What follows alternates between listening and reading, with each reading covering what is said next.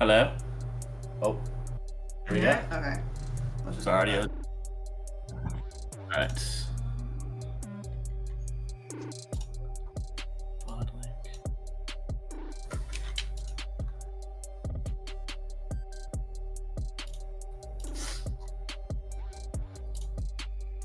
What's password? Huh? Oh, semifinals 1, 2, 3. Semifinals what? Finals 1, 2, 3.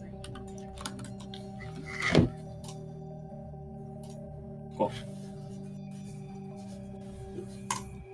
Okay, let me do it again.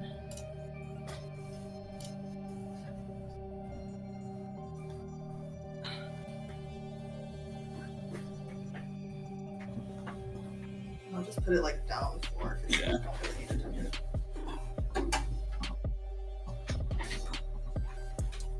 Good afternoon, folks. Hello, hello. Hey.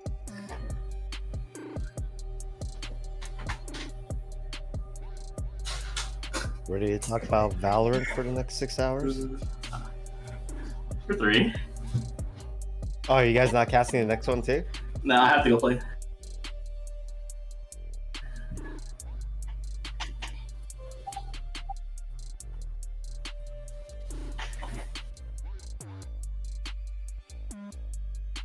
Wow, so you won't sit there and talk about the game for 6 hours. Unfortunately not.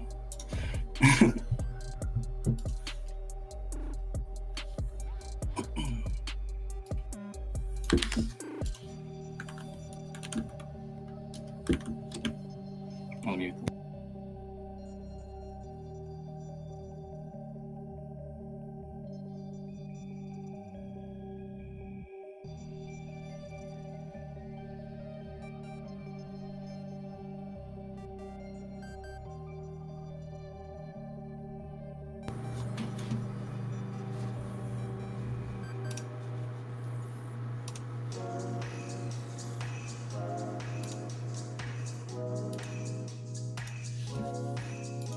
Alright, let me get logged on phone.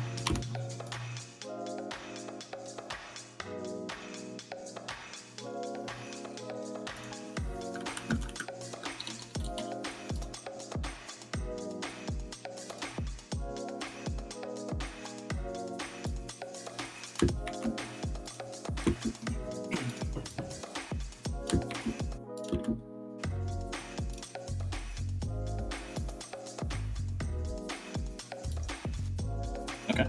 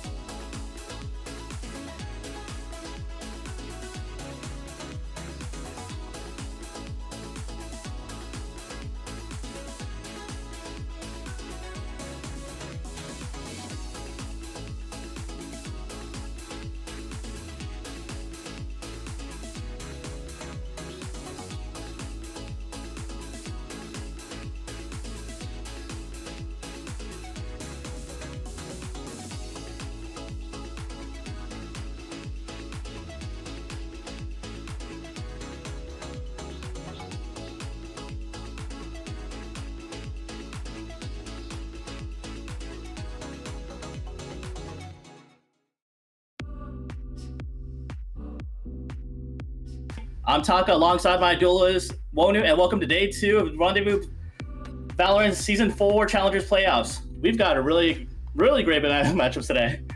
Wonu, we've both been here before, you know? We have. There's a lot at stake here, and it really comes down for this season.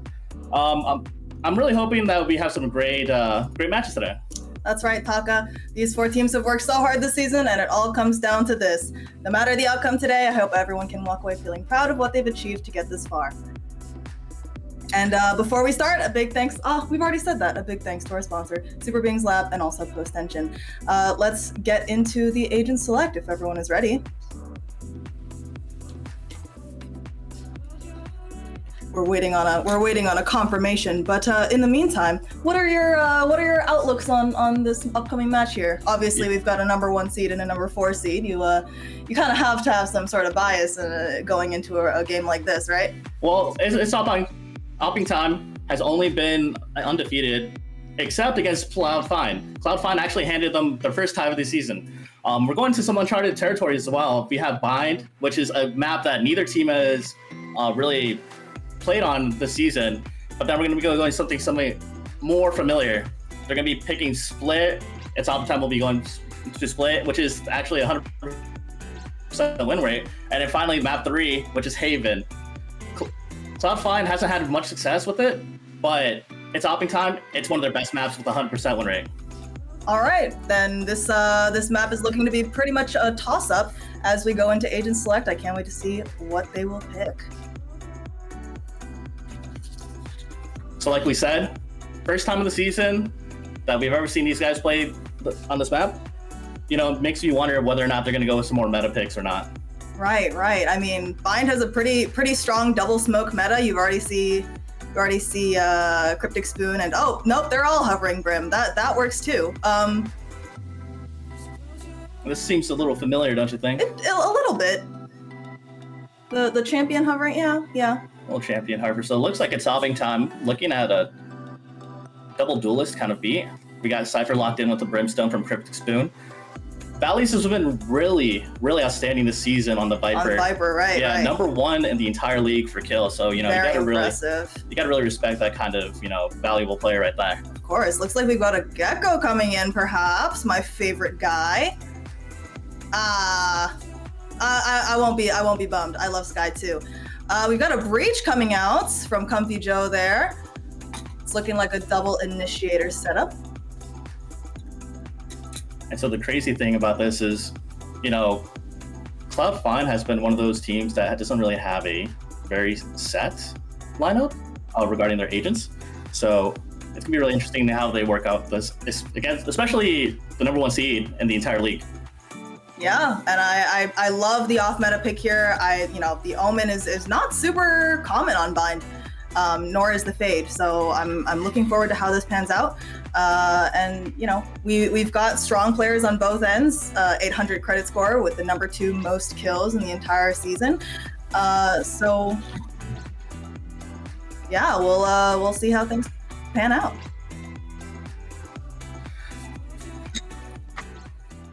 So let's take a look right here. Looks like they're going to be having a double hold on A for Cloud9 here with the Cypher there. Well, let's see what's going on in spawn. Nice little kumbaya going on in spawn for it's Alpine Time. I mean, they've got a little bit of swagger being the number 1 team. They got to have that assert that dominance even though the enemy can't see them. Okay, looks like a pretty heavy A push as the wall barrier here comes down. And a very slow start for Cloud9. Pretty aggressive push on B site here. They're just all these defenders pushing out, clearing all of that mid area. Skydog gonna be looking out of showers, but not much intel given there. Looks like we got a 4 strong on A short with the late leak with Bridge. Smoke's coming down. Oh, that gives some misinformation. They're thinking that there's 3 here. Well, now there is. Well, Cryptic Spoon's made a lot of progress on V lobby, so they know it. It sounds like more of an A hit. Yeah, they've cleared so much space here. They're basically just pinched into this tiny little area. as we see Wolf starting to move up. Nope, he's coming back. Smoke's Oh! going out. Here comes Jet going into U-Haul here. Gets spotted by the Cypher Cam. Bomb's going down. Oh my goodness! Huge first blood from Arm, and then Hydro following up with no one. And it's gonna be a 3v5 here. Oh, Cryptic Spoon to Hugh like. Enemy remaining. Oh my goodness, it's looking like a flawless. Oh wow, what a retake. They just had the read. They had everything going right for them. And you know, one of the biggest reasons why It's Opticom's been having so much success, I talked to their team captain, Sax, earlier this season, and he said that their players are all very open-minded, and they're so willing to learn and to work off of what they need to, you know, execute. Right. They got to stay flexible if they're gonna, you know, beat out all three teams that are in the semifinals this time around. But they're off to a very strong start. And something that I forgot to bring up, actually, their team captain, usual duelist, Sax, out for today. Armin stepping in, who's usually playing Sentinel, and Hydro stepping in, taking that Sentinel spot. Wow. I mean, again, very flexible. They're just able to roll with whatever punches hit them. We've got a cross here in Hookah. One spotted out. Concuss coming through. Oh, but they don't know. Oh, no! Another flawless. That's crazy. Let's take a look at that again. Man, just a massacre over in Hookah. I mean, how do you deal with two people in the crossfire there? It's kind of hopeless. And that really sets the tone for the other team. I mean, it was a full save, but still, that really does set the tone having those two flawless. You're really hoping that, we don't have a third one in a row here. They've got rifles now. We got to keep the faith, And it's looking like more of a split push this time. We'll see them probably taking their time once again, just like the first round.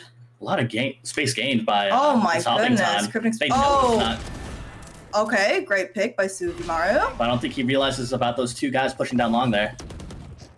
Comfy Joe and the rest of the Cloud9 team finally executing here. Hydro waiting, and Hookah just waiting, making some time for his team. The showers is not clear. They have no idea if there's anyone there or not. Huge kill from Hydro there. And it's gonna even the playing field here, 4v4.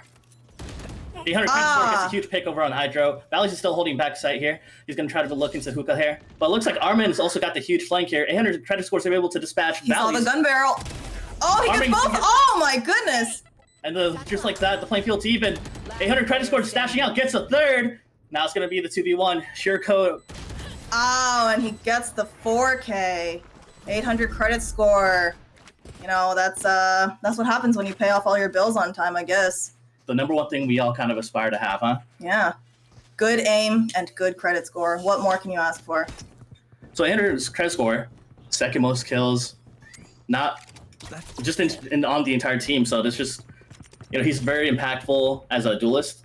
Just keep an eye out on him. He's going to do great things today. Yeah, and he's on his comfy pick. He's mostly a Jet player, and will sometimes swap to the Reyna or the Raze, but I mean, I think he's in his comfort zone right now. So Cloud9 taking a lot of pressure on A side, but huge first pick from Wolf, but the trade's gonna be out from Armin. Armin's got the all here. Is he gonna Rosa? Oh, maybe not what he intended, but it works out. What do you got here, Comfy Joe? Can you get that trade? Huge pick from Hydro there, taking off Subimaru. Oh, he can see. 2v3 here. Frenchman, Comfy Joe, what do you got for us? Hydro's holding back sight here. He's still plenty healthy. Oh, reloaded. Spike down. Frenchman, 1v3. Sure, Cold's able to clean it up there. Pretty strong defense round there. We got that aggressive play there from Armin. He just, took complete control of showers. And it's making you really think, it's opping time, taking all that space onto that, start having presence all over the map. Yeah, I think they need to start splitting a little bit more. Or just honestly, considering how split this defense seems to be, it might be better if Cloud9 were to just aggressively push one site, and you know, they would have to take a lot of time to recover on the defensive side there. But it's just a matter of recollecting themselves and figuring out what the best strategy for them is. Cloud9 on this little eco here. Cryptic Spoon and Hydra making some presence over in the shower there. Getting nothing over there. Falling back in the backside. Wolf's got made some contact onto Cryptic Spoon. Launching smoke. Smoke's coming down. Oh, Cryptic Spoon through the smoke. Oh, the read. And just like that, Cloud9's like, no, thank you. Huge knock from Sure Cold, just clearing out shower. They got the intel. The rotate from Armin's going back to the B site here. Comfy Joe kind of lurking behind here. Oh, they're so careful. They know that these people like to push up. Armin's going back to... No, just kidding. He's going back B. Valley's jump peeking here. About to spot him. Oh, spotted too. And looks like smokes are going to come out from Subimaru. Armin's currently in Cubby. 800 scores going in. He's going to be able... He gets a huge percent. Oh my goodness, the dome! 30 seconds left. Oh, wow! This credit score is going crazy here. Oh my god, 820 credit score. 830! Last player standing. And it comes down to the 1v2, but it's... If anybody can do it, it's 800 credit score here. Oh! Misses the first knife there. He's got a gun. Oh no. He's got 15 seconds. Is he going to go He's all going the way? for it. Unless... 10 seconds left. Oh, very, very by Cryptic Spoon close. there. I really believed in the comeback there. And honestly, that's the entering power of 800 credit score there.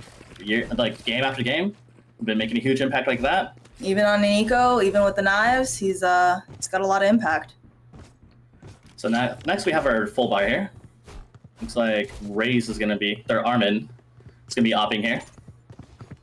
But Cloud9's money not looking that great. Yeah, I mean, it's not a great place for them to be in, but definitely not comebackable. I can see it happening right now. So looks like Armin's going to be taking back his op, going to trade it for a judge here. 3 strong coming to hookah here. There's no way they don't check this. Little he gets out. Utility there. He's going to be able to get out there with some support from Sure Cold. 3 still holding from the B lobby. Oh, but he's going to stand his ground here. And they know he's right behind there. The Skyle's going to come out. goodness. Sure Cold, unable to get the trade there long. It's going to come down to Valleys. Home alone. I don't know if it he can comes hold down this to down it. by himself. Valleys He gets gets one. He one. brings down Comfy Joe. He brings down. Almost gets both there. Double TP coming from Cryptic Spoon and Hydro. Spike He planted. gets decayed here. And let's see how the post plant goes from 800 credit score holding CT, even though He did hear both TPs, but I mean, never know. you never know. That third opponent might still be lurking. That's a blind from Tree. Cloud9 not giving them a little speck of intel at all. They can't. They have no space to jump down here unless Hydro's gonna get one here. It's gonna be a 3v2 here. He's blindly playing checking the corner. 800 credit score with the trade there, Cryptic Spoon. With another trade, but Wolf's gonna be able to very clean it close. up. Back sight, getting them the second round for Cloud9. Great hold. Great hold. One dream ends. Let's take a look at that replay really quick.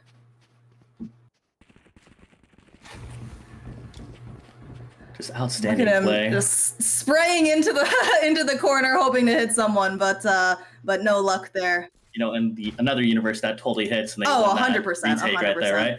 But great post plant there from Cloud9, not giving them a single speck of intel, not throwing away the round. You love to see it. You love to see it. As I was saying, it's the comeback. It's the comeback. It's the comeback. Okay. Intel gotten from Sure Cold with this bird coming down long there. But looks like Cloud9's going to continue coming up to the B side. Hydro switching positions over to the B site with Sure Cold, the 2v5 hold here. Sure Cold with a huge bladder. Oh, he gets huge! one! He gets two! Can he get three? Oh, Fresh traded bird, out, huge but Hydro. trade. Hydro does a good job of cleaning up there. But look at all this space that It's Hopping Time's doing. They're not getting too greedy though. They're going to be holding that market area. Oh, they're Armin's so close to each stuck in other. there. 800 credit score knows what's up. Here. When will those doors open? Subimaru's gonna TP and get that spike back. But it's gonna be a 1v1 here. 800 credit score. It's gonna be able to take down one. Subimaru goes down with the spike. Values gets that kill there. 800 credit score. 2v1 in the market. Can he get it? Oh, and a huge cleanup there the from hero Values. play didn't pan out. Unfortunate. I saw the vision there. Let's take a look at that wonderful flash.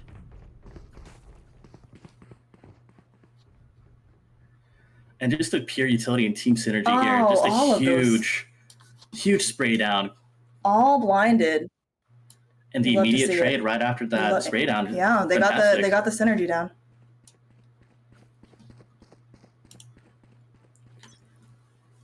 Got another eco, unfortunately. Yeah. Nate's coming down A short for Armin. It's going to be able to repel the attackers here. It sounds like it's going to be a very loud and violent assault here. 800 credit score, looking like he's going to try to dash in here. He's going to that kind of ability there. Dashes over to the Cubby. Comfy Joe's getting the plant down. Armin's going to be able to get the first pick off of Comfy Joe. They just don't clear showers. They have to defend from so many angles. They just can't keep 800 credit score with a huge pick over Cryptic Spoon with a huge trade. Not able to get the trade off of Cryptic Spoon there. Subimaru goes down, and it's going to be a 2v4 here. Frenchman and Wolf, what do you got for us? 2v4 hold? Spike is down. All they have to do is wait that timer out. They have that complete shower control. They just know that they're either in lamps and short here. Gonna be able to smoke off the spike here. They don't really have any utility unless they have Killjoy Molly. Wolf with the headshot. Cryptic Spoon with a 4K. We love to see it. That's a huge play there from Cryptic Spoon. You know, Cloud9 not taking any kind of advantage of holding that shower control. Bites him in the butt. Cryptic gets 4 right there. They're really not letting up with these rounds, honestly.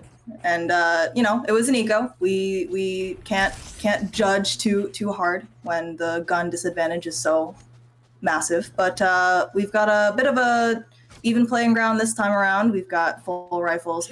Armin with the op. It is in fact opping time. It is opping time. So we'll see what he does with that. So 2 strong hold with Hydro and Sure Cold holding B long here. Comfy Joe's gonna get some utility down here. It's credit score and Wolf begin their trek into Hookah here. Calling for a rotate, Cryptic Spoon's coming on over. And that Viper wall is giving them just plenty of time to stall this take here.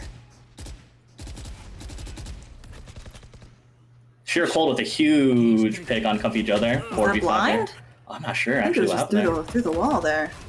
Looks like Frenchman's getting ready to all here, and the ult's going to be able to go down. Nightmare's coming through. Hydro's going to get marked. 800 credit score. He's been dashing to that. Wolf's going to be able to get the pick off the arm in there. And they're all on site, but they have nowhere to... Oh, okay. Frenchman takes down Hydro. 800 credit score. And just like that, they are able to flip it over. And it's going to come down to Valleys. The 1v3. He's got the op. He's able to get that first pick there. He does have the Viper's Pit if he chooses to use it. Makes you wonder, is he going to try to go for it here, or is he going to just try to save the op here? What would you do in this situation, Tom? Honestly, he's been #1 in the league for kills, and I wouldn't be surprised if he tries to go for it. The turret does spot him, though, so he doesn't really have much in the element of surprise. The country of France is holding elbow there, while Killjoy, the Wolf, holding onto site there. Not really a crossfire going on here. Valley's peeking long here, be able to get a rifle. So close. Oh, doesn't check tube. What a great take there from... It really was. It really was. So much aggression. Just, I mean, they played off of their utility really well. The Fade ult was massive. Great play. Great play from Cloud9. And, like, the great thing about that was Cloud9, even though they lost that Comfy Joe very early, didn't get rattled. They decided to stick to their game plan, and they decided to continue with their execute there, and it works out for them perfectly. That's the good thing about running 2 initiators. Even if you lose one, I mean, you can still just go through with the play. It would have been nice to have the ult to supplement it, but clearly they didn't need it. So Valley's is going to bring down the Viper's ult here onto A short. They're huge. Flash from Sure Cole. He's going to be able to get 2. 800 credit score is going to be able to get the trade there, but at the cost of his 2 teammates' lives here. And Subimaru and Cryptic Spoon, oh, they're right next to each other. Oh my god. Oh, please. Oh, the smoke. They have no idea. Oh, man. Wait, hold on. Wait. The smoke's going down there. Cryptic Spoon's able to get another one down here. Oh, Subimaru, no! Oh, It could have been anyone's. Honestly, that was a 50-50, but Comfy Joe and 800 credit score, not given much to work with here. 800 with an op and Comfy Joe. I mean, they do have their ults, but I don't think that this would be a good time to invest in it. Oh man, just that little pixel peek there. This is the spectator's curse where you know, but they don't know. And you're just hoping that they magically do. Oh, please. No. Oh, please. Armin can either make or break this round here. Flash is going to come through for him. Comfy Joe, but Comfy Joe's just going to walk up there, not really taking advantage of the flash there. 30 seconds left, and I think, you know, I have to say, if I'm a 800 credit score, I opt to save that op here. Oh, no. Huge whip here. He's got... Oh, no, the disrespect there. Classic kill to end the round. 7-3, it's opping time. Yeah, I mean, we've got a really strong defensive half coming out from its opping time. They're just, you know, consistently holding, consistently keeping that map pressure, and just not making any mistakes. They're really strong. So let's take a look at the buys here. Cloud9 looking like they're gonna be forcing in here, trying to get number 4. They'll be buying for next. I think you know, second to last round. They're just trying to make the best of what they can buy. Got the very early breach ult. Doesn't seem to hit anyone, but Jet's already making her way back site. So the Killjoy is going to go down there, but it's unfortunate. Cryptic Spoon. It's going to come down from Armin to deny the plant there as well. No shower control. They've got complete lamp control though, but they really need to get that shower control, like you said, Wonu. It's been biting them in the butt. Armin's going to be able to get a huge pick there from Comfy Joe. Smoke's going to come down from Sofumaru, but it might have been a little bit too late. Sure Cold coming around with the flank. Cryptic Spoon just walks up. Oh, daylight robbery. I can't see. I can't. Oh. And Sheer Cold cleans it up. That's 8-3 for its opping time. Its opping time's really been making use of that shower control. Yeah, I mean, if anything, I think it's something that Cloud9 needs to, you know, notice and work on, because this is clearly something that every time they push A, it's just it keeps catching them out. And if they want to get that spike down safely, they're going to need to, you know, adjust to the way that its opping time has been holding. So the final round of the half here. Armin's going to be peeking. Oh, but it does not pay off. Wolf's going to be able to get that. Valley's going to be able to molly off. Hookah holding it with the judge. 4 strong in B lobby. Sheer Cold's going to throw the bird down, but does not flash. Frenchman's sneaking with Suvimaru. And Valley's going to get caught there. Are they going to keep fighting this? Hydra's going to be able to help out here. Valley's. Suvimaru with a huge trade. And it's going to be a 3v4, but low health for Cloud9.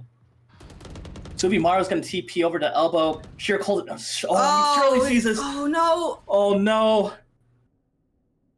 So low. Is he going to... Sheer Cold's going to be able to pick that up there. Hydro holding on to dear life over to the... Oh, my God. He got a huge pick there onto Hookah, killing Wolf.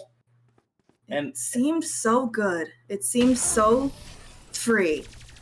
But,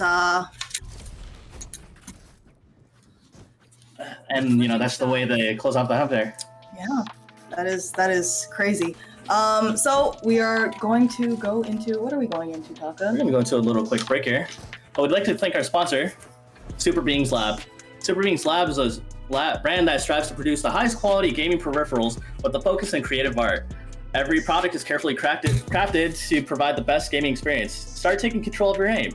Their next release, Super Being Lab Origins Memoria Pro, is out now. Drop by superbeings.gg to learn more today. The Memoria Pro will also be available in several retailers online internationally. Don't forget to follow at Super Beings Lab on X to see who they partnered up with. Is it X or is it Twitter? I think it's X now. It's X now. But with that being said, we're going to go to a quick break. We'll be right back.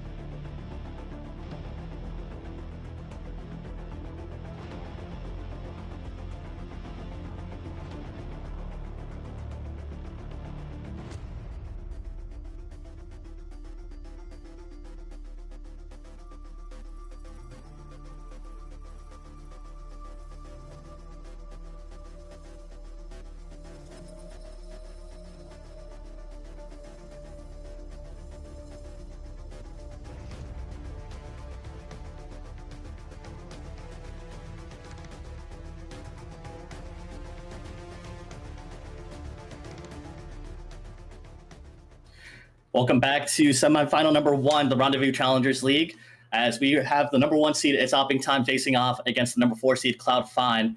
And so far, it's been all It's Opping Time on that defense. It's been Opping time. I mean, what can I say? And do you believe in curses, Taka? I know, it's cheesy, it's old, but do you believe? Honestly, can't say I've ever had a 9-3 curse happen to me, but, we'll see what happens here. Huge, Very aggressive play. Fast B long push here. Dog's gonna come out from Sure Cold. Smoke's coming down. They're gonna leave that hookah smoke there. 800 credit score's gonna be able to get that first pick onto Cryptic Spoon, and that means no more controlling here. Huge molly onto 800 credit score and getting Wolf backside here. 3v4 just like that, but Valleys and Hydra, but huge heal coming in from Sure Cold. Subimaru gonna TP in. Comfy Joe's gonna kind of just walk out there blind. Completely cleaned up there by the It's Opping crew. Frenchman, one man to do it all. Can he do it?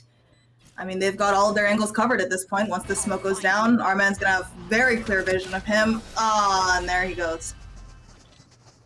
Man, that outstanding first pick there from 800 credit score, but I mean, it was looking good for them. They had that aggression and their hold, but I think it was Valleys that just turned everything around in that moment. I wasn't even aware that Valleys got that molly kill and that pistol kill there. It was crazy. Like, I'm not sure if he had a vulnerable there or what. I think so. But outstanding. Like you were saying, Valleys is just super, super consistent. Got the Viper plays on lock, and he's definitely something to be worried about, something to be feared if you're on the enemy team. So Cloud9's not gonna force into here, but it looks like it's gonna be a very violent V-long rush here. Armin's leading the charge with Sure Cold's dog. Doubling up in hookah, we got Wolf and 800 credit score. He's made contact over with Hydro, but Wolf's gonna creep out of hookah. Is he able to get one? Oh no, they surely heard that, right? Oh my God, Wolf running up on him. Unfortunately, not able to get a great cover from Sure Cold. Sure Cold's gonna get another. Hydro's gonna pick up the teleporter. Comfy Joe, 800 credit score, not going down without a fight here. 2v4.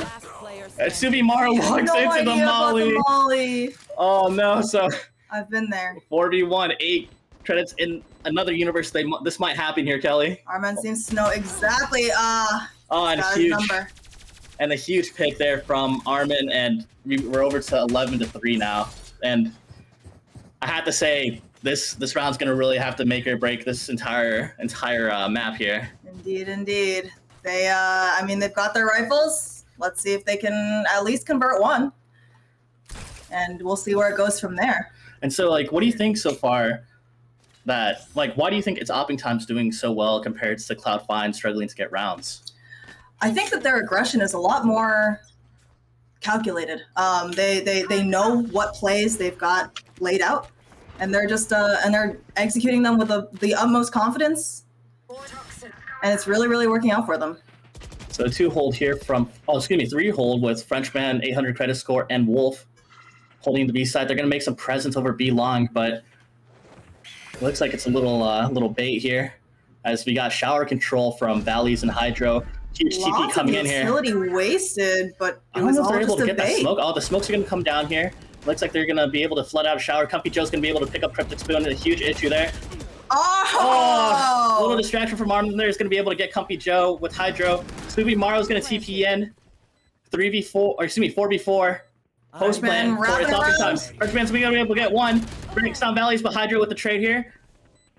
And they're holding a short 800 credit score. He knows there's another one in there. He's creeping out here. Is he going to be able to get one? Wolf's walking out with the judge. Is he going to commit daylight robbery here?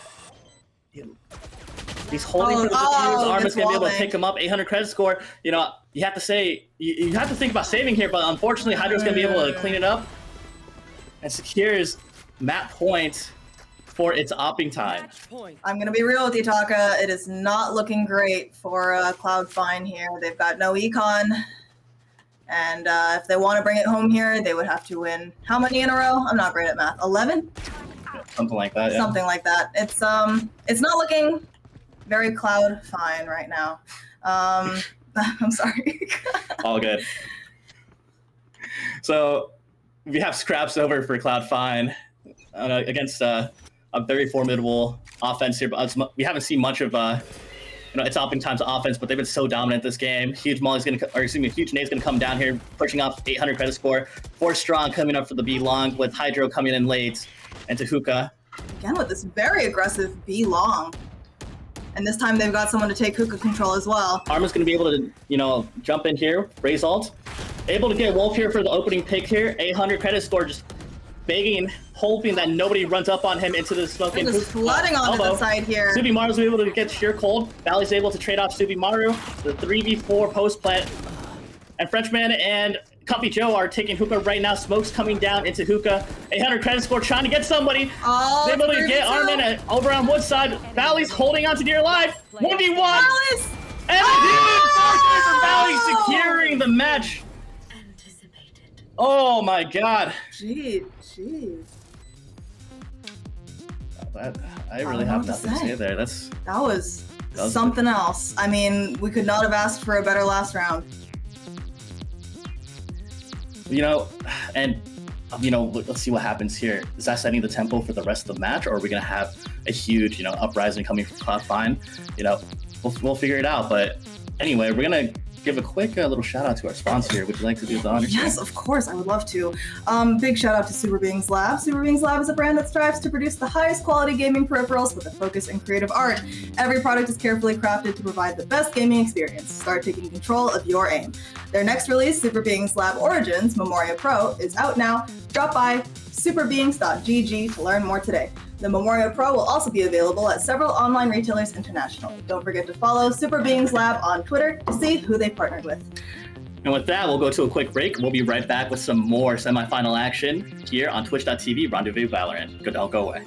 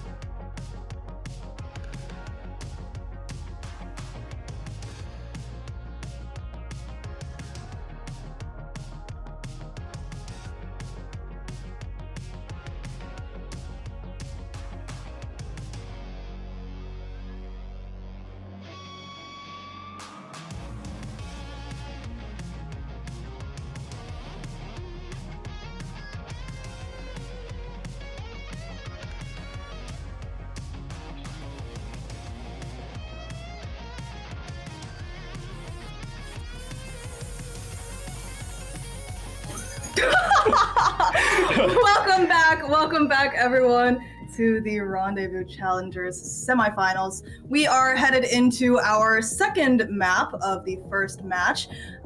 It's Opping Time versus Cloud9, and yeah, we're waiting for everyone to get ready here. But how did you feel about that last game, Taco? You know, it's Opping Time just showed their domination that first map there, and you know, you really have to wonder, can Cloud9 knock out It's Opping Time on their home pick? You know, 100% win rate. But if anybody can do it, it's them. They have made them tie before in the past for handing them their only blemish in their record. So yeah, all we can do is believe. And you know, this it's not over till it's over. So we definitely don't want to rule them out anytime soon. We want to, you know, give them as much of a fighting chance as possible. Before we head into the second map, we did want to mention that Rendezvous is doing a giveaway, 1,000 Valorant points to anyone who is currently in chat right now. Please type !giveaway in chat to enter. It's completely free, and everyone gets a free entry. So make sure you do that. Why not? Why wouldn't you? It's free stuff. So what would you do with $1,000? Let me tell you something. You ever heard of the Lux Vandal? What? The Lux Vandal. I mean, What? What do you mean? any other skin. Why? Man. That's what can I? I think that's like the only that's skin like you OP can skin. afford. That's an OP skin right there. Is it? Yeah. Okay. I mean, OP skin. you're the big dog here, so I believe you. Let's get into agent select here. I'm very excited to see what is going to happen.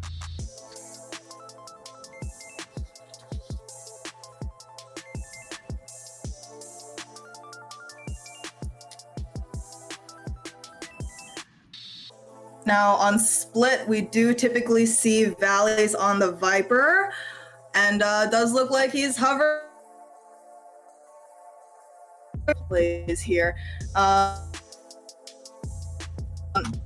We'll also probably see Sheer Cold on the sky again, but you know, we'll have to see.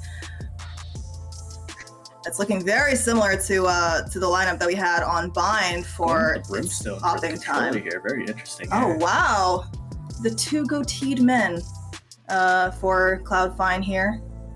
And we see 800 credit score once again hovering his comfort pick. Frenchman with the Fade once again. And Comfy Joe with Sage. Going back to some good old metas, huh? Yeah, I mean, is Sage still meta on split? I don't really know. Actually. I think she's one of the flexes for sure. Definitely a flex. But yeah, we've got. I mean, it's almost the same exact lineup for It's Opping Time right now. Just swapping out the Brimstone for an Omen on Cryptic Spoon, which does make sense. I mean, Brim is not the typical pick on split at all, which is why I'm surprised that Wolf has opted for that on Smokes this time around. Maybe there's some kind of game plan going into this. I believe. It's also interesting that Subimaru was the smoker last time, but it looks like the controller role has been switched over this time around.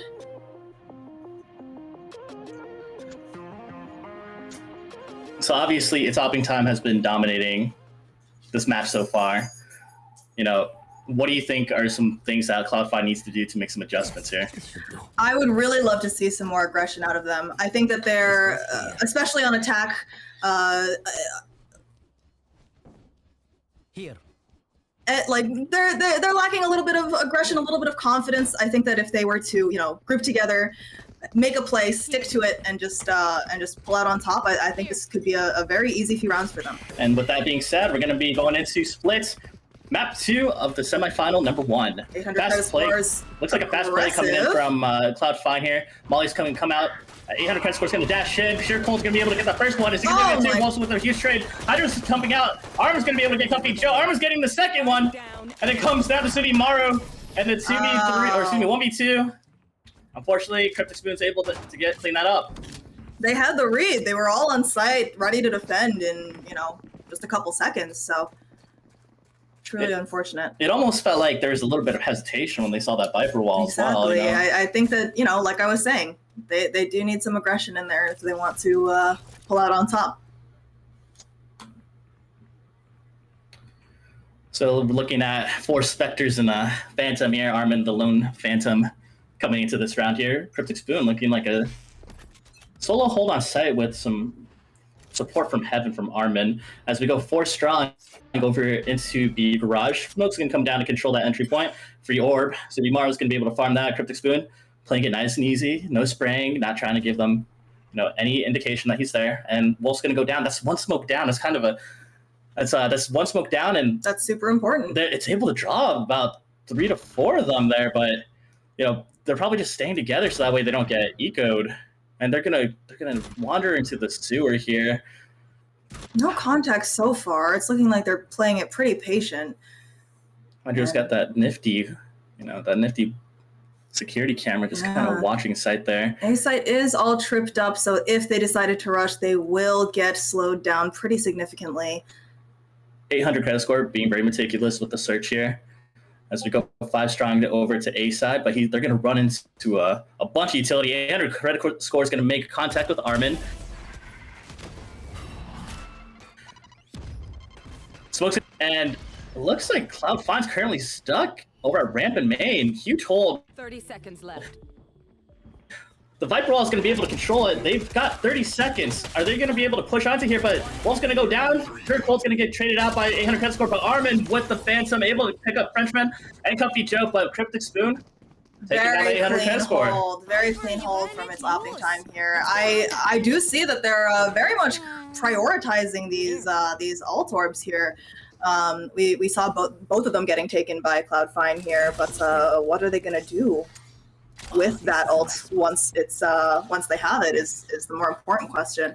And, its hopping time's so dominant on this map. They're currently at 26-9 for the round differential. So obviously they have that game plan down to quite to the T there. But moving on, we're gonna go over to round 3. Paranoia's gonna go down from Cryptic Spoon. They're gonna be able to take this garage control. Subamari and Comfy Joe's just gonna hold that B lobby, but Subamari might be stuck here. Comfy Joe's able to get 2. He's going to be able to get Armin and Sheer Cold. And there's going to be some movement down mid here. 800. Oh, Valley's just holding in the smoke. But Cryptic Spoon's able to pick up Subimaru. Huge spam there from Wolf. Some back there. I don't know what's going on here. Smoke's going to go down. Cryptic Spoon's going to throw the smoke up Heaven. 4 strong over at B Heaven. Hydro currently a little bit late to the party. Still in A Heaven. 41 hold. Can Cryptic Spoon hold this B site? Wall's going to come down. 800 comes down. Comfy Joe clears that default spot. And it all comes down to Hydro and the 1v4. Spectre's underrated weapon. You never know. He could bring it here. Big plays with the Spectre, I believe. It's going to be wandering over to Ramen. I mean, this is exactly what I was talking about earlier, Taka. It's all about the confidence when you just rush in and take control there. Hydro just, taking some time here. Stopped by Ramen, get a quick snack. Maybe playing for exits here, and that's a pretty good plan here. Ruin their economy. Yeah, if anything, getting those guns out of their hands is the thing he could possibly do. But they know he's here. They'll play very careful. Oh, Frenchman takes him down. And just like that, we have some life breathed back into Cloud5. That's what I like to see. Let's take a look at that amazing play that happened earlier this round. And it was racing its opping time, taking that garage control, but just huge headshot there. Huge headshot there coming in from Comfy Joe, and double headshot even. It almost felt like its opping time was making the right play there. It was just the great aim there from Comfy Joe. He was just ready for it. He was ready. Looking like a very B-focused hit here, or going into Ramen here with Comfy Joe holding for Armin.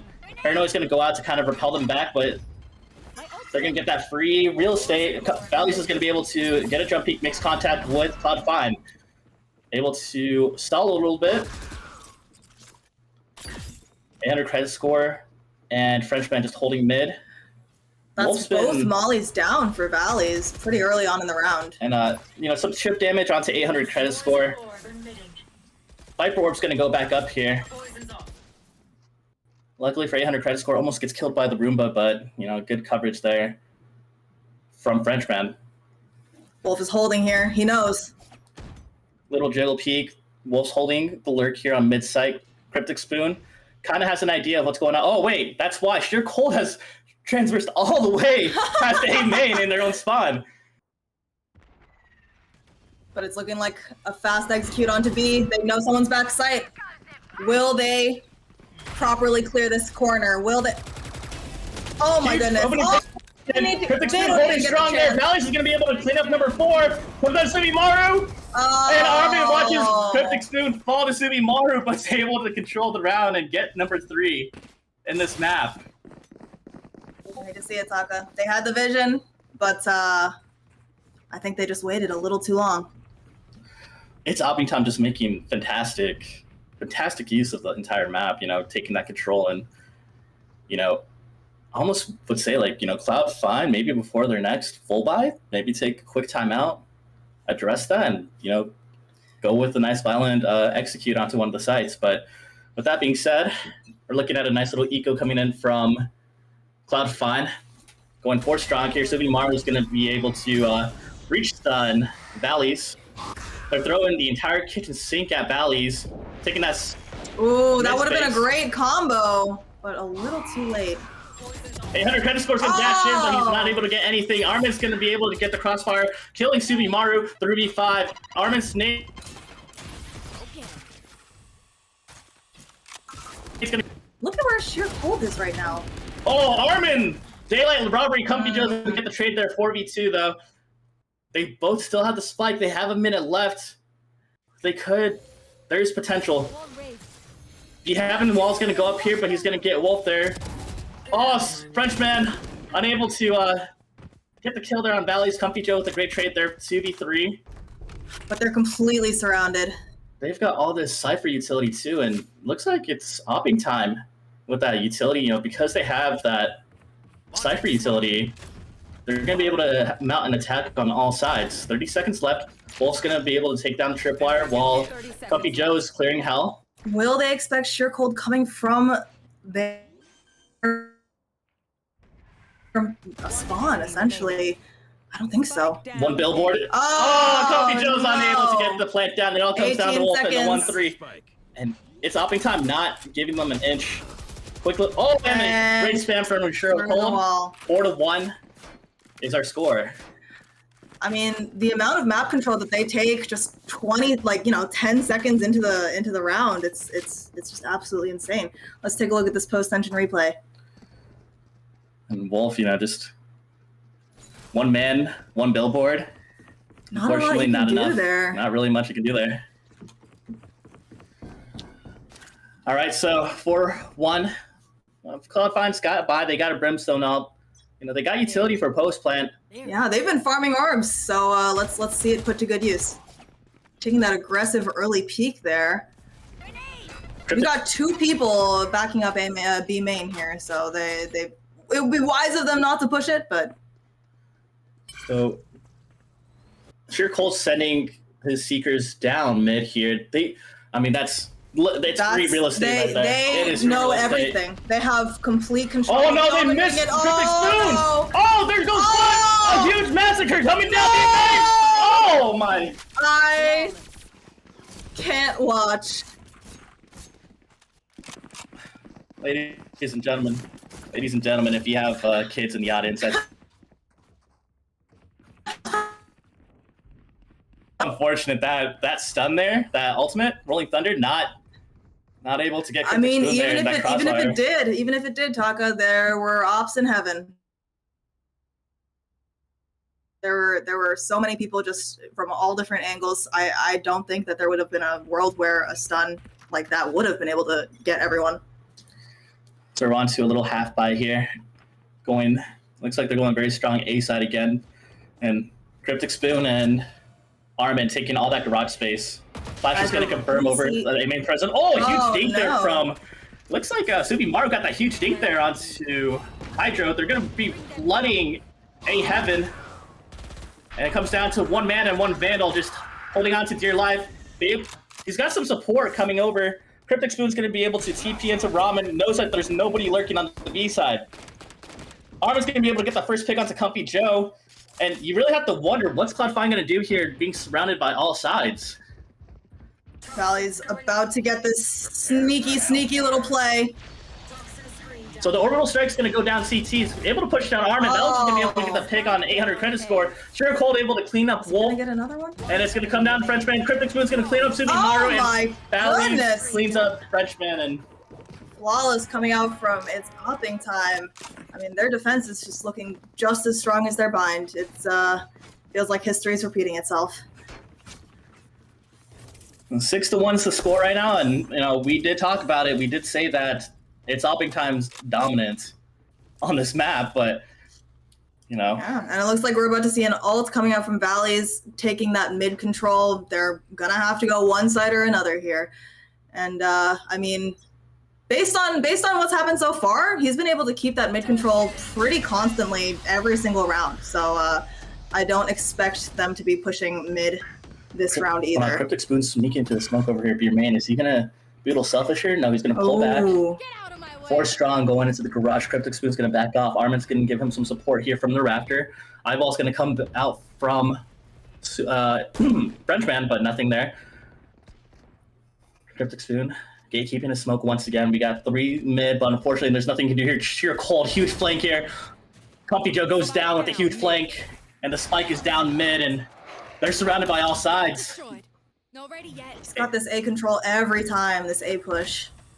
You know, I wouldn't be surprised if they... Oh, no, Armin's going to ult here. Wolf's going to be able to get Sheer Cold. Armin ults down. He's able to get away with a huge 2K from Wolf. What are they going to expect? Cryptic Spoon? Cryptic Spoon gets 1. Cryptic Spoon gets 2. And it's a 2v3. Cryptic Spoon versus the world over in the garage area. Frenchman's going to throw an eyeball, get nothing off of that. Cryptic Spoon gets 11 back up. HP in a dream. 30 seconds. You have... 30 seconds left. And a great mid-side smoke here for Cryptic Spoon. You know, saw that with the EG game. You know, Yeah. really worked out for them. Hydra's going to do some chip damage off the front. Oh, he's Cryptic lurking Spoon. in Oh, the no! smoke. Oh, Wait, no! Wolf gets the third! Oh! It all comes down to Wolf. Oh, it's a 1v1. It's possible, it's 15 winnable, seconds. it's winnable. Get the spike down. 10 Hold on, Valley's seconds just left. creeping out. Oh, he's going to wait for the pop-up here, I think. Nope. Spike is down. Getting that intel. He's behind the pillar. 1v1. This is for the ace. Oh, they're playing Ring Around the Rosie This is here. all going to come down. Wolf can really make or break and turn around this map here. Valley's taking his sweet, sweet time. Some pre-firing here. He's Oh, gonna my clear defaults, goodness. but surely he knows that he's coming. Oh, no! Oh, the miracle almost So by Wolf there, close. but Valley's able to clean it up. Yeah, let's take a look at that again with a post-tension replay. And Wolf, you know, honestly, I thought Wolf might have had that, Me but too, but I mean, Valley's just had the 6th sense to turn around there, because I mean, there was no reason for him to be looking in that direction, but he just somehow knew. He felt a tingle on the back of his spine or something. So looking at the buys here, looks like they're going to be. It's an interesting buy here. It looks like they're full buying, but I don't know. It looks like a half. I'm not really sure. But it looks like they're going with a violent mid presence here. 4 strong. Oh my Joe's able to goodness. get Cryptic Spoon. There goes one of their controllers, Armin. Oh, Armin's under trouble. Frenchman's going to be able to get the pick onto Armin, leaving the B Heaven wide open. Blocking sight. Face. And it looks like they have B Heaven. Do they have B Sight? Fadeall's going to go down, revealing nothing. Side is completely free. They have complete control. Oh, no, Sheer Cold. Sheer Cold. Eee. But does he expect the push-up? You know, Hydra was able to pick up 800 credit score. Sheer Cold just barrel stuffs Wolf.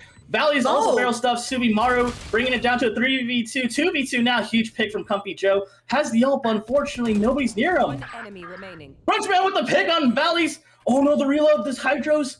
No. Enemy remaining. Hydro's has the 1v1. It's not planted for him. Frenchman.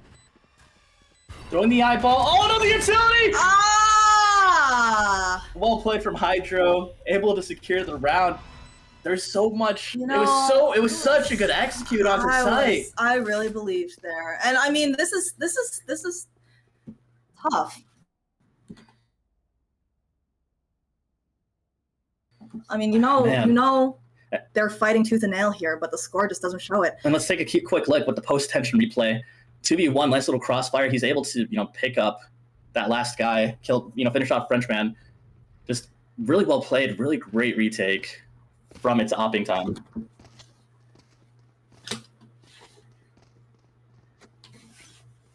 Yeah, we've got another strange buy coming in from Cloud9 here.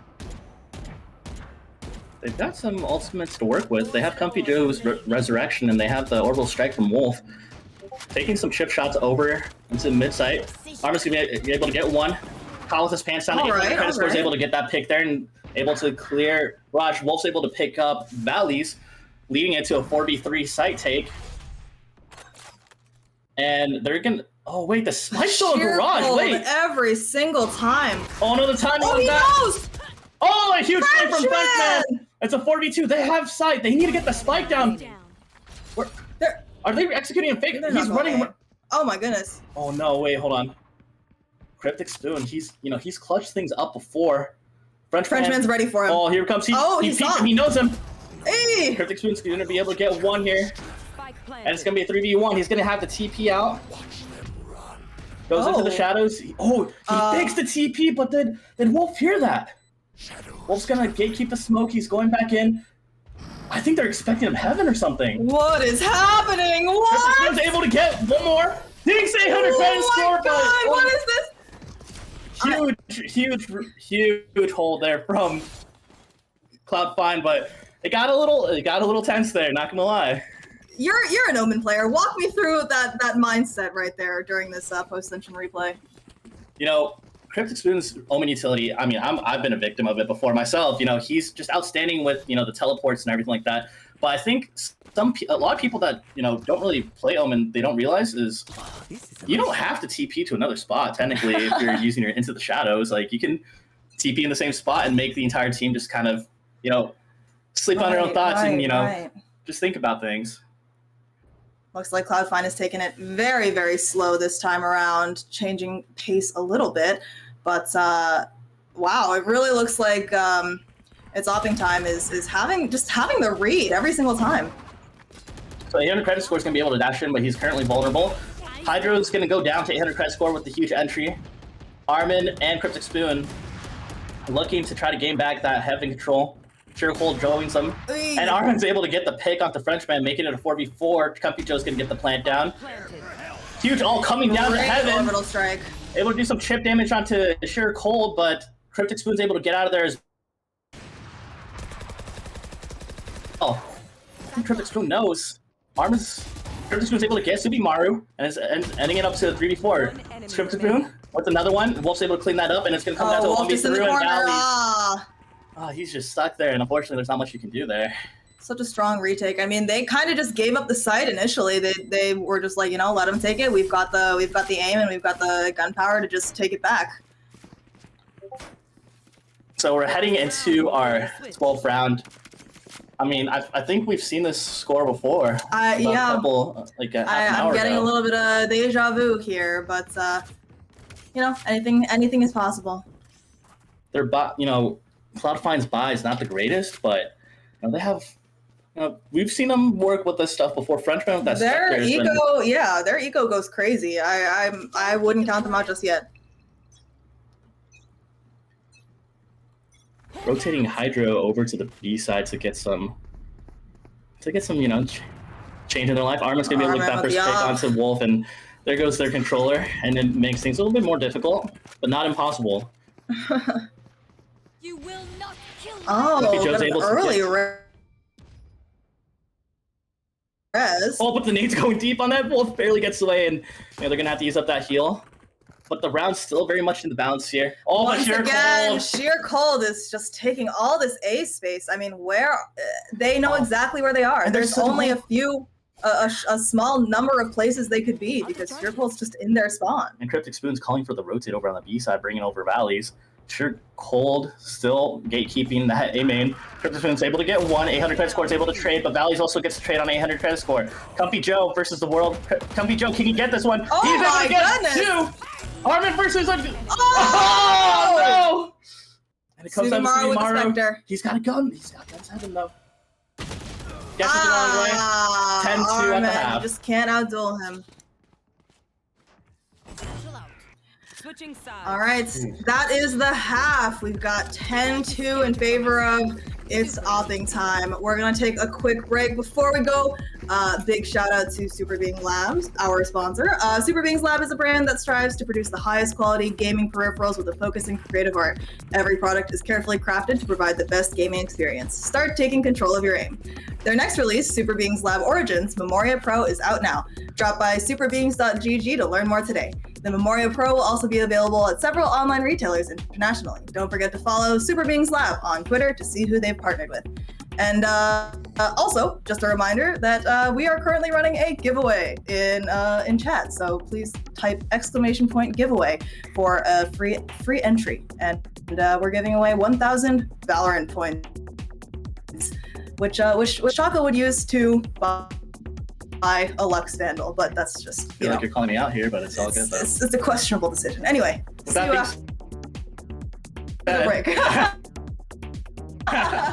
We'll be right back.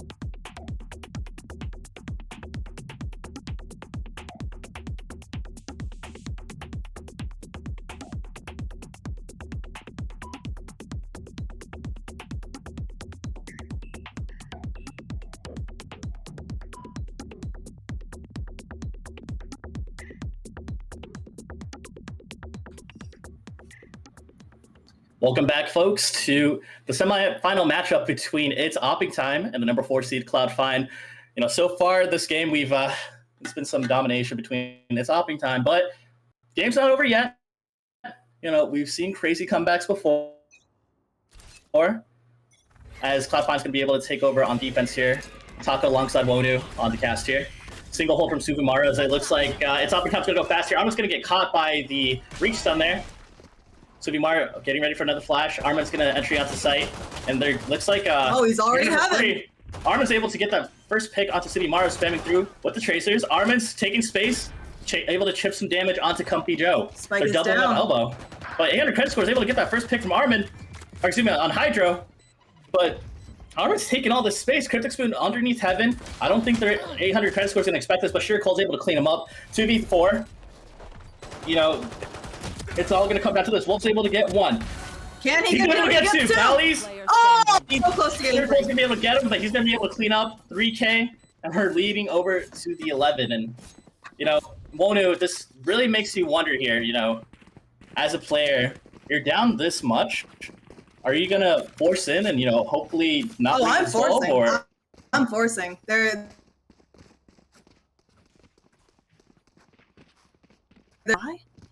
don't think they're buying. They're gonna play to 12?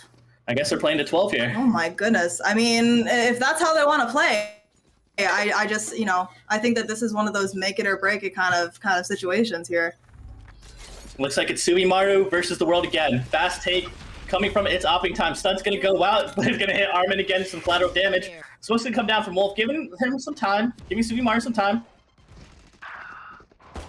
Cryptic Spoon once again TPing up to Heaven, is able to meet Wolf. Suvumaru is gonna get knocked down by Bally's and by the Sky Dog. Cryptic Spoon cleaning up 800 credit score, 2v5 for Comfy Joe, and it looks like Frenchman. Oh my goodness! Comfy Joe able to chip some damage here, and Bashir Cole just cleans it up completely. And that'll bring us to match and series point. The thing is, Taka, the way that they're defending, I mean, they've basically left A open 2 rounds in a row now. I don't even think that buying would have helped them there.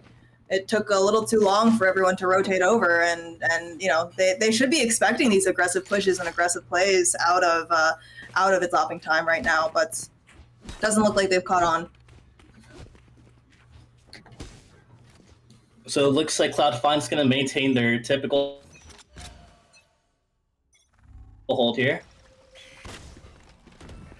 And looks like the wall's coming down from Kyle, but the wall's going to get blown right back up there. Sheercold's going to get the dog. Jumping up mid. Comfy Joe currently in trouble, gets attacked by one dog. Armin's able to get the kill. But, huge! Frenchman! Huge come out from Wolf there. Able to get 2. Hydro and 800 credit score in a 1v1. It looks like 800 credit score actually got the worst out of that one, but Valley's creeping into sewer. This round isn't over yet, but Cloud9 just has to play this very smart. They have the spike.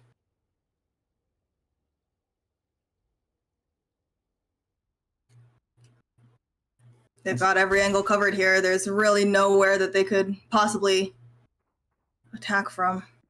Oh. So the Molly's gonna go down. Oh. And a huge pick from Wolf there. Oh no! It's Hydro. bringing it back to 2v2, but They're both so low. They're so low. They have 29 HP between the two of them. Where are they gonna go? Oh, right into vent. Oh man, wait. Is Frenchman gonna be able to get it? He's gonna be able to get 1! Oh, Frenchman! And Cloud9 still in this 3-12. And you know that's obviously a huge side relief right there. And let's take a quick look with the post-tension replay. Yeah, I mean, this was the right call for its opping time to grab that spike and go somewhere else, but Frenchman just had the read. Gotta say that peek out from Wolf there in the middle of that execute, huge. That honestly was one of the biggest reasons why they won that round there. So 3-12. Currently on matching series point here for its opping time. Looking to head into the grand finals. The wall's gonna go down. Wolf's gonna be setting up a crossfire with Comfy Joe. 3 strong coming from the mid. Oh, they are gonna TP in. Armin knows he's behind the box there. Cryptic Spoon's gonna be able to get the backstab. Oh! He gets the backstab onto the Maru and Wolf. Armin's gonna be able to get Comfy Joe. It's gonna be a 5v2. As Frenchman. Look at the lurk from Valley. It's gonna have 800 credit score's gonna have a nasty surprise from Valleys here. Is he gonna check it? Oh no! Oh, not the Molly! Oh! 800 credit score, huge pick. Armin's able to clean it up. Attackers win. To the grand finals of the Rendezvous Challengers division. Oh my goodness. What a dominant game from its opping time. I mean, there was really no moment where we were like, oh, you know, things aren't looking so good. Things are a toss-up. I mean, it was just straight domination the entire way through. So, and you know, the crazy thing was, they had a sub. That's not even they had a sub. That's not even their regular roster. They had Armin. Armin is their Sentinel? Yeah, is that their Sentinel, yeah. Their chamber player. I mean, he really rose to the occasion. Literally top fragging 23-7. That is something else. Well, with that being said, it was a great season for Cloud9. You know, being able to show that, you know, gods can bleed, giving its opping time their first time this season. You know, it was a great chance from them. You know, I think they're just going to come back stronger from this. They'll come back stronger for sure. I mean, I see a lot of potential in them. They've got great fraggers, got great plays, and all of this stuff. So we'll see if we can grab one of the members from its opping time for a quick interview. But yeah, I'm excited to see them in the finals. So while we're waiting for, you know, the its opping time player, you know, we are a bit ahead of schedule. Stay tuned for the match against Fragtastic 5 and the number 2 seed. In about an hour and a half. And an hour 45. Hour 45. Well, we got a lot of time, huh? But quick little preview of that match. You know, Fragtastic 5 has been doing an outstanding job, you know, making a lot of improvements, have some great players like Gino and Brickhouse making a huge dent onto the scene there. You know, Fragtastic 5 no bias or anything. Huh? No bias or anything. No bias or anything. But only one fan though. Reigning champions. You know, they've got most of their core back with one new addition. And just the pure firepower and the way they play the game, I think we're gonna have a pretty good game ahead of ourselves here. Yeah, I mean, I'm definitely looking forward to it. All right, we have Armand here from it's Obbing time here for a quick. Hold on, we're having some issues with our satellite.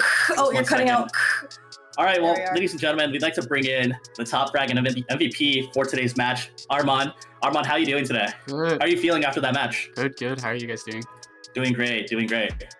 Yeah, we had a great time watching your game. I mean, I felt like you guys had all of your executes and all of your holds just.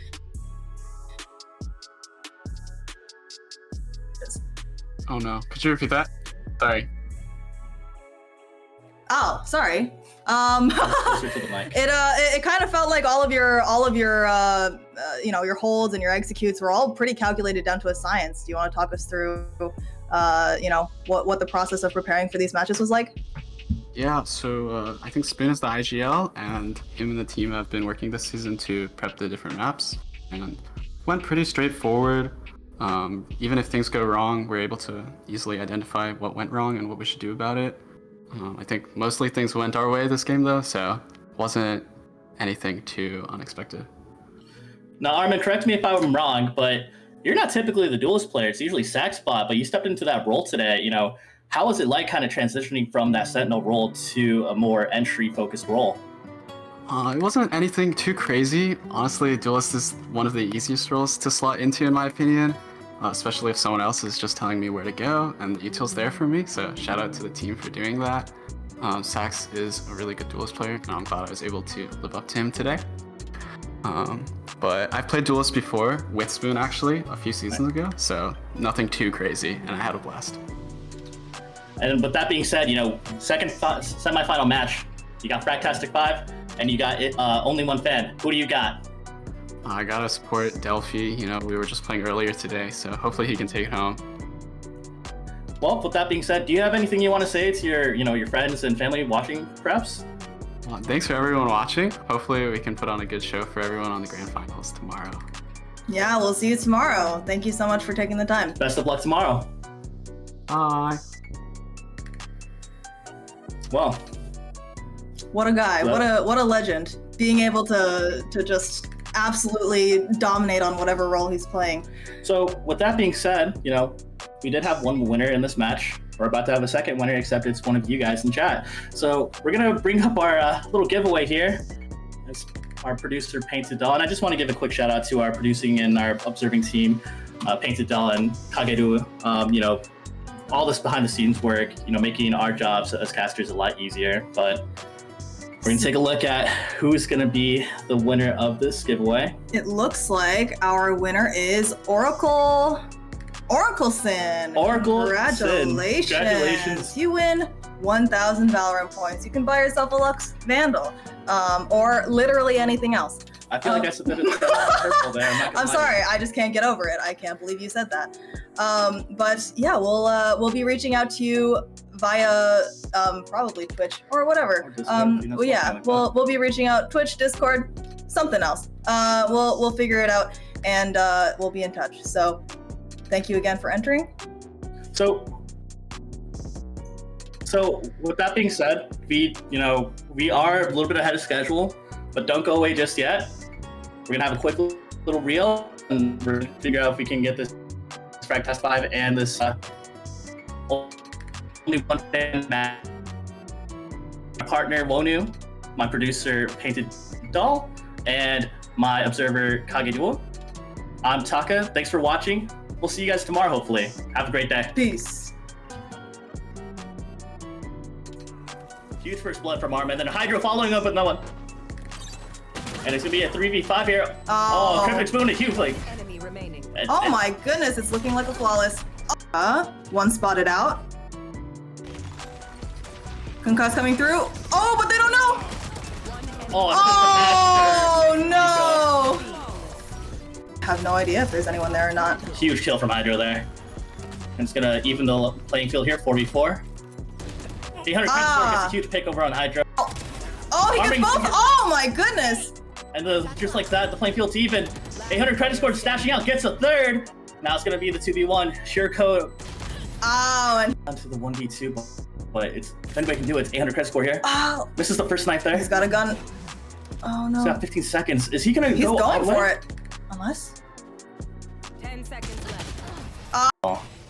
they can't. They have no space to jump down here. Unless Hydro's gonna get one here. It's gonna be a 3v2 here. He's blindly playing. checking the corner. 800 credit score with the trade there, Cryptic Spoon. But no, Cloud9's gonna continue coming up to the B side. Hydro switching positions over to the B site with Sure Cold, the 2v5 hold here. Sure Cold with a huge bladder. Oh, he gets huge! one! He gets two! Can he get the... They have that complete shower control. They just know that they're either in lamps and short here. Gonna be able to smoke off the spike here. They don't really have any utility unless they have Killjoy Molly. Remaining. Oh, Wolf with the Goes down, headshot. holding onto site there. Not really a crossfire going on here. Valley's peeking long here, be able to get a rifle. So close. Oh, please! Oh, the smoke. They have no idea. Oh man, wait, hold on, wait. The smoke's going down there. Cryptic Spoon's able to get another one down here. Oh, Subimaru, no! Oh no! One man to do it all. Can he do it? I mean, they've got all of their angles covered at this point. Once the smoke goes down, our man's gonna have very clear vision of him. Judge? Is he gonna commit daylight robbery here? He's holding for the defuse. Armin's gonna be able to pick him up. 800 credit score. You know, you have to say, you have to think about saving here, but I'm taking Hookah right now. Smoke's coming down into Hookah. 800 credit score, trying to get somebody. Oh, He's able to get Armin over on Woodside. Valley's holding on to dear life. 1v1. Alice! And from Cloud9 here. Molly's come out. 800 credit score's gonna dash in. Sure Cole's gonna be able to get the first one. Is he gonna get two? Also with a huge trade. Hydra's jumping out. Armin's gonna be able to get Comfy Joe. Armin's getting the second one. And it comes down to Subimaru. The Viper Wall is going to be able to control it. They've got 30 seconds. Are they going to be able to push onto here? But Wolf's going to go down. Sure Cole's going to get traded out by 800 credit score, but Armin there. But moving on, we're going to go over to round 3. Herno's going to go down from Cryptic Spoon. They're going to be able to take this garage control. Subimari and Comfy Joe's just going to hold that B lobby, but Subimari might be stuck here. Comfy Joe's able to get 2. He's Willed it. Oh my goodness. Cryptic Spoon holding strong there. Valley's is going to be able to clean up number 4. Put that Subimaru. And Armin. So. One billboard. Comfy Joe's unable to get the plant down. It all comes down to Wolf and the 1-3. And it's opping time, not giving them an inch. Quick free real estate right there. They know everything. They have complete control. Oh no, they missed Cryptic Spoon! Oh, there goes one! A huge massacre coming down the face! Oh! Wolf can really make or break and turn around this map here. Valley's taking his sweet, sweet time. Some pre-firing here. He's Oh clear my defaults. goodness. But surely he knows that he's coming. Oh! Remaining. Hydros has the 1v1. It's not planted for him. Frenchman. Throwing the eyeball. Oh no, the utility! Did Wolf hear that? Wolf's gonna gatekeep the smoke. He's going back in. I think they're expecting him heaven or something. What is happening? What? Cryptic Spoon's able to get one more. Didn't say 100 credit. Cryptic Spoon knows. Cryptic Spoon's able to get Subimaru and is ending it up to 3v4. Cryptic Spoon with another one. Wolf's able to clean that up and it's gonna come down. Comfy Joe, can he get this one? Oh He's able my to get goodness. 2. Armin versus Oh! no! And it comes down to Subimaru with the Subimaru. Spectre. He's got a gun. He's got guns at him though. You know, it's all gonna come down to this. Wolf's able to get 1. Can he He's gonna get 2. Valleys. Oh, so close to getting Sure Cole's gonna be able to get him, but he's gonna be able to clean up back up there. Sure Cole's gonna get the dog. Jumping up mid. Comfy Joe currently in trouble, gets attacked by 1 dog. Armin's able to get the kill. But huge! Frenchman, Huge! They have 29 HP between the two of them. Where are they gonna go? Oh, right into vent. Oh man, wait. Is Frenchman gonna be able to get it? He's gonna be able to get 1. He's gonna have a 800 credit score's gonna have a nasty surprise from Valleys here. Is he gonna check it? Oh no! Oh, not the Molly! Oh! 800 credit score, huge pick! Huge first blood from Armin, then Hydro following up with no one.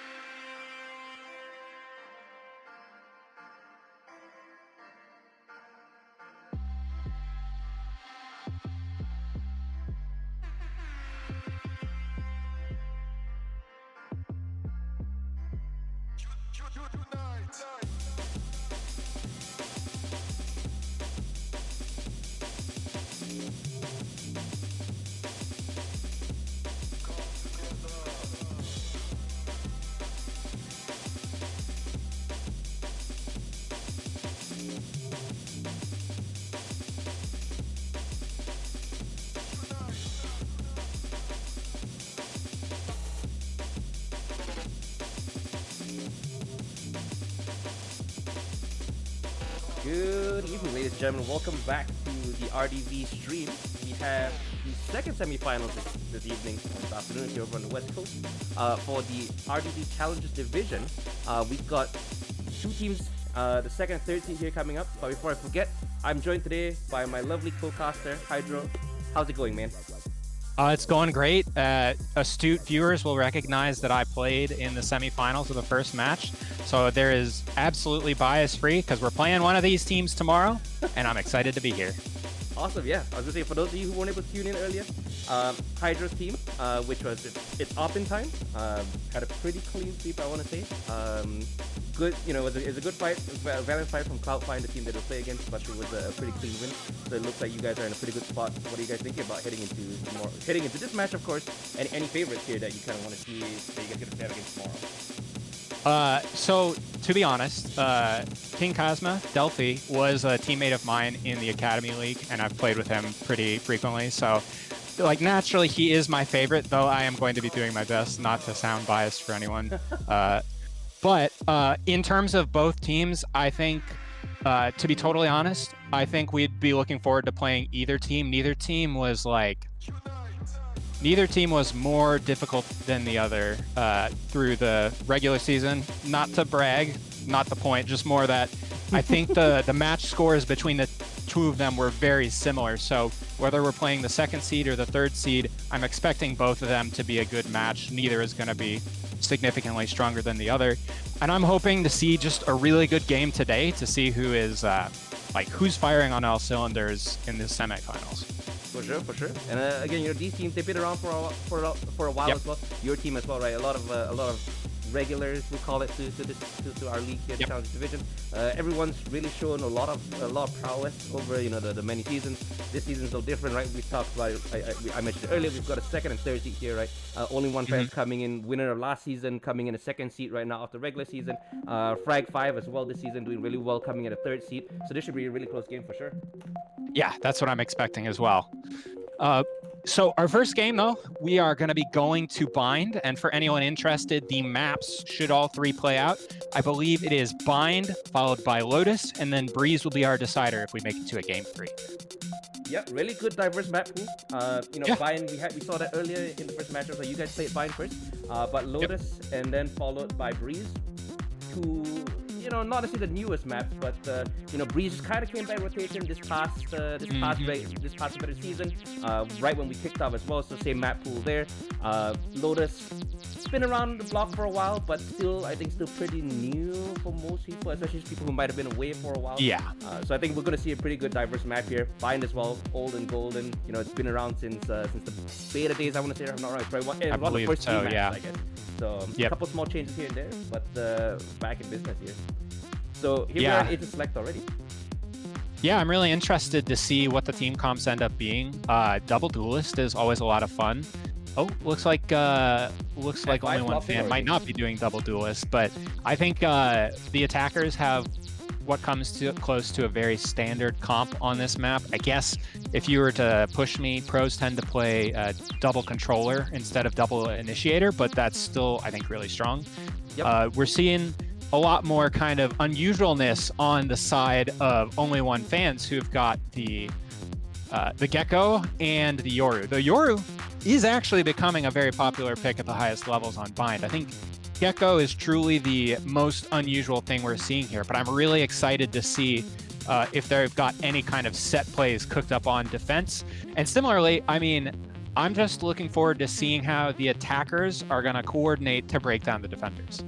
Yeah, I think Gecko, like you mentioned, that's only one fan. They've been pulling Gecko out for a couple of maps actually, so it looks like it's more of a, you know, like a player preference kind of thing. It's their preference kind of thing. I mean, they've clearly been doing good. They've been cooking stuff up, right? They're coming in second seed for the regular season. So it's definitely a very interesting match here. Like you said, a bit more of a common matchup on a bit more common lineup, right? You Fade not the most common, but still see her on Bind it from time to time. Usually a toss-up between her and maybe a second initiator like a Sova. But yeah. Yeah, I think the Sky is the de facto initiator on this map for kind of a lot of obvious reasons. B Long is Sky's domain on defense. The Fade is probably the recon initiator that gets picked the most now, but Yeah, I think a lot of fun stuff going on. I'm really excited as we get into this pistol round. All right. Early dog for information. Dog sees, it might have seen Omen here, clearing out U-Haul. Clears Omen, but the Gecko, I think, is still unknown truck. Contact taken in showers. Team is backing up. The plant is going down. And does Dutchy fight this? Oh, Dutchy gets one. Good trade, 4v4 with the plant down. That favors the attackers, though. Plant's not even down. Plant's not even down. They actually canceled it. Oh, you're right. And Patton's in the perfect spot. I mean, he doesn't get any kills, but that's so much chip damage. Oh, they have Sky. They have Sky, though. They have Sky. They have Sky. That's huge. Oh, Delphi taken down in the backside. And this time the plant does go down for the attackers. You look as well, there's a really late lurk from the Fade. So Patton might not be the safest, still coming in behind, so we'll see how this works out. Yeah, that Fade clone is going to be called by the Fade. Defenders are crumbling. It's going to take some big heroics, but I don't know if they've got it in them. And a solid first round from the attackers here. The rotation was really smart after they kind of didn't have shower control and they were getting flooded. Great call to run it because there was only one person on the B side. Oops, I just realized there's a bit of a bug on the production side. We fixed that now, folks. Sorry about that. Apologize for that. But yeah, like you said, really good first round. Good call from them, right? They realized they hit it hard, they hit it fast early, realized they were in a bit of a tough spot, being pinched from both sides. Took the TP, was able to capitalize on that. Come a pretty clean win, too. Ooh, some aggression coming out. Dutchy gets the first pick.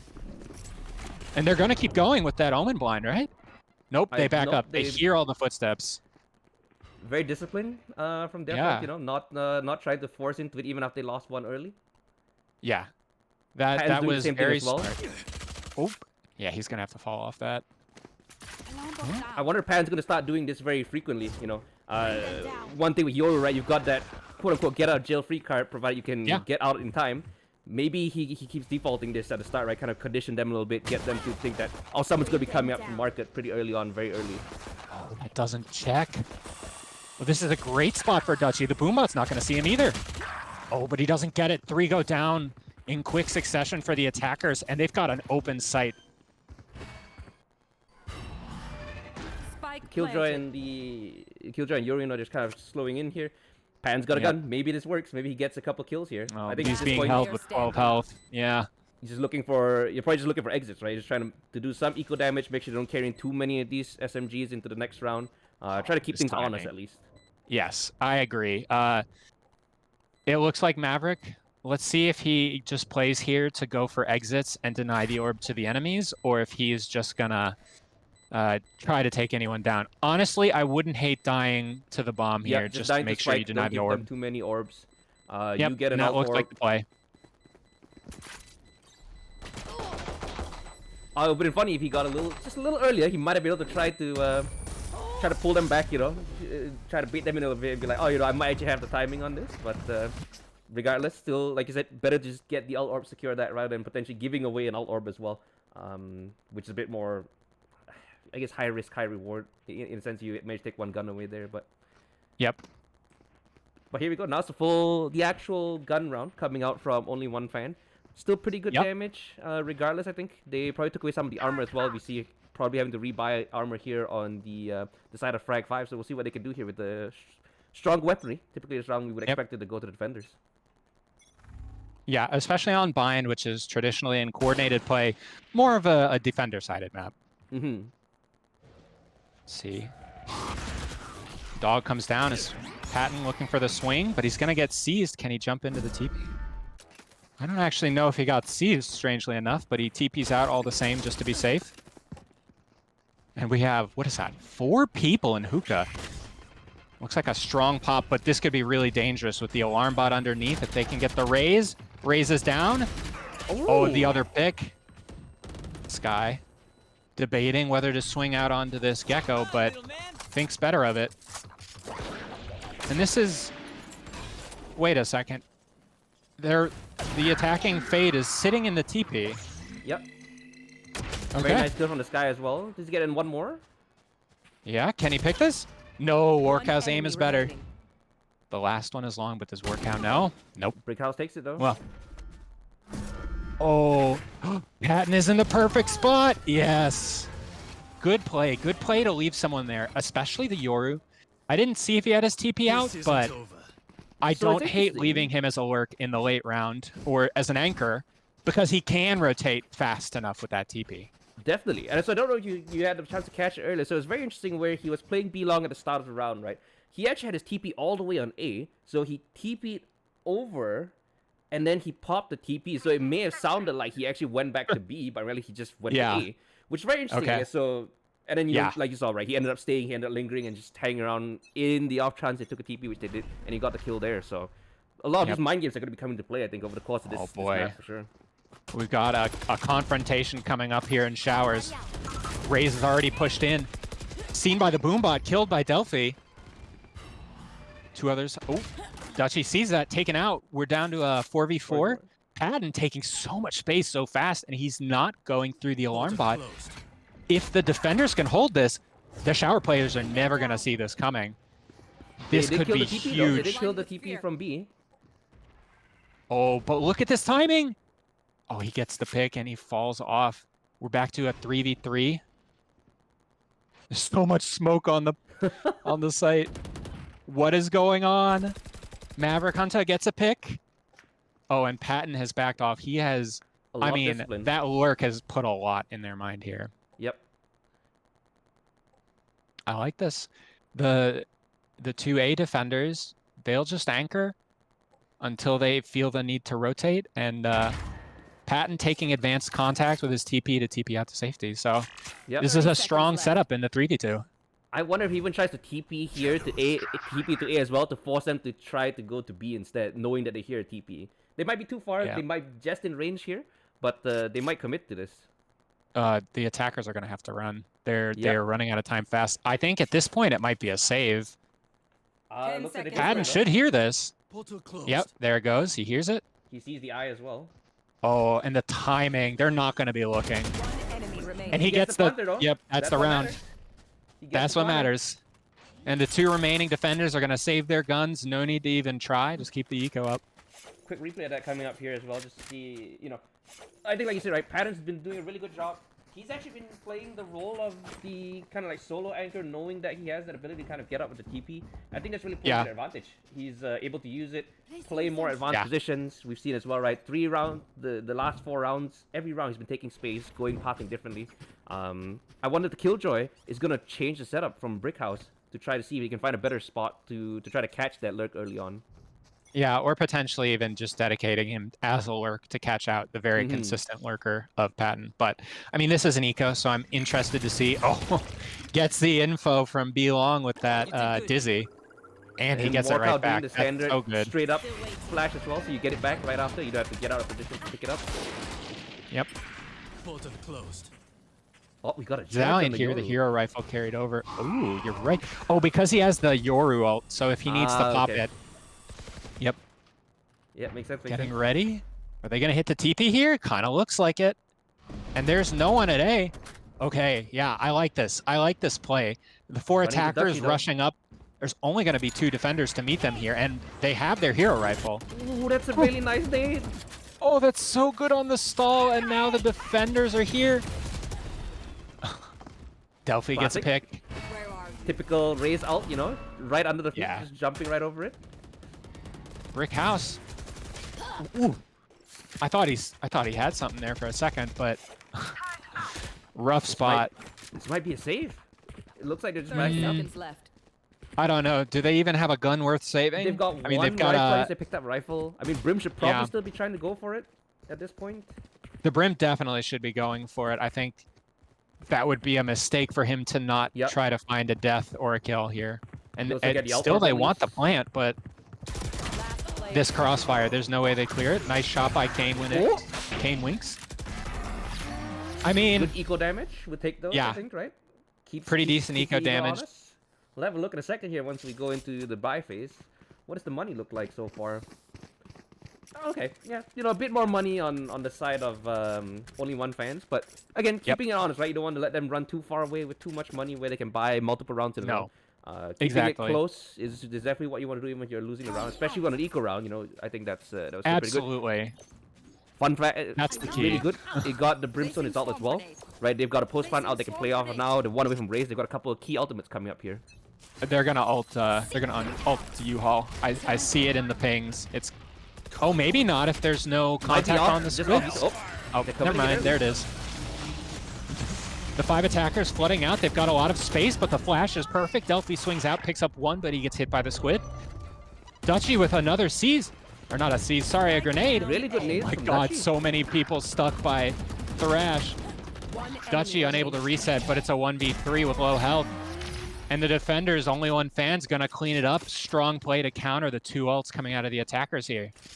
Yeah, I don't know if I like the commitment of the Brim ult early without any information. You might have saved it for the post plant then. I mean, I guess it's a bit of a play. You know, it's a bit of a gamble. Hopefully, you get someone there. Yeah. I think it's fair to say, you know, if someone's in U-Haul there, they're dead. However, at this level of play, we're starting to play with people who know Brim has ult. I should not play in U-Haul because that's a possibility. In fact, I know Delphi knows that because we play together and we talk about it. Additionally, I thought with the squids, they were actually waiting for contact before they tossed the Brim ult. But, you know, now getting into this round, we've got an eco, 5 strong going into hookah, but this is going to be hard. They're hitting the site with 3 players. I mean, what are you supposed to do? Oh, Axum Red catches the lurker trying to push through the TP. I think that was Omen trying to make a fake TP to scare them, but okay, leaving Brick House. Yeah. Brick House is playing here to catch the rotator. Oh my gosh. Oh, the rocket going out. Will he find? Yeah. Worried about showers? Here in lamps. No, I mean, it does not look like they're ready for it. Oh, but Brim gets out just in time, and he gets the smoke up. I mean, this is still strong for the defenders. They've got way better guns. They've got a KJ ult should they want to use it, but getting the plant down is huge, and they're burning time. That's what they got to play at this point. I think they're playing their ults to burn time. They could even commit the killjoy ult here technically if they wanted to burn more time, but they'd have to do it now if they want to make it worth it. Who go down? We're down to a 1v5. Oh my gosh. What a great rotation out of the attackers there. And I think actually the key there was Sky lurking, picks up the 2 players looking to send utility through the TP, gets a pick. Her team rotates, and they get the plant down 4v5. Yep. So it's interesting too. I was surprised that Yoru, who was in showers, TP'd back to B long, knowing that he lost people. So it was, I don't know, maybe it was a miscomm, maybe he wasn't paying attention, but it felt like the TP came after they lost 2 players at the TP trying to go to his B as well. So I wonder what the thought process behind that would have been. Yeah, it could have just been mistaken comms. These kinds of things are bound to happen sometimes. But okay, seeing a lot more considered default out of the attackers here. Delphi gets a pick.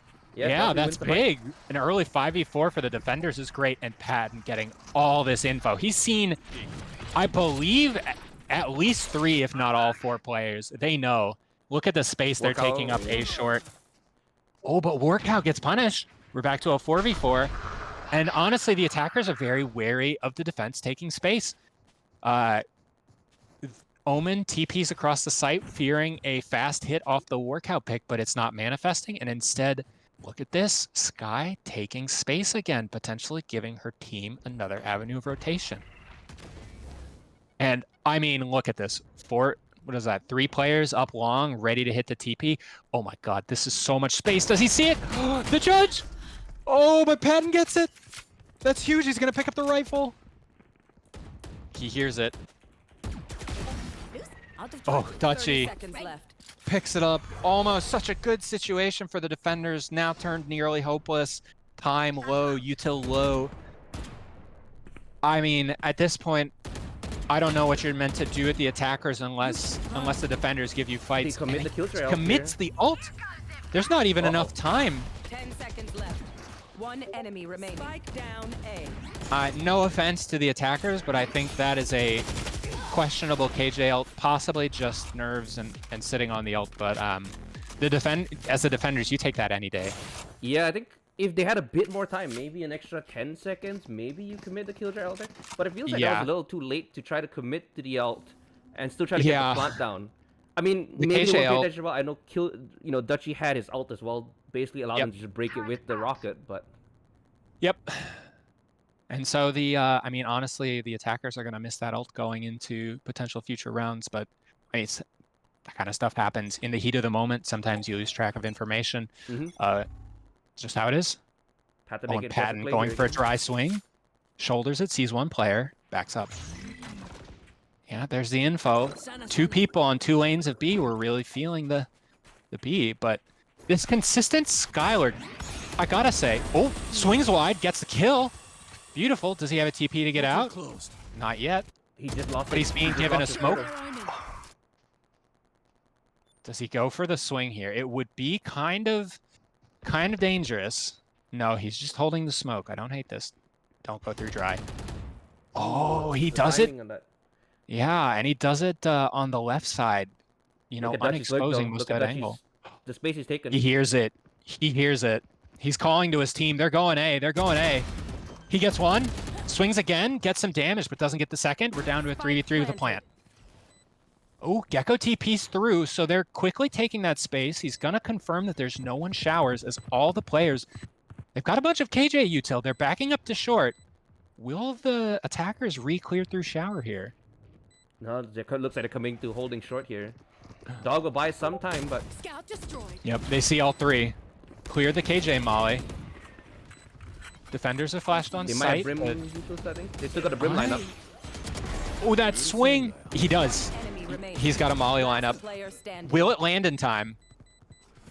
No. It doesn't land in time. No. Yeah, unfortunate. The hard thing about playing those lineups is if you don't get it at the right time, you know, the util's not down. The brim ult, or the brim molly, obviously so strong at denial, but just a little too. There. But like you said, right, the brim molly is one of the lineups. Especially, you have to launch it before they tap the spike.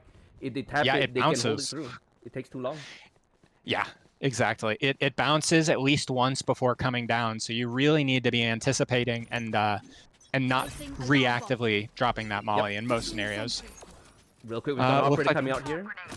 Oh yeah, Patton with the op. I love the Yoru op, honestly. So he, you know, it's not the jet dash, it's not the chamber TP, but he can jump out of the angle and TP. And the entry. Ooh. Oh, Space Jammer gets 2. Like, I mean, a great entry, pair trades, and then just swings and gets the bench player. They don't but know, the op is heaven. I don't know if they know about the op yet.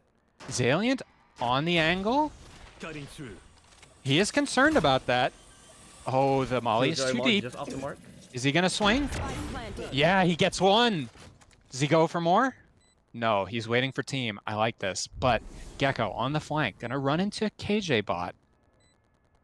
And, ooh, I like this. Fade checking out shower too as the attackers drop onto site, getting ready to take this space. Yeah, they're worried about U-Haul. Good fade out to delay even further. Oh, he's gonna miss. Oh, he gets hit by it at the end.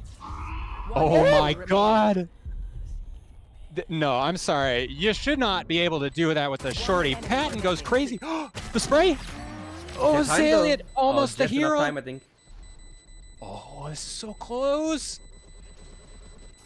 Oh, 1 second.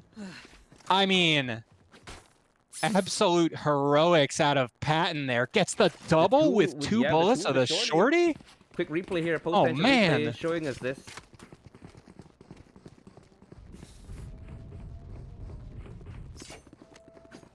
I mean, just really good, especially it's so hard to retake with the op. That's not the gun you want to be moving and fighting with. And Patton makes it look easy when he pulls out that shorty. Great work. And I mean, Zaliant almost pulls it back there. That was such a close round. Bit of a mixed buy here coming up in this round, so we'll see what they can pull out. But again, don't forget they did win the Thrifty on the 4th round, I believe, either 4th or 5th round. So they can definitely make some magic work here. Yeah, that Thrifty was huge for their eco. They've got a light buy going in here, and that's going to give them some opportunities. I think very fortunately, They are not hitting the site with the Yoru op. Even better, ooh, there's the eye. Yoru's TP is gone, so he's gonna take a minute to rotate to this site. Looks like we might have an execute coming out. The attackers stalled out in garden, not pushing out onto site. A lot of really good What are pace they outs from willing to Dutchy commit to taking- get here? Holding a lot of space too. And I mean, oh, Space Jammer in the air. Workout throws through the Dizzy. It's gonna catch Zaliant. Zaliant backs up, but oh gosh, that Dizzy. And I think the hardest thing here is even if they make a late round TP, Patton still showers with that op. It's the attackers, whether they know it or not, I think their best opportunity here is potentially to hit this site that doesn't have the op. Yep. 30 seconds left. Ooh, good trade. Delphi good trade. gets one, but is traded. Now we're down to a 3v2 on the site. Dutchy's low. Gets hit. Take it down. nice. Player standing. Did Patton? Oh, unfortunate. Honestly, Spike planted. I can hardly blame him for not rotating. The team was definitely pushed up near the TP, but ultimately this is going to be a really hard retake. Patton has his ult if he wants to commit it, but with one more round of play left, I'm not sure. He might just save the Maybe a op. little I mean, he might have more. money to buy Yeah. it. I think he still He does. goes for it. I think He's got still should go for it. 4,600 right now. He's easily got op money, even if he dies here. Yep. See, Yeah. really good from the defenders. Sorry, from the attackers. They're playing group together, knowing that he might still be on the operator. Can't Yep. just shoot 3 people dead real fast with a rifle. Oh, he's Oh. dead. Yep. But like, you know, like we were talking about, I think this is fine. Patton's gonna have money to buy that up into the next round, I believe, if he really wants to. And yeah, Yes, I mean, he great. does have the money, or at least they can buy it for him, I believe. You know, Actually, looking no, at they the do ult not have the money. economy, though, They might yeah, be we have the Brim ult. We're one off of the KJ ult for the attackers. And in terms of impact ults, I mean, the Yoru ult is pretty good for a retake, and the KJ ult is also really good for the retake. So this is a duel of two strong sets of ultimates as we come into the final round of the half. Ooh, Delphi gets blinded there anyways. It's a full A committal, no Skylurk here. How quickly? Patton's gonna find this info out. He's ulted, he's checking. He doesn't see anyone, he's calling it. Now it's just up for Dutchy. Dutchy, Workow, and Delphi. Can they hold the site? Oh, he TP's out. He gets a pick, but I mean, oh, Zaliant gets a pick. We're down to a 4v4, and it's only a 4v2 on the site. If the attackers take this timing, they could really. Oh, the timing, no. Delphi has no idea. Wait, This guy meant to TP. wait, you're right. TP'd. Who has the bomb? KJ's got the bomb. KJ down. Sky's coming back. Planted. Zaliant with the pick on to Workow. And here we are. We've got the KJ ult for the retake, but it's a 1v4, and the enemy KJ ult is down. Oh, this is so hard. What can Maverick Hunter do here? He's gotta. He gets Space Jammer. He's gonna clear. Yeah. Pinged by the ult, or pinged by the eye, and 7 hive half. Honestly, this is the kind of thing you're hoping to see if you're looking for a good game of Valorant. A nice close half, 7-5, and I mean, we're about ready to go into a 2-minute break here as these teams get ready and talk about what they want to do on their second half in this map. Yes, sir. We're about to go to a 2-minute break. We'll be right back, folks, for the second half of this match.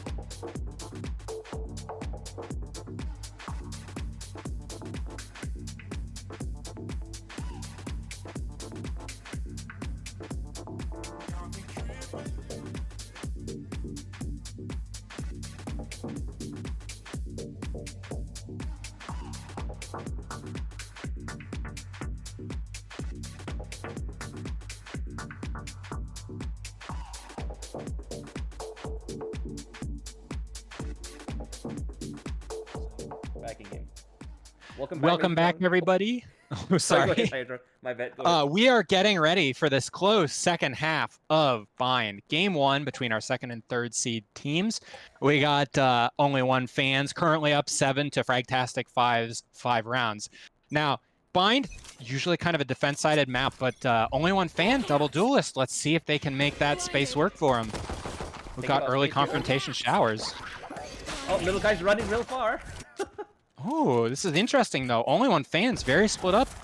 Running more of a slow, thoughtful default instead of just hitting one site.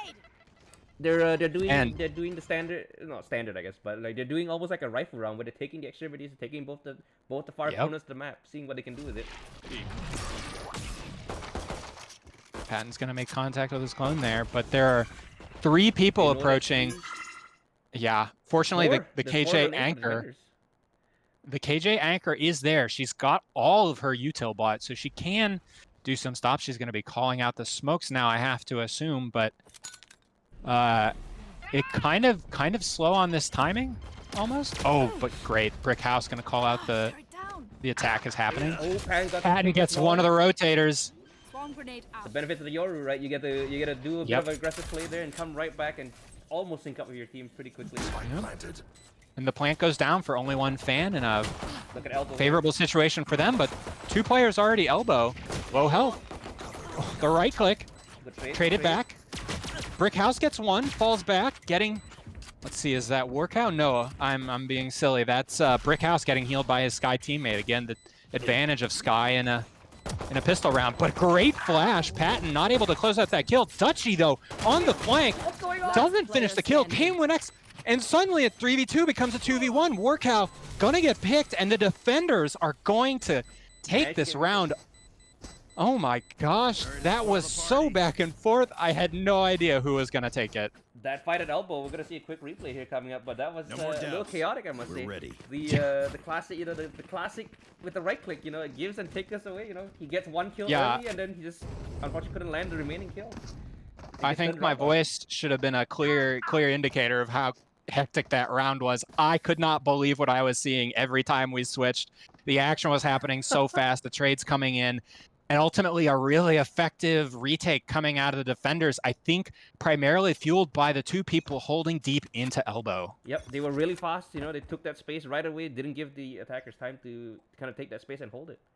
So we'll see here. And I think very light buy coming out of Only One fans. They're still going to be able to buy on their rifle round, but giving themselves some extra chances. Oh, Patton. Nope. That's 2 orbs for somebody. Workout, though, farming up the orb. That's great. You love to see that on your eco. Yeah, so we've seen a lot of Gecko play, even in kind of like when he does come in the professional scene. We see teams put a lot of emphasis on putting ult orbs on him, right? Because you've got an easy way to plant the spike, easy way to defuse the spike. His ult's really strong as well. It's basically a moving killjoy ult, right? Yes. Gets you free kills there. And I think, fortunately for the defenders, Fragtastic 5 have moved their 3 over to B, and it's the 3 bolstered by the KJ util. So we're definitely looking with the time ticking like this. It's gonna be a B hit, but how much damage can Only One fans get done? Or can they actually? Ooh, maybe. Yep. It's giving away now. Oh, Brickhouse takes one, but Maverick Hunter gets the second. Axum Red gets a trade again.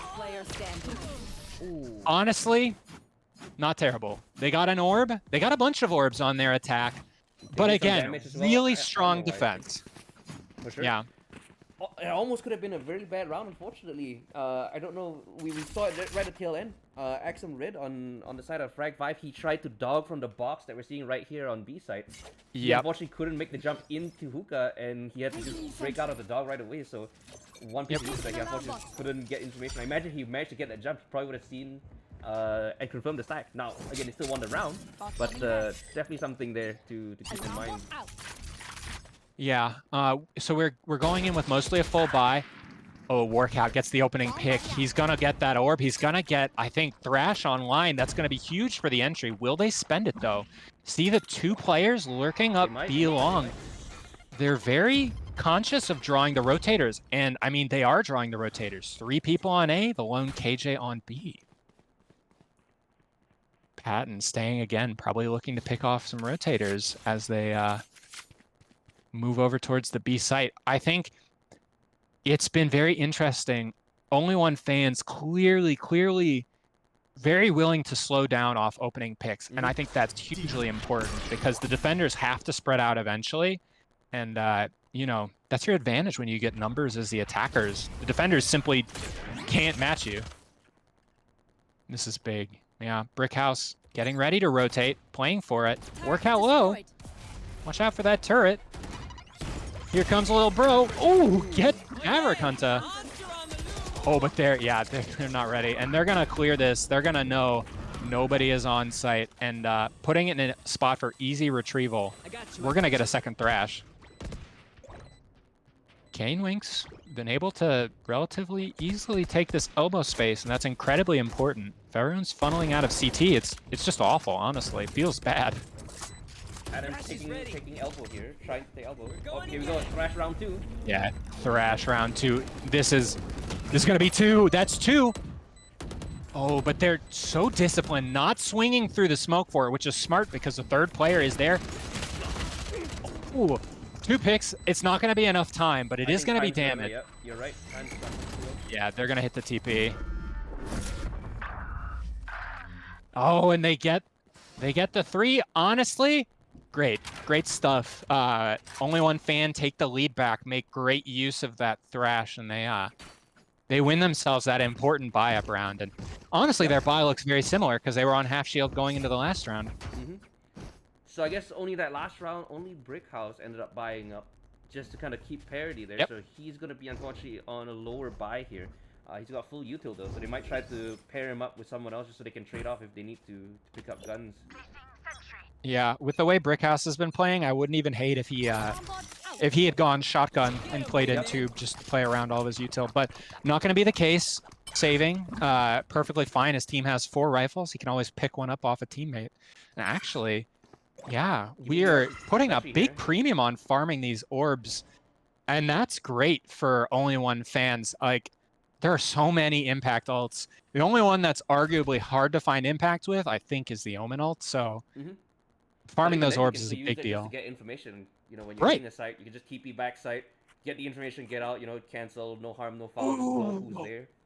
Only One fan. They're looking ready. They're gonna prod this A site. There are 4 players. Smokes are going out. They're gonna know it's something. Patton gets the opening pick though.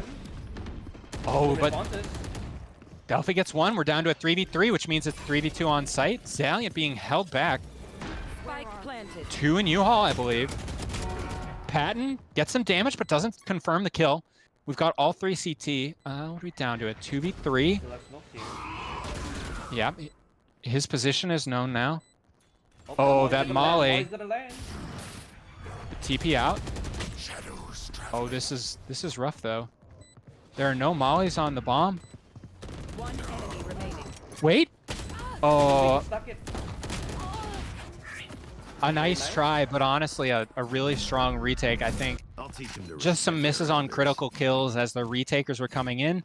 The defenders do a great job flooding out onto the site together, and they trade effectively to get that numbers advantage in the defuse. Yeah, really good round from the defenders. They're, you know, using their util to their strong suit, right? That's one of the biggest things as well. If you've got util, you know, you definitely have to use it to your advantage. Yep. You see there Definitely. the Fade Prowler into the Molly just to flush out that corner, know that they're all going to be on the same side. Yep.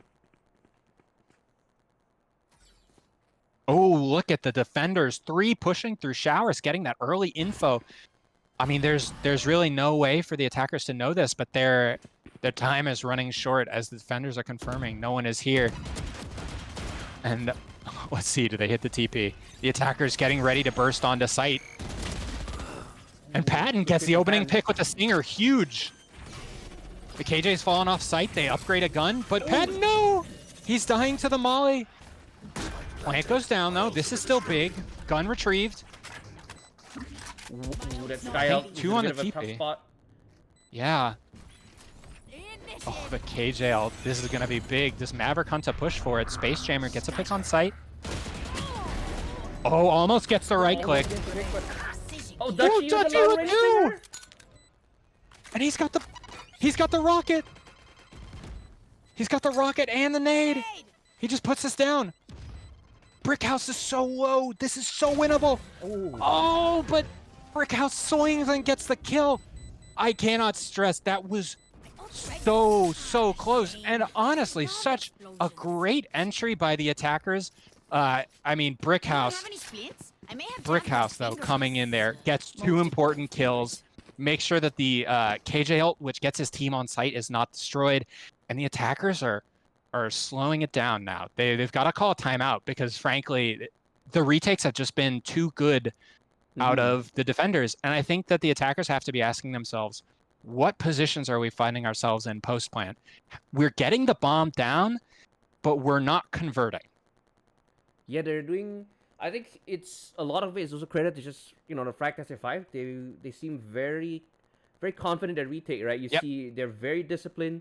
A couple rounds they're trying to take the fights early, right? Trying to catch a timing maybe on the attackers coming in. But for the most part, they've been very, very disciplined. Even on their retakes, they're trying to pair up as much as possible.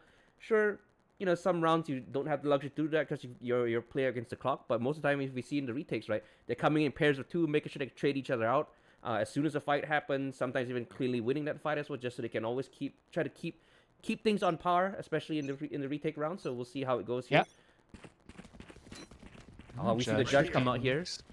Judge very infamous on Bind. One of the maps where the judge can do work on both sides of the map. Typically, other maps, there's only one site usually there where you can really play the advantage, but you can do it on both sides here.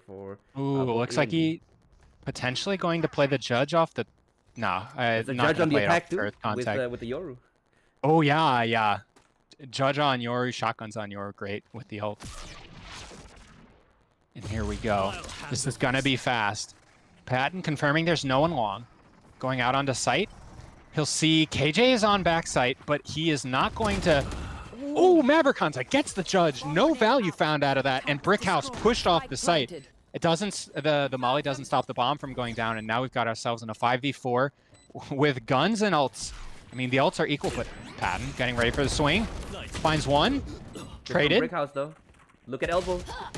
Dutchy takes elbow, falls back. They've got a 4v2. I mean, this is such a hard place to be. Dutchy getting the info. I hate being the defenders in this scenario. 4v2. This is such a strong site to play post-plan on. What a great pick by Axum Red. They confirm a second player. Time is running.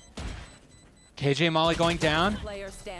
Nice attempt by Axum Red. Zaliant not going to find anyone. Gets 2 actually. That's enormous. Still good equal damage. I think they've got the money. Good on only one fans' money is rough. You know what? I tell a lie. I thought it was going to be worse. They've still got a full buy into this round, but I don't hate it, and I love Zaliant going for the kills. Ultimately, though, his team is forced down to an eco, but with 3 very strong ults. Yeah, the ults are going to come into play here. We'll see if they can pull it off here on the defense. The fade out, good for a retake, good for scraping off a push as well. If you hear them early on your side, looks like they're stacking over to its A, so probably end up be a retake. The Brim ult too. And the Raze Brim, all good deterrents, yeah. Yeah, I mean, honestly here, if only one fans rushes, Brim can be in position to ult that site so quick. The blind is coming through. Workout calling that out, but Dutchy going out on the site with his rocket. Is he gonna find the player elbow? Is he gonna fire at Kane Winks? He does! Oh. Brickhouse still holding this elbow angle. Incredibly important for the defenders to be able to retake through this. You just can't. Oh, Workout though, he gets it, and they're gonna take that space. This fatal, it's gonna be hard. Maverick Hunter gets 1, Maverick Hunter gets 2. We got the Thrash coming out. Are they gonna read the long flank? 4v1. Honestly, unless these are some godlike sheriff shots, I don't think Axum Red's got anything here. Maybe just waiting to die to the bomb and deny the enemy some orbs. Yep, fair enough. And like a huge round, I think, for the attackers. They carry through 4 of their rifles. They don't lose to the eco, so they maintain their momentum, and now they've got something of a cushion, probably for the rest of this game, to be honest with you. Money-wise, they probably have, like you said, as long as they win at least one more round, they'll probably be set for the entire half, for the remaining half here.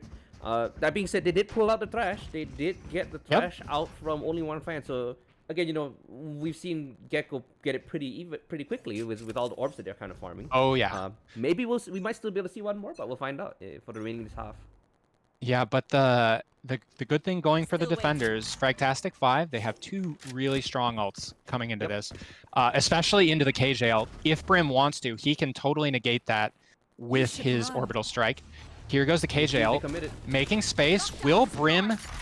Oh, it's just in a spammable spot. And that ult goes for nothing. But the fake is now called as there is only 2 defenders on the A site. Axum Red trying to hold for the U-Haul aggression. He's gonna swing wide. Dutchy almost gets the kill there. Oh, Dutchy just barely gets out there. Valiant gets the pick on Patton, who swings wide. We're back to a 4v4 with 2 strong ults for the defenders as they retake. Oh, but Zaliant walks into the... Uh-oh, Dutchy's dead. Yep. Good kill from... That's a second. The blind is going to give up the Omen's... Oh, but Omen gets the... I'm sorry, I'm running out of words here. Brickhouse gets Warcow. We're down to a 2v3 in the defender's favor. They have a good idea where Maverick is, but Maverick Hunt is going to get the defender. Down to a 1v2. Time is running low. Can they get the defuse? There isn't enough time. And King Kazma, Delphi, picks it up. Coming in the clutch. And especially that, you have to remember, as the bomb went down, that blind came from Showers. He wrapped back to short to join his team, ends up being the defining factor. And I mean, we're back down to an eco. Brick House on Fragtastic 5, he's got that KJL, but are they going to want to invest it on this kind of round? Or are they going to look to go into play for overtime? I think they're going to look to play for overtime, honestly. It looks like it is, especially with just the shorty buy. Yep. Now, that being said... Play down A short, it pays off. Ooh, Zaliant gets the pick on the lurker. They're checking, is there anyone else there? Patton, though, ready for it. In the corner. No! What a beautiful bait! Oh, but swinging for more. What a rough spot. I mean, when your position's known with a shorty, it feels like you have to, but the defenders are ready. King Kazma, Delphi gets Space Jammer on the lurk, but there's another late lurk coming through B long. We've still got a 3v2 for the attackers. Still really favor them, especially with this Marshall. Are you gonna check? No. Nope. Check the corner. Dutchy's got it. Yup. Zaliant cleaning it out. Picks up Delphi. That's a stinger. Don't want that one. It going fast. I mean, good time running low. Honestly, okay. Coming out. Great crossfire. And this is going to be tough. I think we've got equal buys coming into this round. We've got KJL. Retake can be played for. However, Patton has the Yoru ult. And so it's going to be, I think, on Brick House to live. He's going to live, hold elbow. Well, I say that like they're hitting B. If they hit B, it's on Brick House. But, you know, it's been a lot of B hits. We'll see how this round plays out. Looks like a default, actually.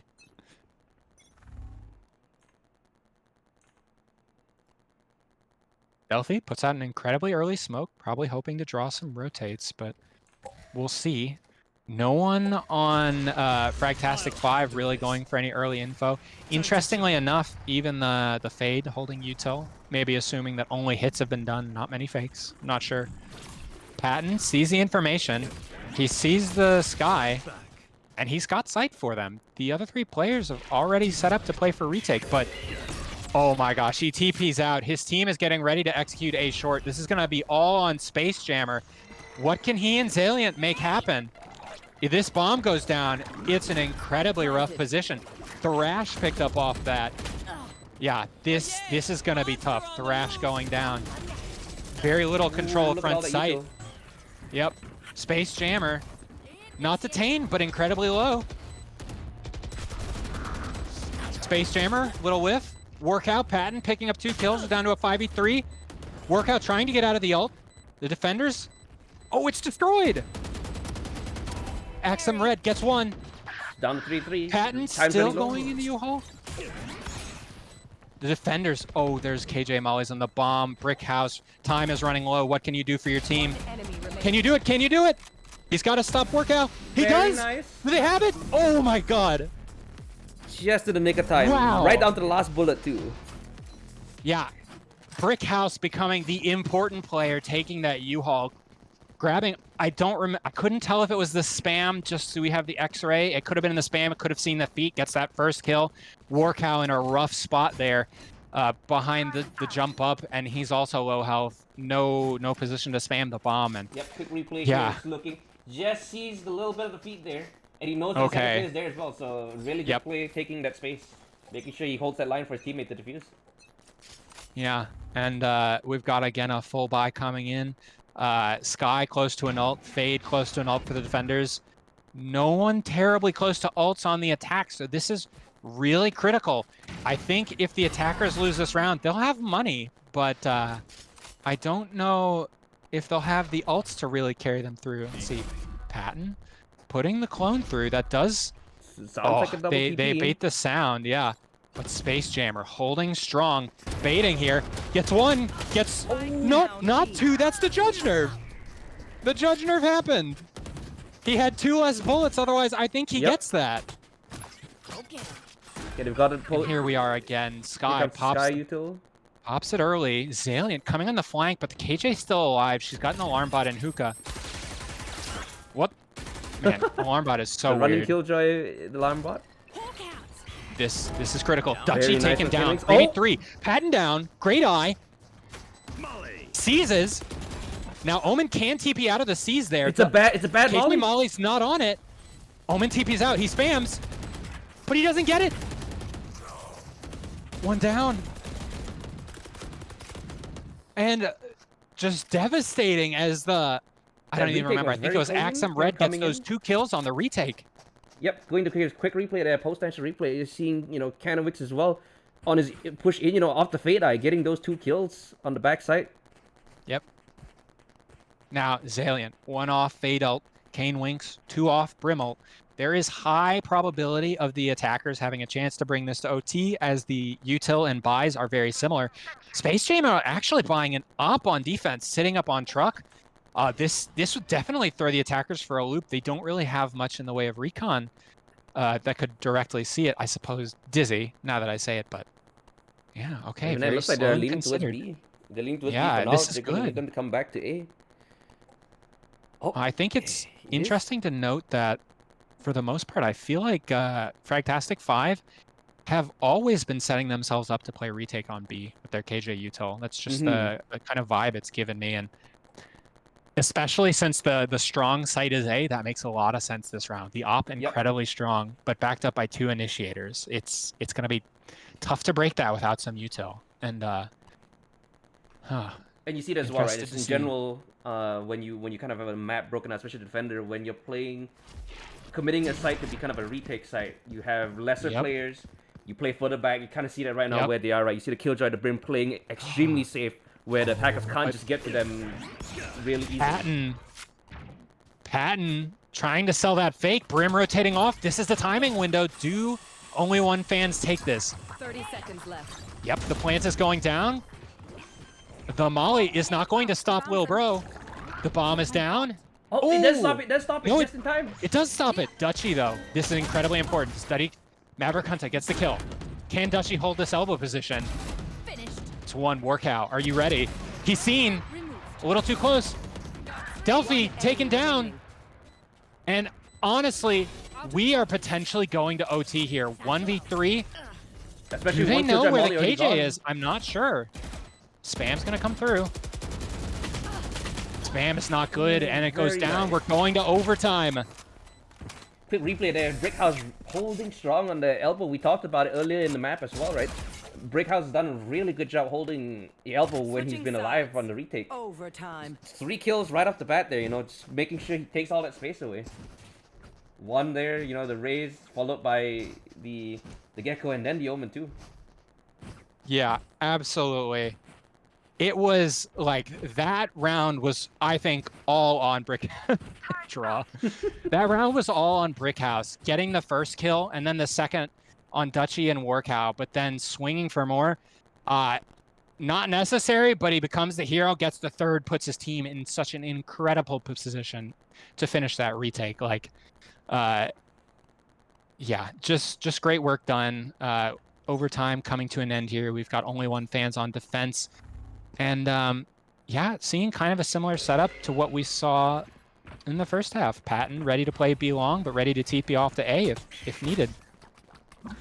And ooh, Workout gets 1.5 almost there. Let's see, 4v3, King Kazma TPing into the open. Oh, no, never mind. His teammates got him there. Brick House holding up high. Ooh. Taking some damage there. Yeah, Delphi gets one. Well, can he get this pick? Yeah, this is good damage. Information is known. The nade gonna get more chip. Actually, not all that much now that I say it, but still. Patton, oh boy, Patton. Look at where he is, playing so far up for the noise, and he knows where the util goes down. He's ready to flank this. Axum Red out onto site. Brick House holding triple. But Patton is everything. That turret will not see him. He has short. Soon the rotation is going to be called for Maverick Hunter. Dutchy swings, does not get the planter. Portal closed. Delphi needs to stay on site. Gets the flash. Flashes himself. We got a trade. King Kazma goes down. We're in a 1v1. The bomb is down on truck. Oh, 1v1 clutch scenario. No util for Maverick Hunter. He's in a close angle. Oh, so close. Space Jammer clears it, gets the first round up in OT. Really good push from Space Jammer too there. You see he didn't even tap the spike, so it maybe sounded like he might have been running all the way to B. And might have just caught just that really short moment where, Maverick Hunter might just not be paying full attention. It was unfortunate because it looked like all three of the site players were at least partially blinded too, so that could have been only one fan's round into it. I'm sure Patton's kicking himself. We don't need to tell him, and he will be very careful about that in the future. But okay.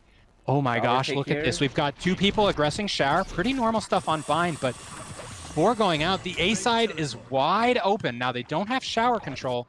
Delphi with the blind. Potentially peeking into 2, sees the raise or sees the fade. Now knows there's shower players. His team backing them up. Ooh. Space Jammer gets 2. Patton gets 1. Brickhouse gets another. We're down to a 4v2 for the attackers. This could very easily be the map. Bench player known. Taken out. We're down. Out the angle. Maverick Hunter, can you do it? Gets 1, but the defuse is going down. He's being held. Nope. That's Fragtastic 5 taking this first map.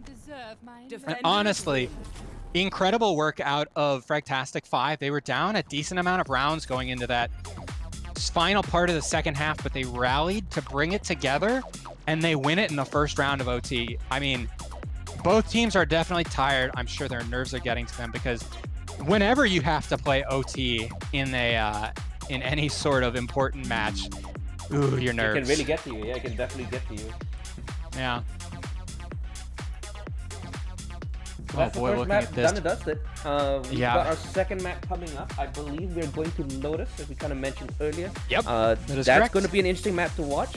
But before we throw it to a 5-minute break here, folks, we just want to do a quick shout out to our sponsors for the RDV League here. We have, of course, Post Tension, really great member of the server, did a lot of sponsorship here this season, and also Super Beings Lab. Super Beings Lab is a brand that strives to produce the highest quality gaming peripherals with a focus in creative art.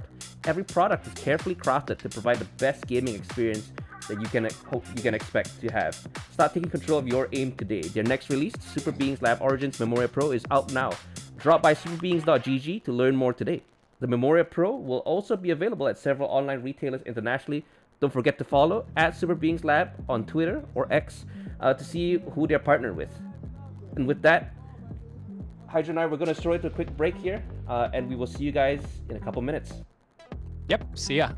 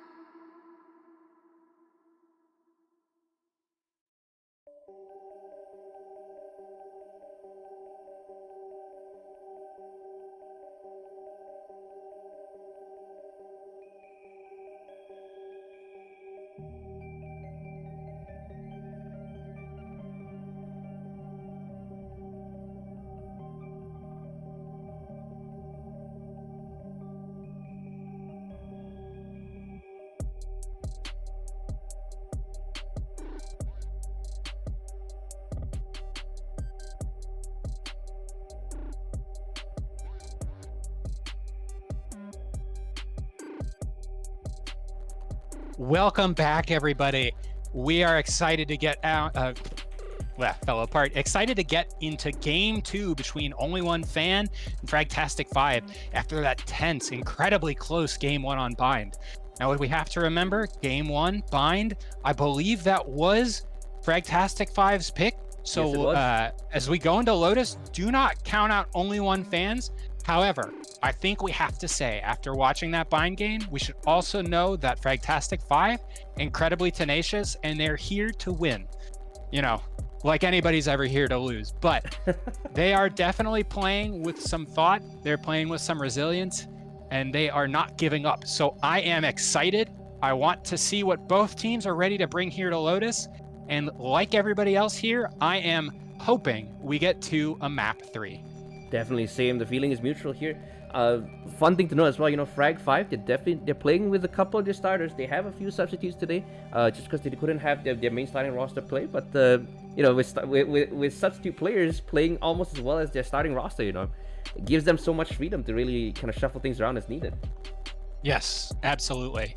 It can be a little interesting playing with subs, obviously, as my team would know, but I find that teams that play enough together, at this level of play, we're not talking about coordination and set plays where putting in a sub is such a wild detriment. So I think it's really showing in the gameplay of Fragtastic 5. They're not missing a beat with their sub. And yeah, it really just is about fielding the roster that they need to bring themselves to grand finals. Definitely. Just waiting on the lobby to go ahead and get started here, but before we kick off the second map, folks, don't forget, type !! giveaway in the chat channel and you'll see a link there to pop up. Feel free to join. We're giving away another 1,000 Valorant points here as part of our grand finals, our championship weekend for playoffs for the Challenger division. Right. Okay, looks like we're loading into agent select here, so we should be hopping over in just a second. All right, I'm gonna make some bold predictions. We're gonna see Raze. We're gonna see probably Omen. Okay, we got the KJ coming out pretty soon. Space Jammer actually hovering the jet. I mean, everyone's just having a little bit of fun. Not a whole lot to talk about here until we get into the actual picks. I somehow don't believe Workout will be picking ISO in particular because it is not allowed yet. See, we do have obviously the KJ lock. That I'm expecting to be mirrored across the teams again. I'm surprised Workout's not looking at Gecko here. I think Lotus is actually one of the maps that we see Gecko somewhat often. Just given the size of the map, you know, being able to use Wingman to do the plants from a bit of a safer spot, especially on C side. I'm surprised we haven't seen Gecko come up here yet. Honestly, I know this is one of Gecko's maps, but I feel like the sky, I want that more when I'm playing in one of these games because the dog's ability to clear a bunch of close angles. You remember, you come into C, you come into B, there's a bunch of really close angles that need to be cleared out, and Wingman can definitely do some of that, but he does not give you the direct information on your mini-map. Yeah, I guess Gecko would typically be a second initiative if you're running a competition that allows you to run a second initiative. But it looks like, you know, Only One Fan side, they're doing a more standard double controller setup with the Viper Omen. Different. You've got double initiator on the side of Fragtastic 5 though.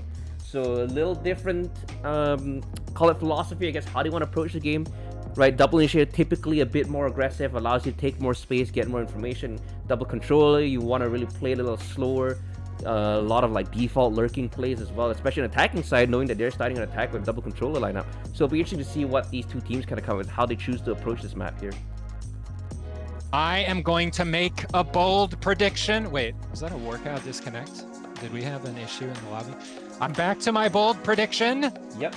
We will have Breach, Raze, perhaps Fade starting on the A. Am I already wrong? Okay, sorry. I've played this map a lot in solo queue, folks. One thing that is really common is Raze nade to gain early rubble control, usually paired with a Breach, but we're actually, this is very interesting.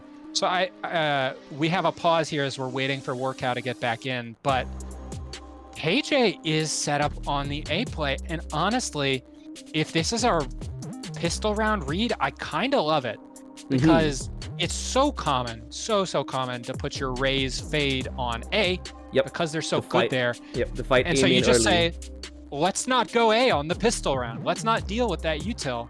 And oh, Patton picked the wrong character. Oops. If we're locked in, that's fair. Well, folks, might not intentionally be double controller. Workout has reconnected. I don't know what the producer ruling is. It sounds like Only One fans accidentally picking the wrong agent for Patton here. Whether a remake is evenly allowed. Yeah, producer saying probably no good, given that both teams have seen the comps. It does make a lot of sense.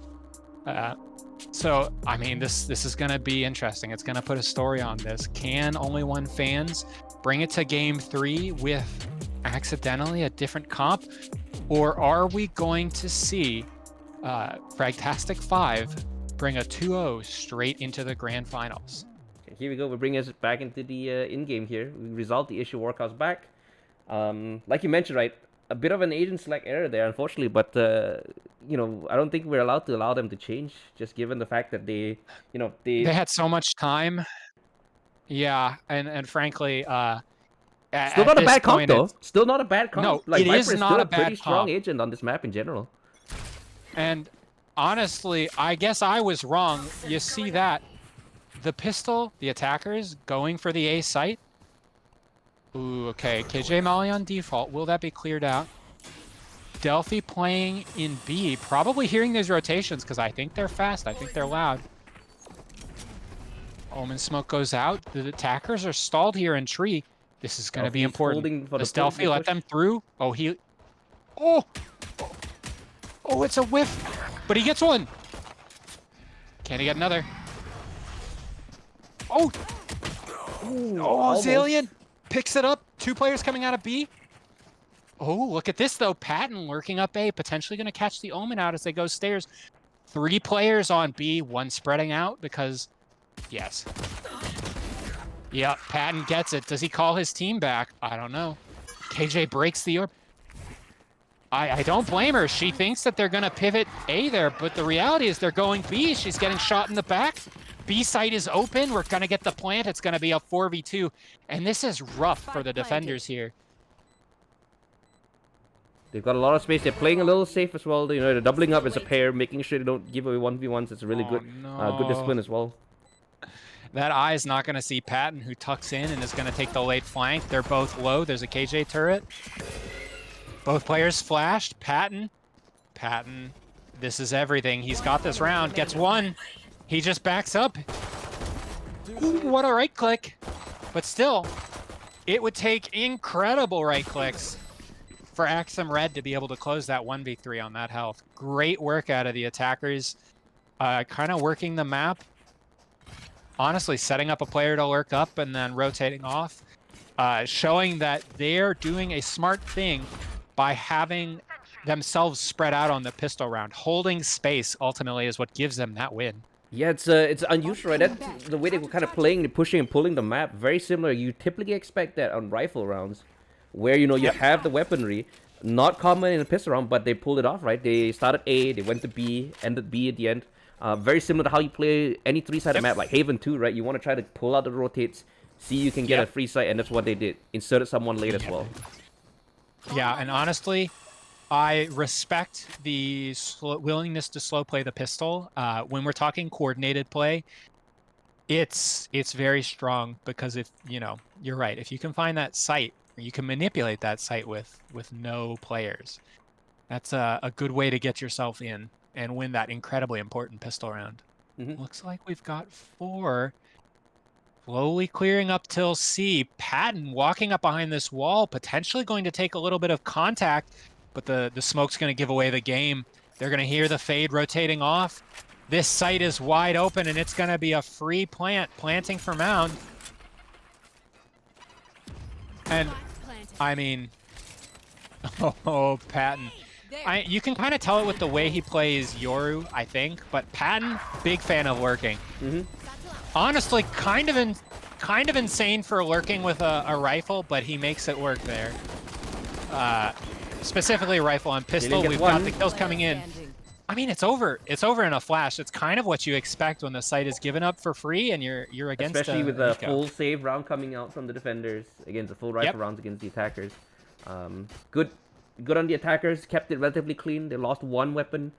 Kept 4 people alive. Gives them a really good chance to potentially take it this round as well. Yep. Yeah, I'm ready to see if Fragtastic 5 are going to find a way to adjust around Patton's lurks. We've seen it a decent amount. Now we're only 2 rounds in, but I also feel like that kind of defined his Yoru play on Bind. So how will they handle it? He was always, like you said, right? He was always the one that was anchoring on a site, which is unusual. Typically, you expect your Sentinel, your Control to do it. He was doing it on Bind, seeing the same thing here as well. Yeah, and I mean, frankly, it worked. And of all the agents to accidentally end up on in this map, you could do worse for Viper if you're going to lurk. She puts up that wall, she lurks. Oh, Kane Winks gets the blind. He's going to put out the smoke for Tree, but he's getting swung. Gets the pick. Traded by Maverick Hunter. Now full site control is given over to the attackers. Dutchy's going up top, holding the angle. The plant is going down. Breach has used Aftershock to push someone out, but I'm not sure if it got anyone. Dutchy holding here. Gonna swing. Gets Axum Red. We're up now to a 4v3 on this bonus. Dutchy swings, gets another 4v2. Zaliant holding, worried about a flank. Where is Patton? He says, just kidding, Patton's dead. What am I saying? See, a good post-spawn position, you know, really safe, making sure they don't... As I say that, they lose one. 2v3 is doable. Especially knowing where they are. Incredibly doable.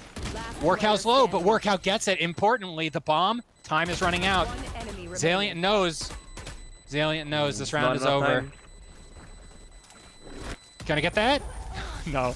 Never mind, they both get all Workow. All good. Maybe could have gotten his gun out, but I am not gonna complain. A strong bonus conversion. Yep. Even though they lost everyone, right? Don't forget, folks, they pull a lot of those, you know, lower buy rifles, the Bulldogs and stuff through from the previous round, so they are good money-wise. Yeah. Brickhouse potentially looking to buy up here with a hero Bulldog. Well, Zaliant disconnected. I think we're... Oh, never mind, he's back. We're going to put a tech pause on to make sure Zaliant is all good. Got a light buy coming out from the defenders. We've seen Breach rotate over to the A side, so this is their answer to how they're dealing with the early A aggression. Probably done off that KJ contact. Shadows traveling. Okay, Dutchy takes early rubble control, but really his team is just lurking there. His team is leaving him there. Now Patton, this is important. 2 pistols, gets 1. Arguably that Raze could have waited. Kane Winks. Kane Winks, this is everything. He gets 1, he's reloading. Does he get traded first? No, he gets 2! Oh, Dutchy Workout, they clean it up. Brickhouse is on site with the hero Bulldog, but he's full health, okay. Sees Dutchy. Workout is running around. He's got the bomb. It's gonna be a C plant. And how long is it gonna take for KJ to figure this out? She's figuring it out now. But where are they? Have they lurked up? KJ has to consider all of this because there's been so much time. So the attackers as well, you see only one fans playing very disciplined. They're not pushing too far. They know that they can just stick together. Now, especially now they don't know where Killjoy is coming from. Yeah, I mean, honestly, maybe a save angle. This was the hero rifle. If Brickhouse dies, they do not have a weapon into the next round, I believe. Maybe playing for exits. But even then, it's a Bulldog. I know you can do a lot with the Bulldog as well, but it's... I mean, maybe he gets... Oh, going for Ninja Defuse? Timing.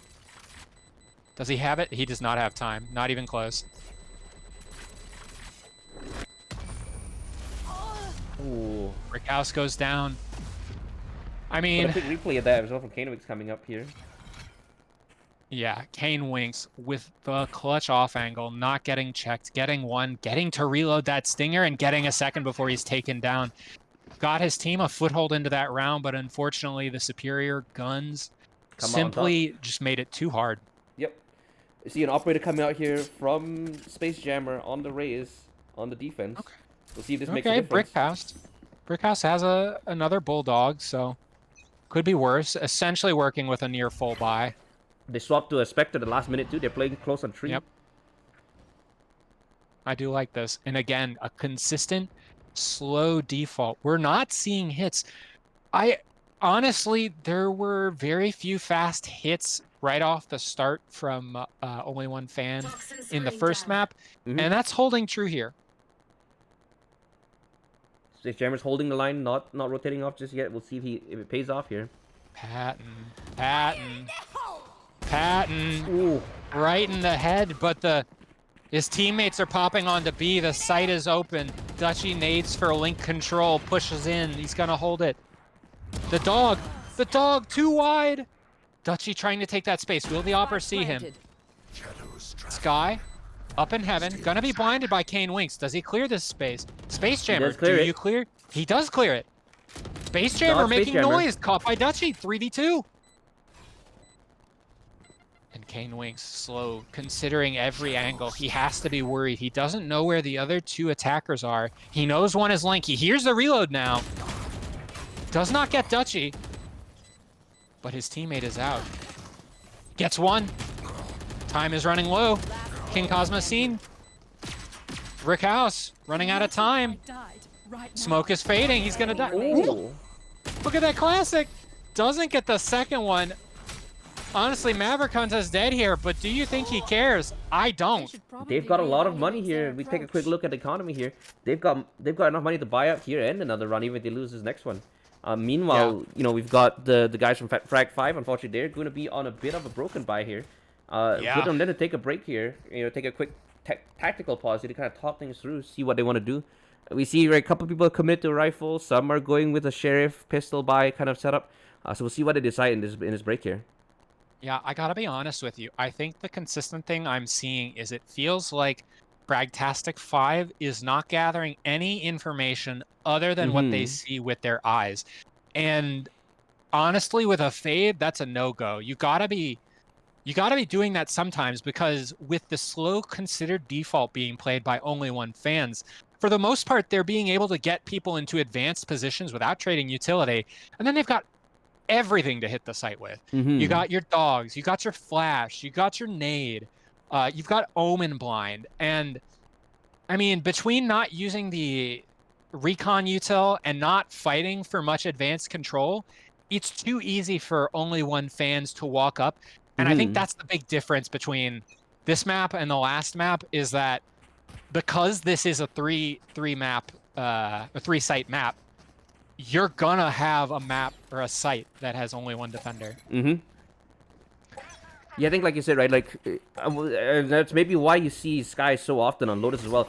The flashes are such an easy way to get information. You know, you can guide them to exactly where you want to. You can kind of piecemeal and figure out exactly what information you're trying to get to. Fade, not as much, right? The eye gets you some information, but it can be broken. Yeah, really know how many and people are there. honestly, that fade eye there, at the time it's thrown at, there's, like, as we saw, plenty of time for Patton to lurk across and walk, and so it gives false information. Now, we see 3 on A, 2 on B. The defenders, they're not going to let Patton lurk through this one. I swear to you this. Oh, but okay, maybe the gambit is working out. Space Jammer shouldering for some info. Dutchy holding that angle now. They're gonna see him. Yep, information is at least controlled. They know Viper's here now as well. Fade eye gets some extra info. Yeah. The smoke goes out. Oh no, Kane Winks backs up into the Vuln. He's dying. He's dying. Oh, but he gets the kill. He stops the plant. Traded by King Cosmo. TPing on the site. Does the enemy Cosmo commit here? He's in there. No? Is he TPing? I don't think that's smart. But 2! Whoa! 2 picked up. He's TPing out. He's TPing out. Oh! Oh, but he cancels it. Patton, we're down to a 1v1. Axum Red, position known. Can he win this? Ooh, very nice 50 buy win. And I think the hero of that round is Zaliant, coming in with 2 kills on the Sheriff, picks up the Judge, kills the Omen who's canceling the TP. I mean, great I don't know if it was luck or what. The defenders 3 stacked on A site. They didn't really have information about where anyone was on the rest of the map, but the gamble pays off and brings them into this match.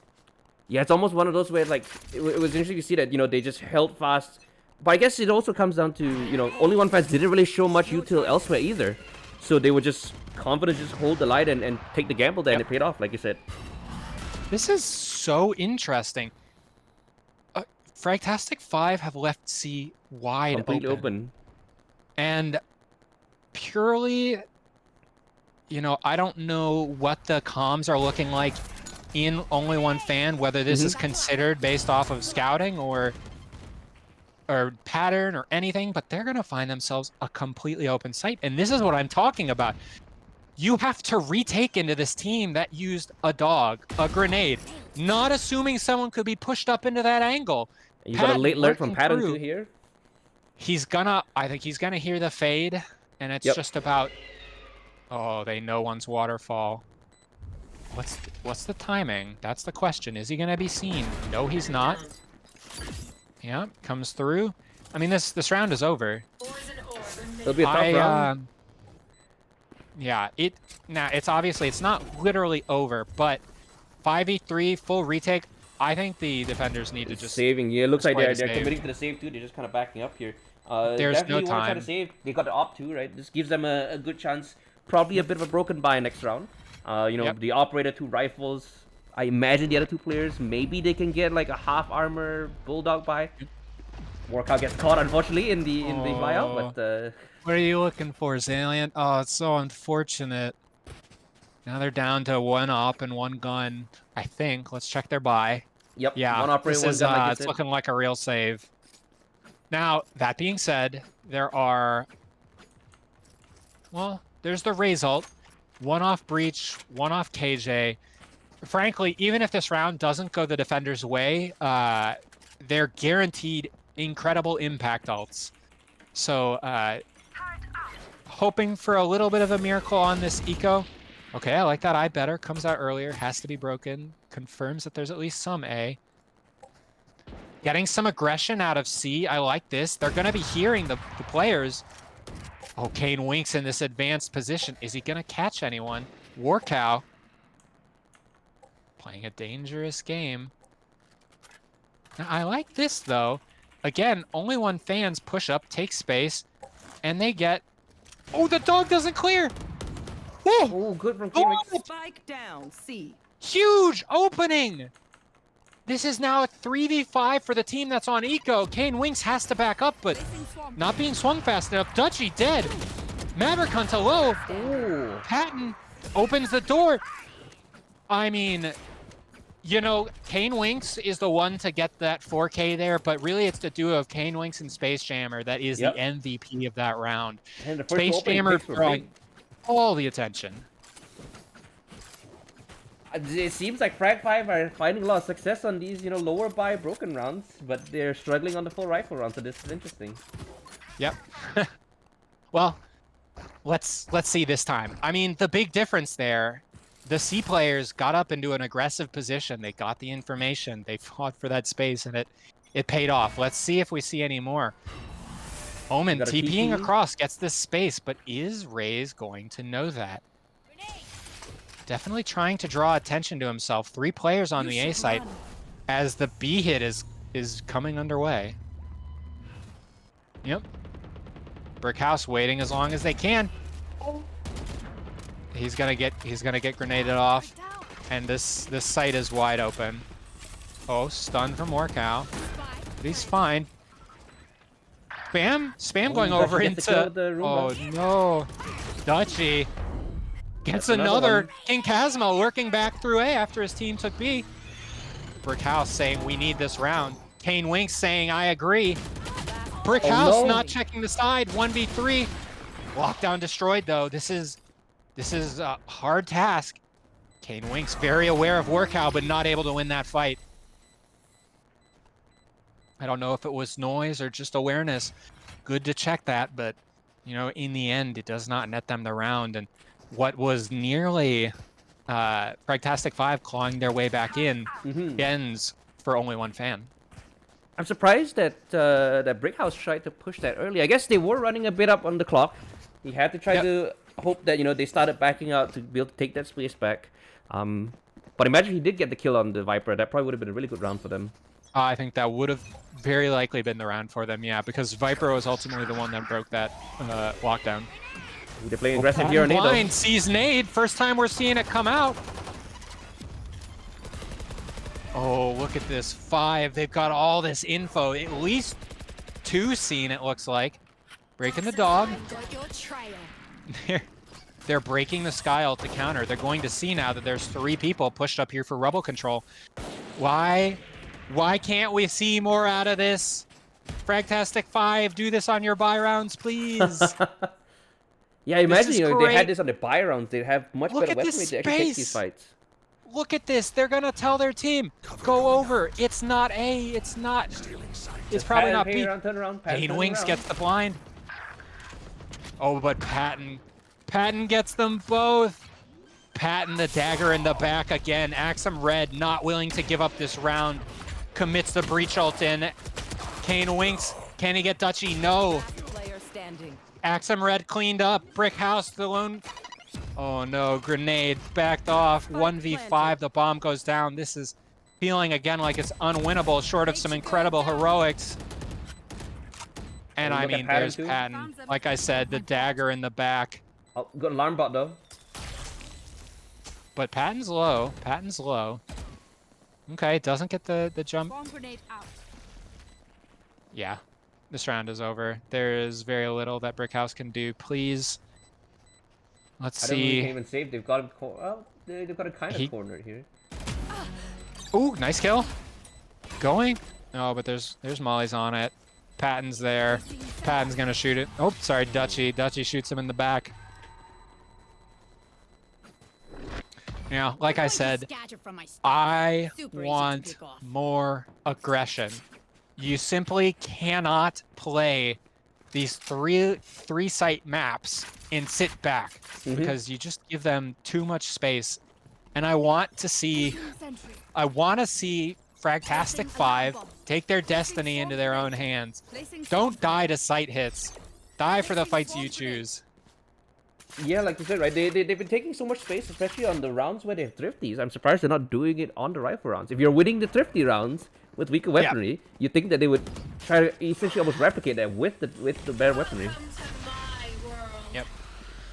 See the Viper ult come out here for B, very standard. Still a bunch of kills are util though, for them to have to work through. Brickhouse spamming. Gonna see that robot. But they're pivoting back to its A. Oh! Nice timing for Space Jammer. Delphi caught with his smokes out, but do they know about the extra players? Nope. Satchel's out, that's good. Gets himself out of a lot of the damage. Viper still holding this ult. It's gonna be a thorn in the side. Dutchy goes up. Can he get this pick? Does he need to get this pick? He swings wide, hearing the util. Traded, but still, this is favorable for the attackers. The bomb is down. Patton picks up the extra player, hearing the rotate, and look at this. It slowed down Kane Winks, who now has to consider where is Patton. Workout gets Space Jammer. 3v2. Brickhouse hears him. Doesn't get the kill. 3v1. Kane Winks with the judge. I don't know if you're going to retake with that. Oh, especially not now. Time's definitely running low. Nope. I mean, does he consider just running to try to get a rifle and save here? I don't remember what their econ looks like. We'll see at the there are round. rifle stairs. I think he could do it. Yep, looks like he's going for it. I like that idea. He definitely needs to save. His team's econ is rough going into this. And frankly, Fragtastic 5 staring down the barrel of a 10-2 half here, which now this, I think a lot of people would say this map is attack-sided, but not this attack-sided. Especially with your attackers having a double controller setup, that should be, in theory, the weaker. They should be weaker here, knowing that they're going to have it. Oh, we need a bit of looks like we got a tech pause coming in. Unsure what it's about. Potentially peripheral issue. Potentially. Okay. Delphi lost audio. Sometimes this happens. Yeah. Okay. But we've got time here. Let's take a look at the buys. Fragtastic 5, they've got enough money to force something decent in. They've got some Bulldogs, they've got some Guardians, they got 2 rifles. I'm not sure quite how much util they have. Looks like a decent amount. Back in as well. Yes, like Yeah, you said, right? looks like we're going back in. Money-wise, it's a buy. It's not a perfect rifle buy, but it's close enough. You know, you've got a couple Guardians in a pinch. They're as good as ring rifles. It could be worse. Oh, look at this brick house getting stunned, but that KJ bot watching it. Ooh, 1-for-1. Traded. Axiom Red gets the opening pick though. They commit the fade out here. Yeah, they confirm no one's on that angle though. Zaliant, ready. And only one fans. They're very happy to just reset, slow it down, play time. They have the double controller comp. They can spread that info and spread the defenders. Space Jammer getting some good spam. Good prediction on the spray. Oh, Patton gets Zaliant, and we're down to a 4v3. Now, the good thing is, Kane Winks, he's got that Omen ult. He can rotate as soon as his team calls for him. So, him playing a little slow is great. Oh, look at the fadeaway. 2 more coming out of tree. Dutchy not going to be cleaned up. There he is, 1v2. I tell a lie. Okay, he hears Patton. He hears the door. Now Patton gonna try to get tricky with it. This is hard. Here's the reload. Yep. I think he fakes it. I think he hits the door and fakes it. He did it. He didn't hit the... No, he doesn't. No, he didn't. But baiting it out. He's got time. Oh, but Kane Winks is there in the end to bring it to 9-3. Is this the 9-3 curse? Or, I mean, is this just going to be a quick way into our game 3? Folks, we're about to send it to a 2-minute break. When we come back, Fragtastic 5 are fighting for their map life. They either end it here or we go into map 3. So stick around. We will see you after the jump. Yep, we'll be right back, folks.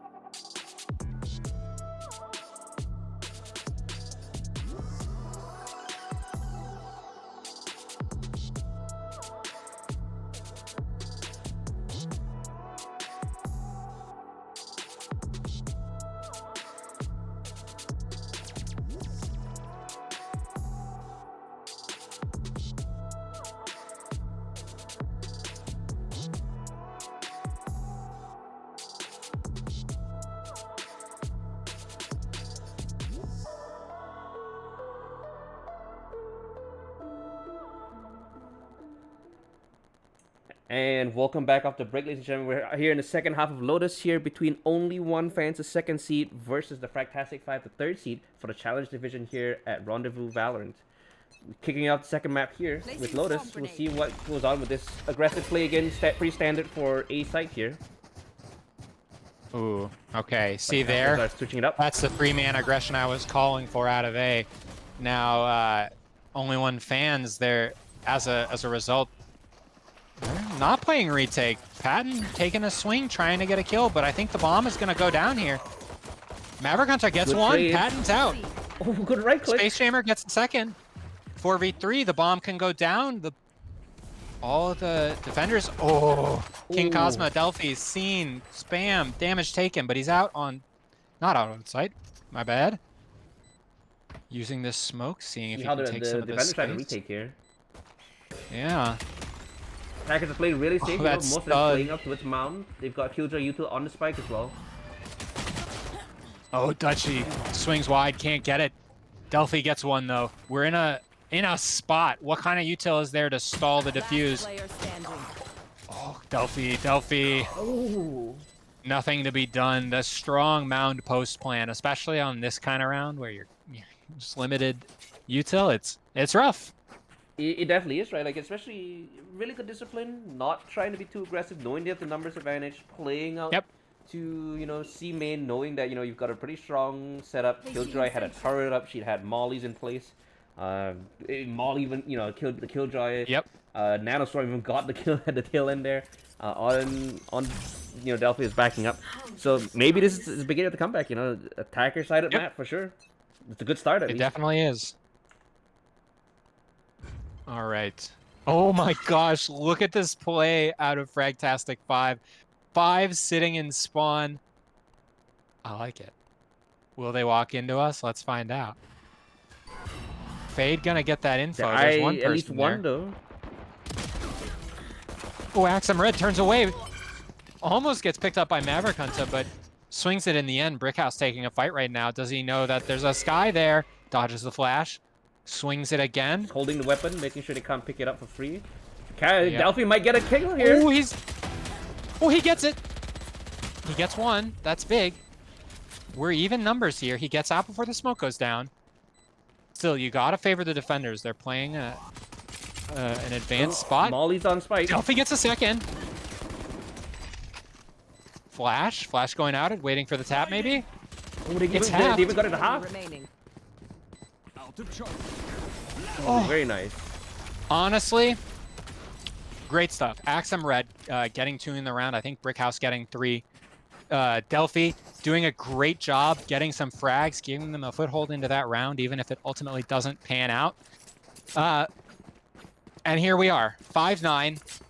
Let's see, can Fragtastic 5 win this bonus? It's going to be rough. They don't have much. They lost a lot of weapons, right? They lost a lot of weapons. Like you said, yeah. They lost a lot of weapons. They lost armor. Came they're down to full the wire. bonusing it. Yeah, definitely. Like you said, they're full bonusing this. You know, a couple sheriffs here just to see if they can full buy next round as well. The same aggression Okay, coming no up one from in there. Only one fans here. Dodge. Oh, he's holding the angle. Swinging pretty wide. Checking it out. Brickhouse moving up, getting that info. Gonna be some decent chip damage done with the grenade. No Sky on their side, so any damage done is permanent. Yeah, and farming up another Breach Orb. Breach is now at 7 of 9 on this 3-orb map. Maybe that's the play in this eco round, is to get as many orbs as they can for Breach. Mm-hmm. I mean, if he gets one more, he gets the one on C, and then, you know, he just, even if he gets a kill or he dies, you know, it's results. Farm those orbs. Brickhouse is lurking as well. Brickhouse drawing some attention. Space Jammer on site, but cleared. Axum Red throwing out the Aftershock, but not getting much for it.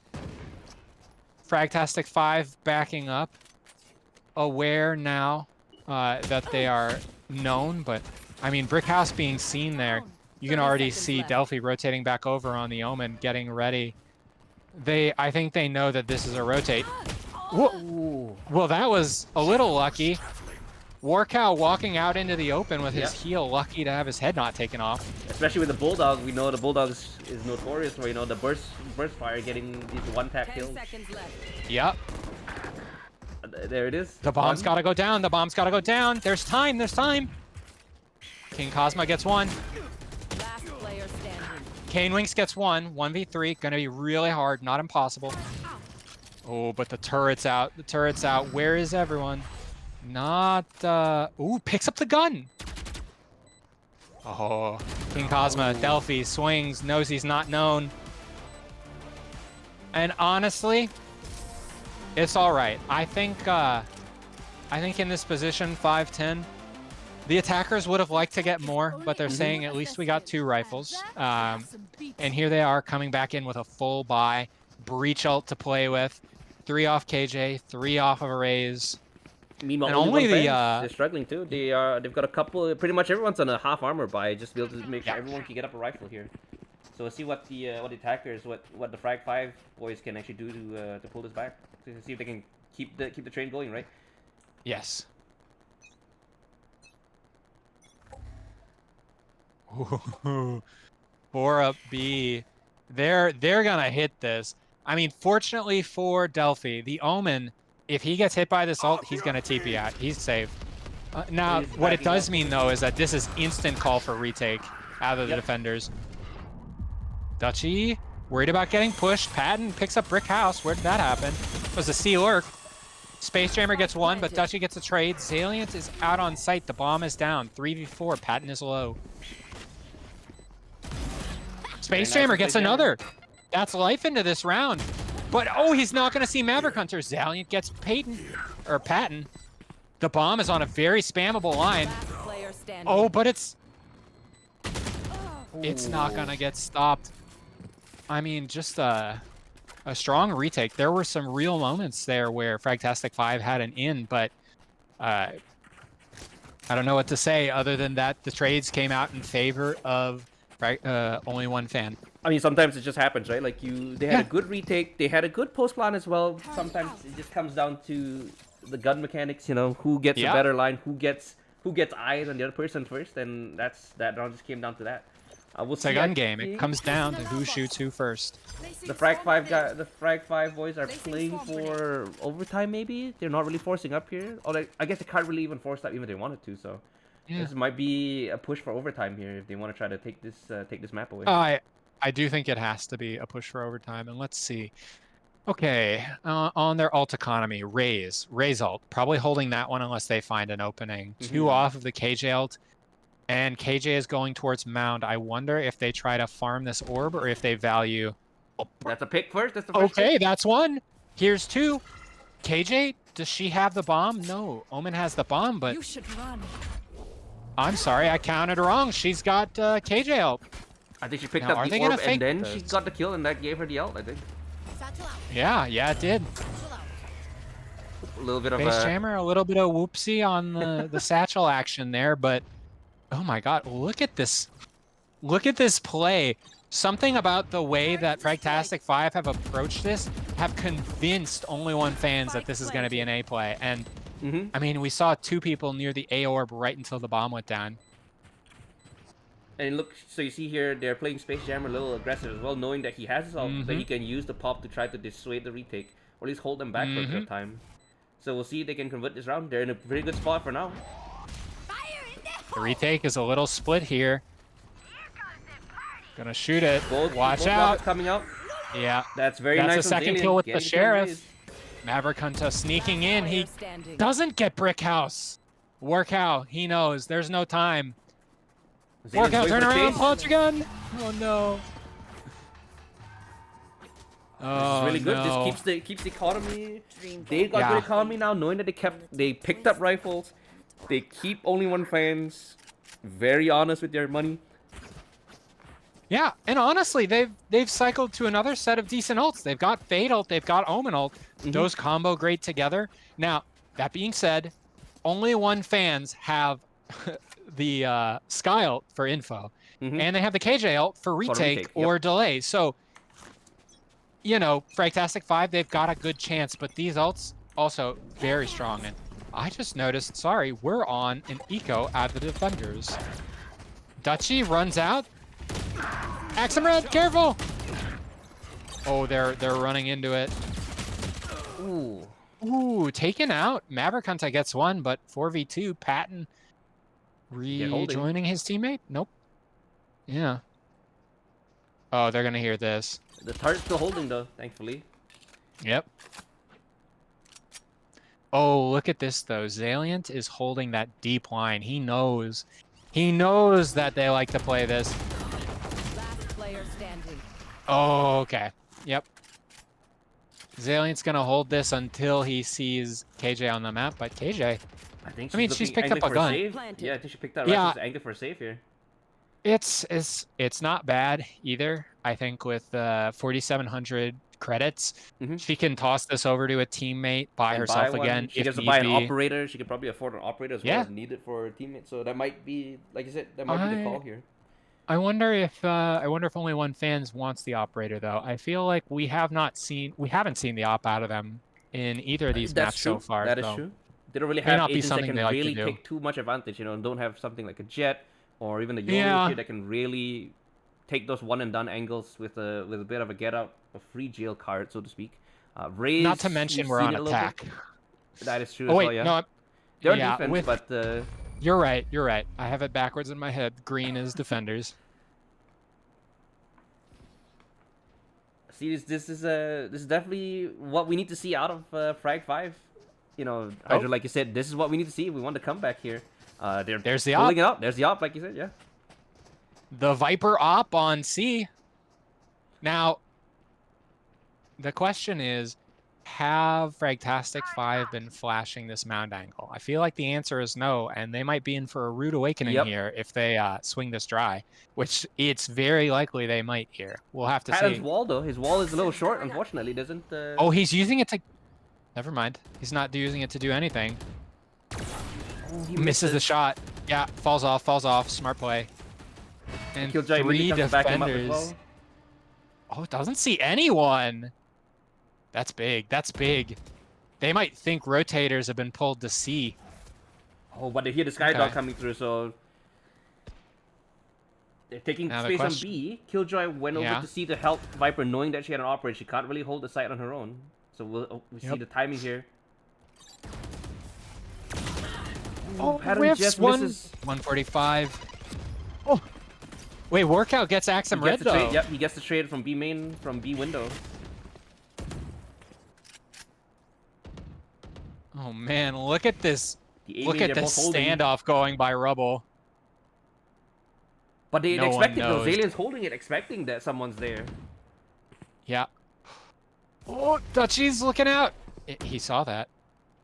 Oh, he knows. He knows. Now, what does the rest of his team do with that information? Oh, the op picks off one. There we go. Zalian makes good on his But they lurk. have to commit to C here. There's not enough time, I think, to run back to A. They could always go B through the door, but either way, I wonder they just appear to be saving. Oh, they might be thinking that they tried to fake 10 it. seconds left. The defense are rotating. This timing! Go, go, go, go, go, go, go, go, go! No! There's no time! No! No! Swing the op! No! Oh, it was so smart. It was so smart, but the bomb wasn't on the right person. I think only Omen could have gotten the plant Yeah, they might have down had to there. drop it on Omen so you could TP up onto platform right away. Yeah. Oh, it was almost an incredible read on that rotation. Now we come in.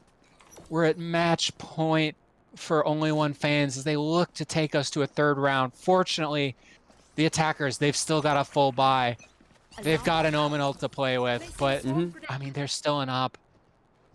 It's rough. Both teams are fighting for A main here. Round. Oh, good. Util comes out. Okay, stalled a little bit by the Util, but space is being made. However, it's a 4. It's going to be a really heavy site here. 4v4. Yeah. Ooh, yeah. Warcow wants to pop the jellies. That dog's not gonna see anybody. They're not gonna know about Warcow. Sights open, gets one. Nice Zalian takes down Zalian. Touchy. Space Jammer finds Warcow. Patton stuck up top. He's got the op. Picks off Kane Winks. Smokes are gone. But the Aftershock is gonna push him off the angle. The plant is gonna go down. 2 big ults. King Cosma finds a pick. This is important. It's a 3v3 with 2 incredible ults. And I mean, the op is holding this angle, right? Yep, it's holding the angle. Maverick Hunter, it's gonna get off. King Cosma, he knows someone's coming. Blood is in his eyes. And Patton picks off the last remaining player. We go up 13-7 on Only One Fan's map pick. Folks, we are going to game 3. We are going to Breeze. We are going to a decider. I cannot wait. 100% intentional Viper pick, says Dutchie. Yeah, no, we had that whole debacle right at the start of the map. You know, they unfortunately picked the wrong agent, but looks like they made it work with their lineup regardless. Yeah, absolutely. almost wondering why, depending again, we never know what their other lineup would have looked like. We don't know what it would be like, but good shout. This might have been this. You could have fooled me that this was their standard lineup they were planning to run, right? They really executed really well. They made good use of the double controller util to try to get a lot of space on the attacking side, on defense. Being very steadfast, not over-rotating too early. Really good win from them. Keeping it 13-7. A good honest map score. Not anything too close to the wire. Like the first map where it came down to overtime there. So we'll see what happens on the third map. Yes, absolutely. Now, go ahead. Go ahead. I was just gonna say, very, very excited to see this map 3. Both teams have shown they are very resilient. They know how to play to their own styles. It showed up really well with the retakes in map 1, the strong, aggressive defense play, as well as the slow considered defaults played out in Only One Fan's favor for map 2. And it's going to be interesting to see how it plays out on the relatively newer reworked Breeze map 3. So, everybody, we got to go to a 5-minute break. Have we talked about the giveaway yet? Because I have to imagine the giveaway is ending soon. So we're gonna do the giveaway at the end of the series here. Hydra, good shout on that. For everyone, all the viewers in the chat, don't forget, type ! giveaway. You can go ahead and click on that link there, and it's free entry. Everyone gets 1 free entry here. We'll do the draw at the end of this series here. We're going all the distance, but we're going to map 3. We'll see at the end of this who comes out on top, which team here. Only One Fans of Frag 5 who gets to go to the finals to face up against It's Up in Time, the team that won Semifinals 1 earlier today. Before we toss it to a break, let's real quick again, we want to thank our sponsors, Post Tension. Thank you so much for sponsoring the event, as well as Super Beings Lab, with their great mouse pads. I myself use it. I think, Hydra, you have one as well, if I'm not wrong. I do, actually, a lot of our production and staff team members have one. I don't think any of us can say anything bad about the product. It's really good. It's really great mouse pad. So definitely get yourself one as well. But with that, we'll toss it to a 5-minute break here, folks. We'll see you guys shortly after the break.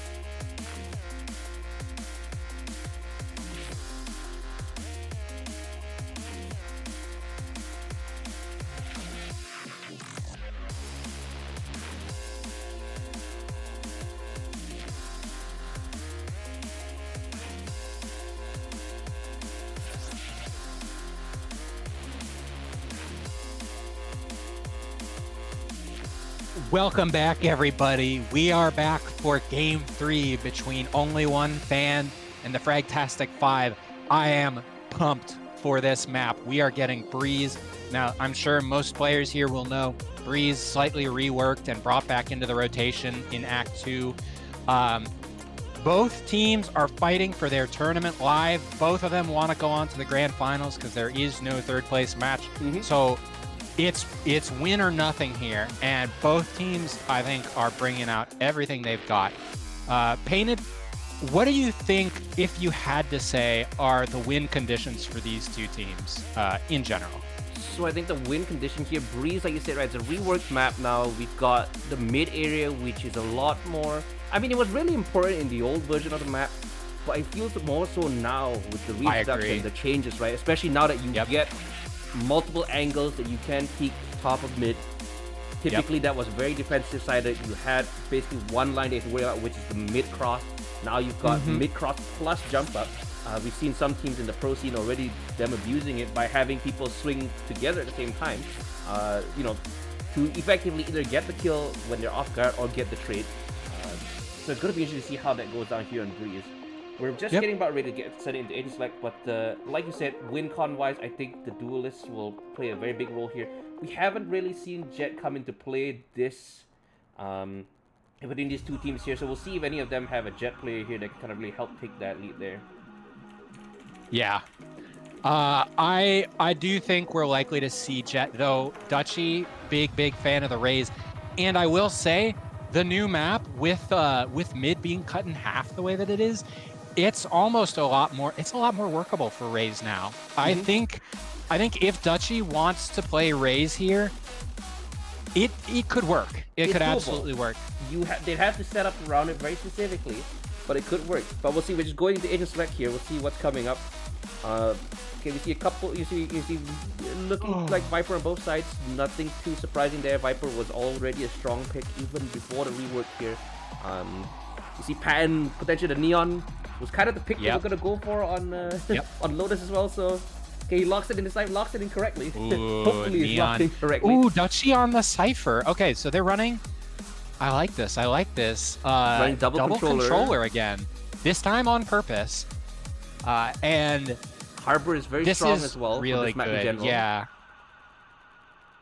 So I think they might miss the flashes, maybe, but this is such an open map, and with the double controller, they're going to be able to cut up a bunch of angles, and it's going to make up for some of the flashes. They're not going to be able to make. Yeah, they won't be able to make aggressive plays through their walls like you might with a Sky, but. I mean, I guess their aggressive play would be the Neon kind of sprinting in. You know, the walls. So, it's not the same if you can fear, honestly. It's not as good, but it's a way around it, I guess.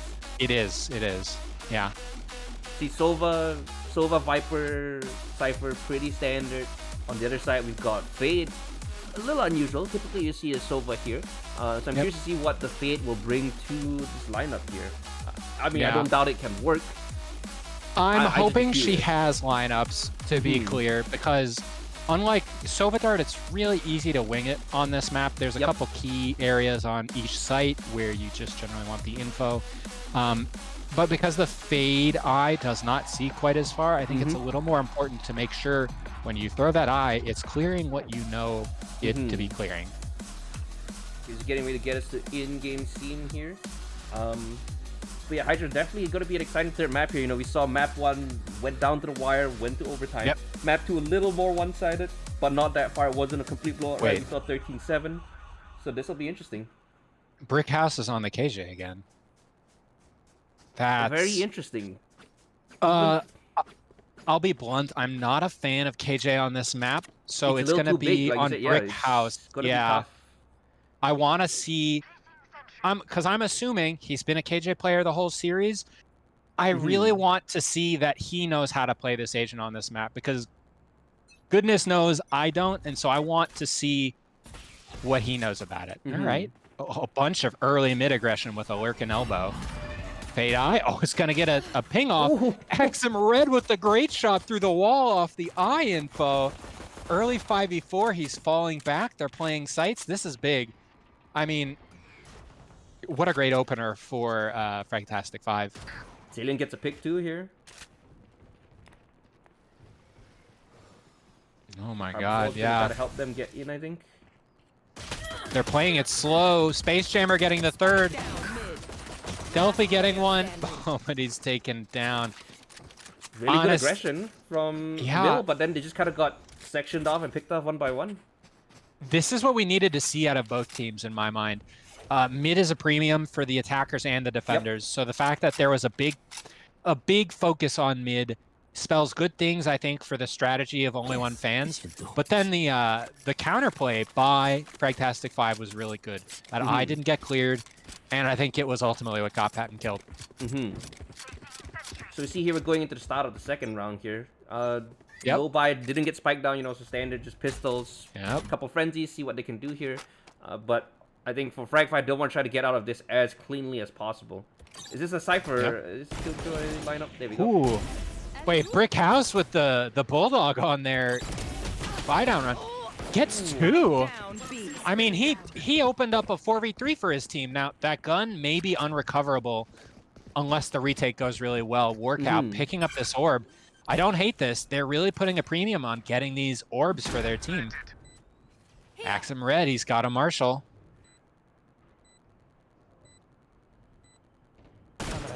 Wait, I just realized I thought that the defenders had lost. It makes a lot of sense that he had a Bulldog. Don't listen to me. King Cosma getting one. Axum Red picks him off. There's a lineup, I think, from Warkout, though. Ooh, one Molly's on. Is there a... Yeah, the orb is up. This delay. Ooh. Oh, but he doesn't get it. Zalient's gonna live. They're gonna get the defuse. I think the second Molly was just off the mark. The first one landed spot on. But the second, I think, was just short because he had to kind of wing that one, knowing that he couldn't really, you know, line up properly. And I mean, short of my brain fart there, forgetting who should have the guns there. Really great 2K by Brickhouse to open up the numbers advantage. But also, I mean, only 2 people carried guns forward for Fragtastic 5, so only one fan's going to be pretty happy, I think. Bonus here, yep. Couple of shares.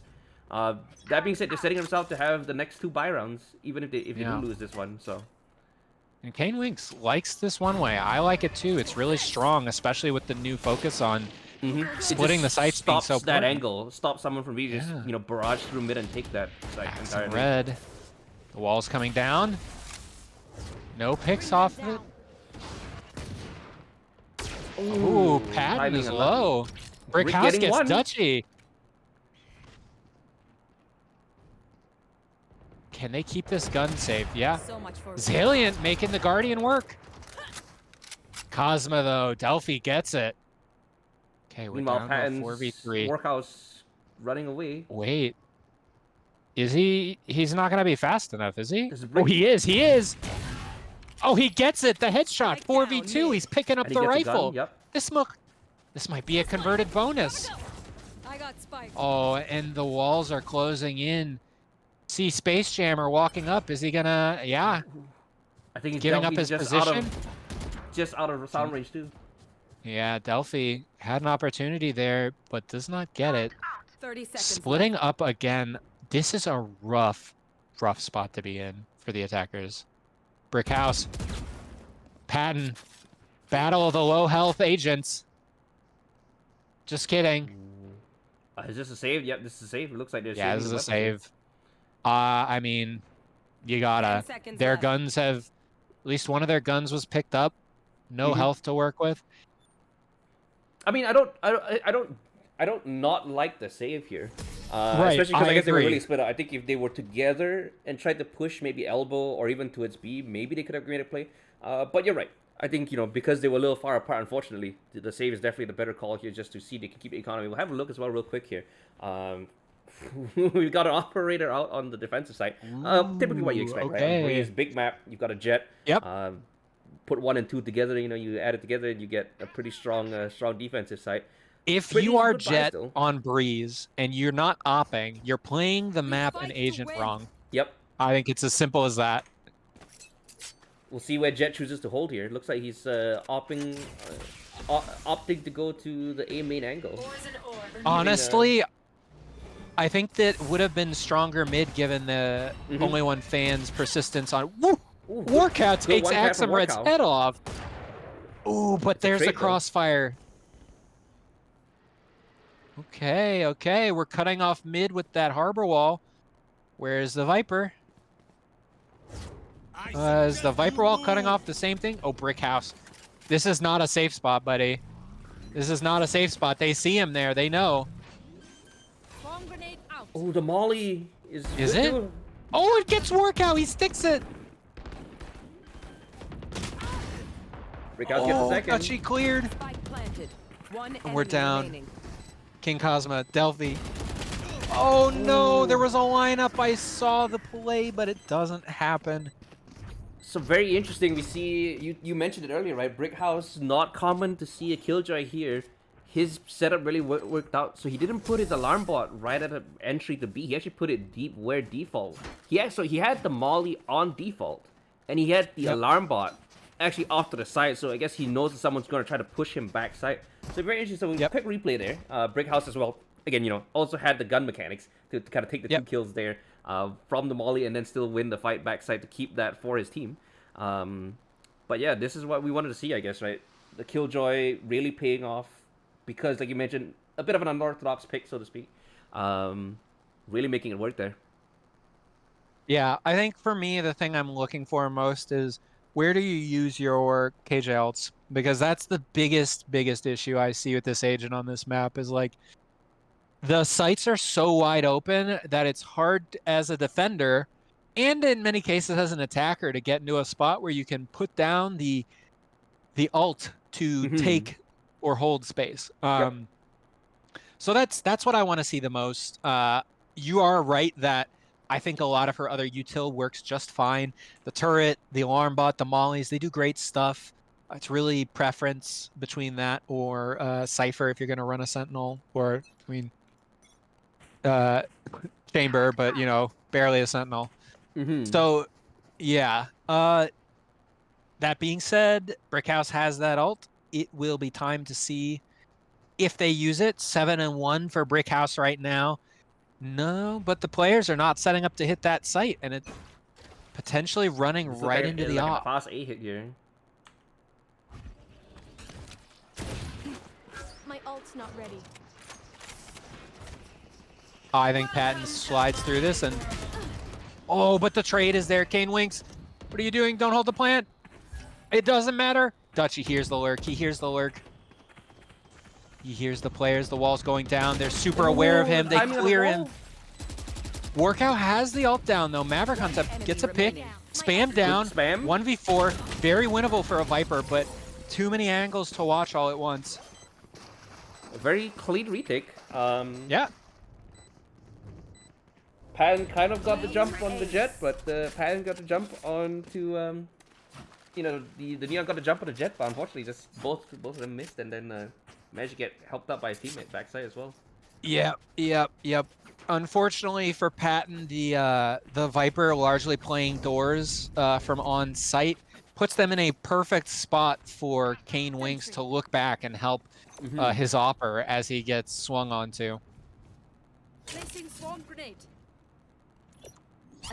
Man, the loss bonus is doing crazy things. Another most buy out of only one fans. Here goes the orb for nest control. Patton taking space. It's gonna be heard by Sky. They check Exum. Will Sky get checked? Nope. Holding it. Trigger discipline. Oh, Axum Red gets 2. Brickhouse gets 1. I mean, this buy is shut down in short order. Dutchy gets 1, but I don't think it's enough. The bomb is down. It's in a spot. Let's just put it that way. He does have one more cage to work with. They're gonna. Ooh. Oh, spam through the cage. Oh. Yeah, I don't know if Axum Red has made that push before, so only one fan's just unaware of the the possibility. They'll be keeping that in mind though for future pushes, I think. Yes, they will. You were just talking about it. Let's see what the loss bonus. Okay, so the loss bonus is finally not really working for them in their favor here. They're back down on a bit of a kind of like a half buy, I guess. Again, whatever they can to try to get around, but they're definitely saving for the next round to buy up here. Yep. Oh, there's the Sky push up again. Are we just gonna see another hit? Potentially. Yeah. Ooh, but Patton takes down Brick House. That's gonna be a gun for the only one fans. Let's see if they can convert that in their first round win. Oh no, all this space. He hits the plant at least. The plant goes down. Sky Orb. Yes, King Cosma gets it. Knives. Diffuse going down. Oh. I mean, if we were not on a 7-0 scoreline, I would be saying that was a pretty good eco. But the reality is we're on a 7-0 scoreline right now. Pretty good eco doesn't cut it. Yep, they definitely want to try to get some rounds here. We know Breeze is typically very... I guess the new Breeze, and that might be a good question to talk about real quick. Is the new Breeze still a bit more attack-sided, or is it defender-sided now? This kind of looks like it's more attack-sided, it's more defender-sided, but... Yeah. It's definitely feeling very attacker-sided, or defender-sided, rather. Yep. Here comes the op. Holding that angle. There's the Neon, pushing space. There are 3 people on A. Oh no, it gets pinged. The finger gun running out of juice.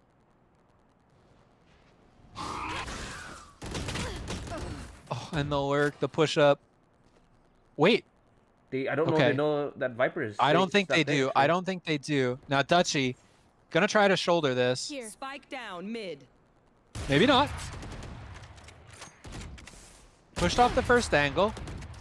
Gets Dutchy, work out, gets Brick House. On the rotate, it looks like. Oh, this is an opportunity for Maverick Hunter. Gets the pick. 2v3. Spike down, though. Yeah, Kane Winks is on the site. Oh, no. Work out. Does he check this angle? Oh, the timing. What? Did either of them see each other? One enemy remaining. I'm going to say no. I don't think they might did. Have saw Axum just at the edge, but he missed the spike on the run through to try to get the aim in, unfortunately. Okay, Maverick Hunter hiding, but they have a good idea about where he is. That door. What a shot. Wait, that really latched. Okay, the info is called. They're going to know. Yeah, there's Axum Red on that angle outside of elbow. These parasites aren't going to take one step past this place. Let's see. We've got ourselves another 4 spy out of the attackers. They've got Sova ult. They've got the Harbor ult. This is a round to take. And honestly, if they can string the next 4 together, it's still. I don't hate it. 8-4 is still winnable.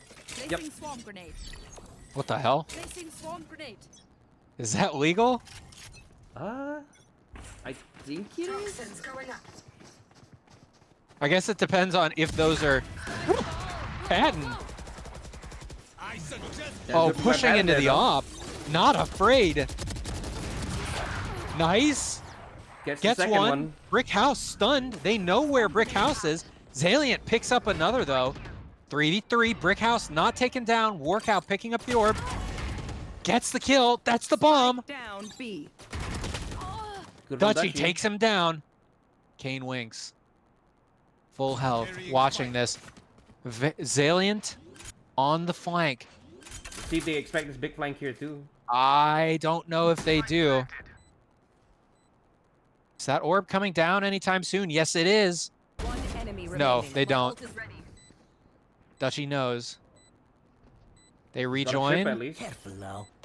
Yep. Oh no, they know. One. Oh, Oh boy. Forget. One micro corrections. It kind of looked like Dutchy toggled there with how snappy that was. Nice. Nice 1v2 clutch out of Dutchy to that's bring what they needed, the... right? That's what the Tigers needed. Yeah, They want to try to get that's at what least they needed. 3 rounds here. They can try to get the 3 rounds. Give themselves a good spot to try to take the win here. Yep. Okay, still one up on the defenders, and frankly, the attackers have to win two more rounds in a row to break the defenders onto the final round, but that's gonna be rough. That'll be I tough, believe in especially them. the operator here, like you said. I believe it's possible, but it's hard. Okay. Not seeing anyone. Okay, Not getting the op. They know he's probably still there. Ace Jammer holding that angle. Nice flick. Jumps up. Oh, Maverick Hunter gets Space Jammer as he takes the greedy reswing. The bomb is down. Good punish from Maverick there. The ult is down. This is important. This is really important. This is very winnable. Spam going down on the common plant line. Salient. They're going to want to try to keep No everyone util. alive because they don't want the Cypher ult to go off. The defender Killjoy, it's coming in. Into the crossfire. Good ult from Dutchy Here as well, comes just the to know ult. where they're coming from. Oh, that's the Viper ult down. Standing. 2v1. This is on Delphi. Can he do it? The bomb is planted for him. No one's holding. Ooh. Oh, almost. I saw it, but the play is too strong out of the duo of Axum Red and Brick House. They bring it up to a 9-1, and things are getting bleak for Only One fans. It is. So it was an interesting Killjoy out. It was a good ult because it sectioned off where the Viper would have to be in her ult. And I think that's where Warcock came in with his own Molly to basically get the Viper killed, because either she stays in the ult and then they'll find her pretty quickly just because you get detained for such a long time, or she ends up dying to a Molly at the back of the corner part of sight where it was just outside the range of the Killjoy ult. Yep. All right, we got a buy. We've got the jet op being posted mid-nest. Oh, lucky Patton doesn't get... Poison's gone. What a shot. I mean... Oh, a second one being picked up, a third, and this round is falling apart. Dutchy walks through the wall, taking a timing. Will they know he's here? That noise is going to tell them. Gets picked off by Kane Winks. Delphi, the last one alive. Gets it. But we got a 1v4. And low health. At least he has the bomb. Is he going to choose to save? Save? Yeah, it looks like he's... I mean, or he's got a minute left aim, is the problem. Oh, yeah. Yeah. I think you're right.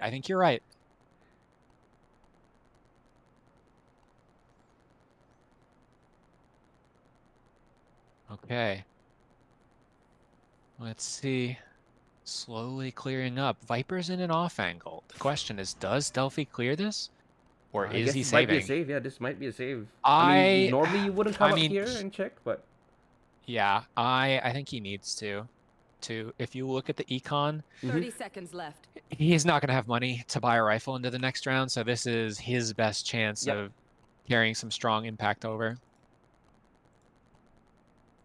Yeah, I think with the economy, I mean, hopefully this allows his teammates to buy up and he keeps a rifle at least, with half armor or something like that at least. 10 seconds left. Yep. Gives them a shot to maybe take it 10-2, because this gives the defenders 10. Yep. Yes, it does. And I mean, 10-2 is about all you can hope for. Mm-hmm. Well, I mean, it's literally all you can hope for, but it is still miles and away better than 11-1. That is true, yep.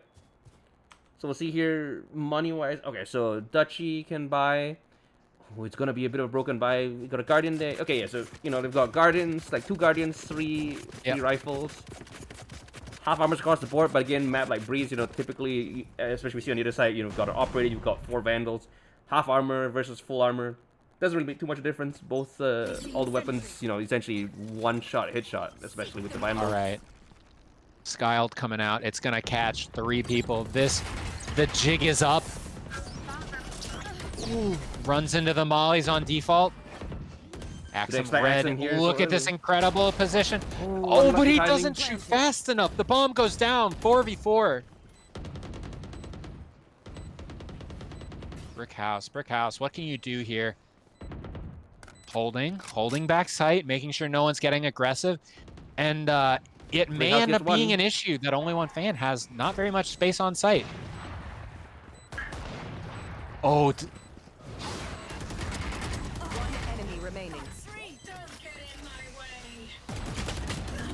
Unfortunate workout, just barely missing the adjustment there. 11-1. It's a nightmare scenario if you're only one fan. You have, like, you just simply cannot lose the pistol. Mm-hmm. It's gonna be rough. And I mean, as we go into this 2-minute break, I know it's gonna take a lot of strong, resilient mental, but I think that's what only one fan needs to do to bring it in. The game is not over. Like I say, it's not over. It is a very defensive sided map these days, so we'll see what they can do. But we're going to throw it to a break, folks. We'll be back here in very shortly.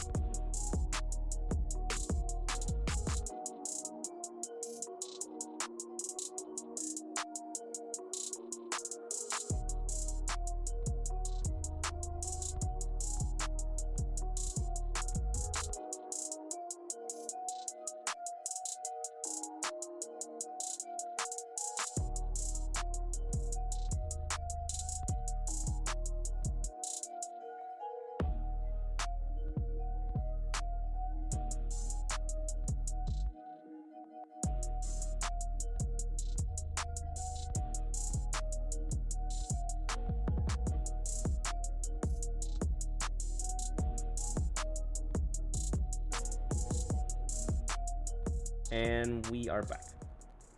Welcome back, everybody. We are here for the final half of our final map of our final semi-final. And honestly, things are looking really, really bleak for only one fans. It's going to take strong, resilient mental, and frankly, either a little bit of luck or just simply being significantly better for them to pull this out. They need this pistol. There's no ifs, ands, or buts about it. It is so hard to win if you have no room. If they're at 12 and you're also on a low buy, knowing that you lost a pistol round. Oh man, 3 people pushing their way into A main. Fade's already out. 2 more waiting. The harbor wall giving potentially a little bit of space to move up. Watching that crack in the wall to see for rotators. Sky holding up mid. Okay, so slowing it down. The defenders, they're worried. Is this a good spot though? I don't know if anyone would expect him here. There. He's waiting on the eye. They're waiting on the eye. Axum Red gets Patton on the jump up.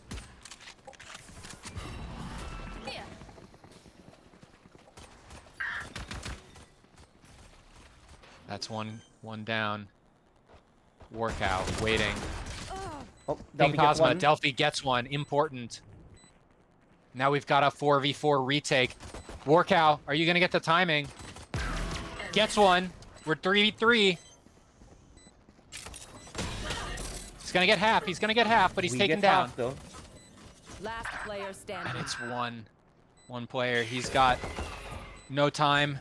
Well, sorry, he's got a lot of time, but he's got no, a lot of people to deal with, room to work unfortunately. with. Ooh, 12-1.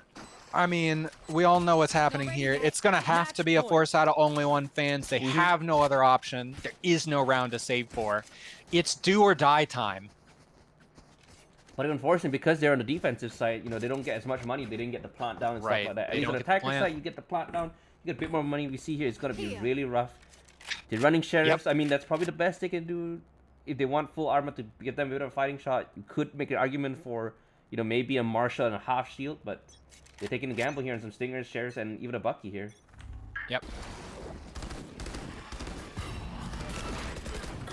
There's one down. That's critical. Warcow is down. We're now down to a 4v5. Patton taking this space early. But there are two people walking up elbow on him. Will they clear? Will they clear behind them? Ships in the night? Maybe? Ships in the night. Oh, ships in the night. Patton has incredible timing here. Though. He hears the gunfire. Oh, almost gets the second. Maverick Hunter gets two. Nice. We're down to a 3v2. Here. Guns are down in a recoverable position. Very recoverable. But Maverick Hunter does not know. He doesn't know that. Okay, mid is being checked. They found my wire. This is critical. They found both wires. Are they going to clear Dutchy here? He hears them. He hears the bot go out. He's telling the team. Looks like Delphi's looking to rejoin him. They're concerned. Noise has been cut. They could be rotating. But the defenders don't know. He sees one. Brick house. With the clean bulldog shot. Here we go. Here we go.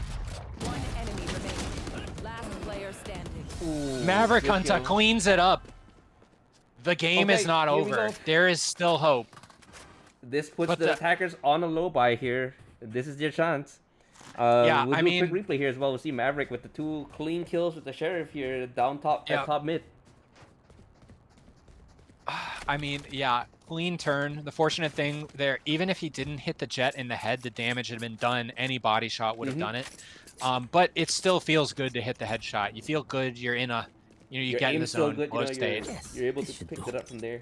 So we'll see full save here from the attackers. They know that they don't have to try to force anything here.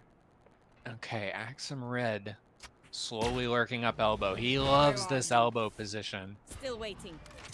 Elbow's been cleared. No one's holding it, or so they think. Maverick Hunter on the right side. Take flight. Droning, potentially giving away his position, but no one sees it. Here comes the Viper Orb. They know that the KJ is mid at least. Wait, Patton has taken so much space. This could be everything as he makes the timing, drawing attention. Axum Red, though, getting up close. Get a pick. From Patton. Maverick Hunter gets a second. He's in a bad spot. He gets out. This is looking clean. Kane Winks only has a classic. 5 people still alive. Only one fan potentially able to carry all their guns over. This is huge. The less they have to buy, the more sustainable this is. It is a mountain, but it's not over. So we see here on Tiger side, they're back on full rifles here. I mean, I think especially for the only one fan boys, you know, anyone who's not on a full rifle might even consider ditching and they do just that, you know, ditching the bulldogs, getting full rifles. At this point, I mean, you can't afford any more losses. You just got to keep winning every round from here on out. You want to have as much of your firepower as you can. Exactly. All right, we're seeing a bit of a mid-A split potentially. Mid-control being breaking the dog. Space Jammer waiting, not dashing out onto sight with that. And I mean, good. Patton again has so much space. Oh, you gotta get that. Nice. You gotta get that. They do get it. They do get it. And now The plant is going down. The C's gets nothing, but still a 4v5 retake is not terrible. Brick House watching for Patton. They've identified the lurk. Dutchy sending warning shots. Axum Red in the corner. Tough spot to clear out. Oh, but Warcow gets one. Warcow. The bomb, the defuse. It's a harbor, but he's shot in the back. 2 on the site. Will they find him? Gets one. Ooh, but... Bomb grenade out. Ooh, the Molly Oh, missed it's us. not on. He doesn't know. He knows now. Hide. Oh my God. Okay. Still, again, rough buys. Brick House survives. He's got a buy for a teammate. Patton, finger guns at the ready. Dutchy also with his ult. It's tense. It's so tense. They've got the KJ ult. Can they force a plant with it? Or are they only going to get to use it to hold space retake, yep. in the retake? We're going to have to see. Looks like they're angling Right, towards A it's- here. A probably is the big site A where you pop. can use it for a take, technically. Yeah, yeah. I've got your trail. Ooh. Oh, Warcow doesn't get taken out. That's critical. Oh, there he does, though. Behind it. Oh, finger guns. Gets one. Only one.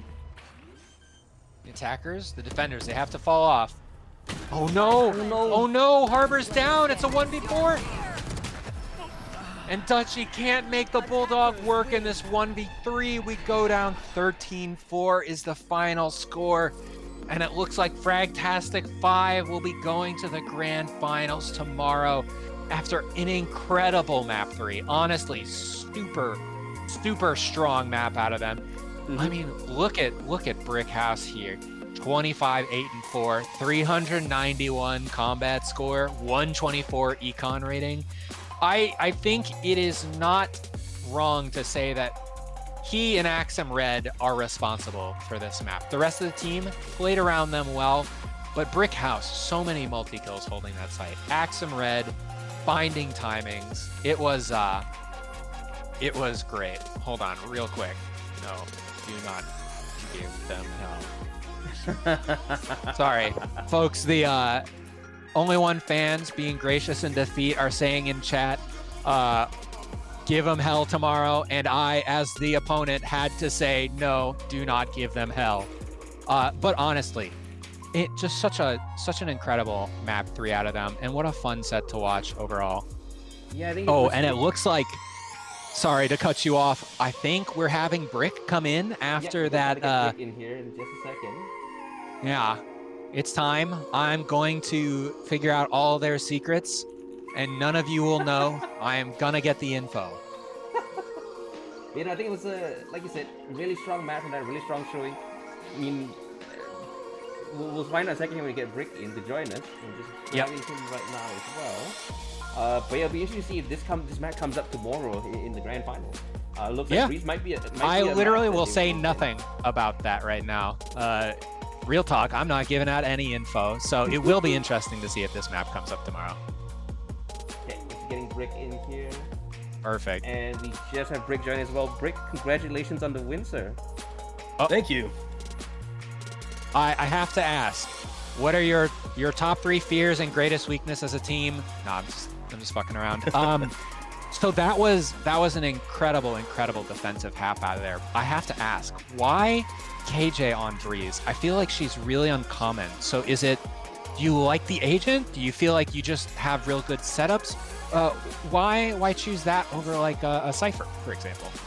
I basically haven't played another character since she came out. I am a true KJ one trick. All right. And because of that, I've actually developed a lot of different spots of where you can throw the grenades and stuff, and I might be spoiling tomorrow's game, but I'm pretty confident in my setup. Yeah, I have to say, I felt like you did an incredible job anchoring down your sight on the defense. Multiple times you got at least 2 before going down, and I said it before, I think it was you and Axum Red were really kind of responsible for bringing your team to such a strong victory. So really well played. I mean, I gotta say it was definitely a team effort. Like, I know I did well, but I could not have played like that if they didn't, that's fair. Stop the flanks and hold this site on A. Yeah, I have to say, I'm curious. So you guys were playing with a sub, and I believe our team got asked, so you're getting it too. How did it feel going into that series with a sub? Did you guys have any plays that you had to catch your sub up on? Was it difficult, like, synergy-wise? How was it? I mean, we synergized pretty quickly. We were a laid-back group of guys. It was difficult not having the regular in-game leader, not having, the familiar faces that we normally do. But, I mean, just the three of us that normally play together, four of us that normally play together, we're able to bring everything in together and just play as a team. I think, just that kind of camaraderie we built up really quickly. We play really laid back. If you're in our lobby, you'll just hear we're just shooting the breeze. Yeah, absolutely. I have to say it was real fun to watch you guys play. I'm a big fan of the Fade personally as a Fade player, so it was fun to see it. It was also interesting to see how you guys worked Fade into Breeze. I don't know what else to ask. Painted, do you have any questions for Brick here? Yeah, so Brick, question for you actually, because you guys just played Breeze. What are your thoughts on the new changes to Breeze, right? I imagine you said if you've been playing Killjoy since she came out, you would have seen what the old Breeze looked like as well. What are your thoughts on the new Breeze, right? Do you think it shifted the dynamic a little bit? Previously, the older Breeze was definitely more attacker-sided, or it felt a lot more attacker-sided. You see a lot of blowouts. Yeah, it was definitely more attacker-sided. I couldn't do what I did today on the old Breeze. It just wasn't possible. Yeah. There was too many angles they could take. There was too many possibilities. The new map has kind of narrowed everything down. It made it easier to play on defense. I guess, like you said, right? We were talking about this during the cast as well, right? I think the new Breeze, because like you mentioned, it's a bit narrower. It definitely shifts the dynamic a bit more defensive sided. Probably is actually what opened up the possibility to revisit Killjoy, right? I know, like Killjoy, when Breeze was actively in the map pool with its old setup, Killjoy was pretty much not seen, unfortunately, just given how large the map is. The alarm bot can only cover so much space. The mollies don't get as efficient because the plant sites themselves are so huge, right? You don't really have the default plant spots. Like we saw some really good stuff on Bind and stuff as well from you guys, with your default mollies and stuff like that.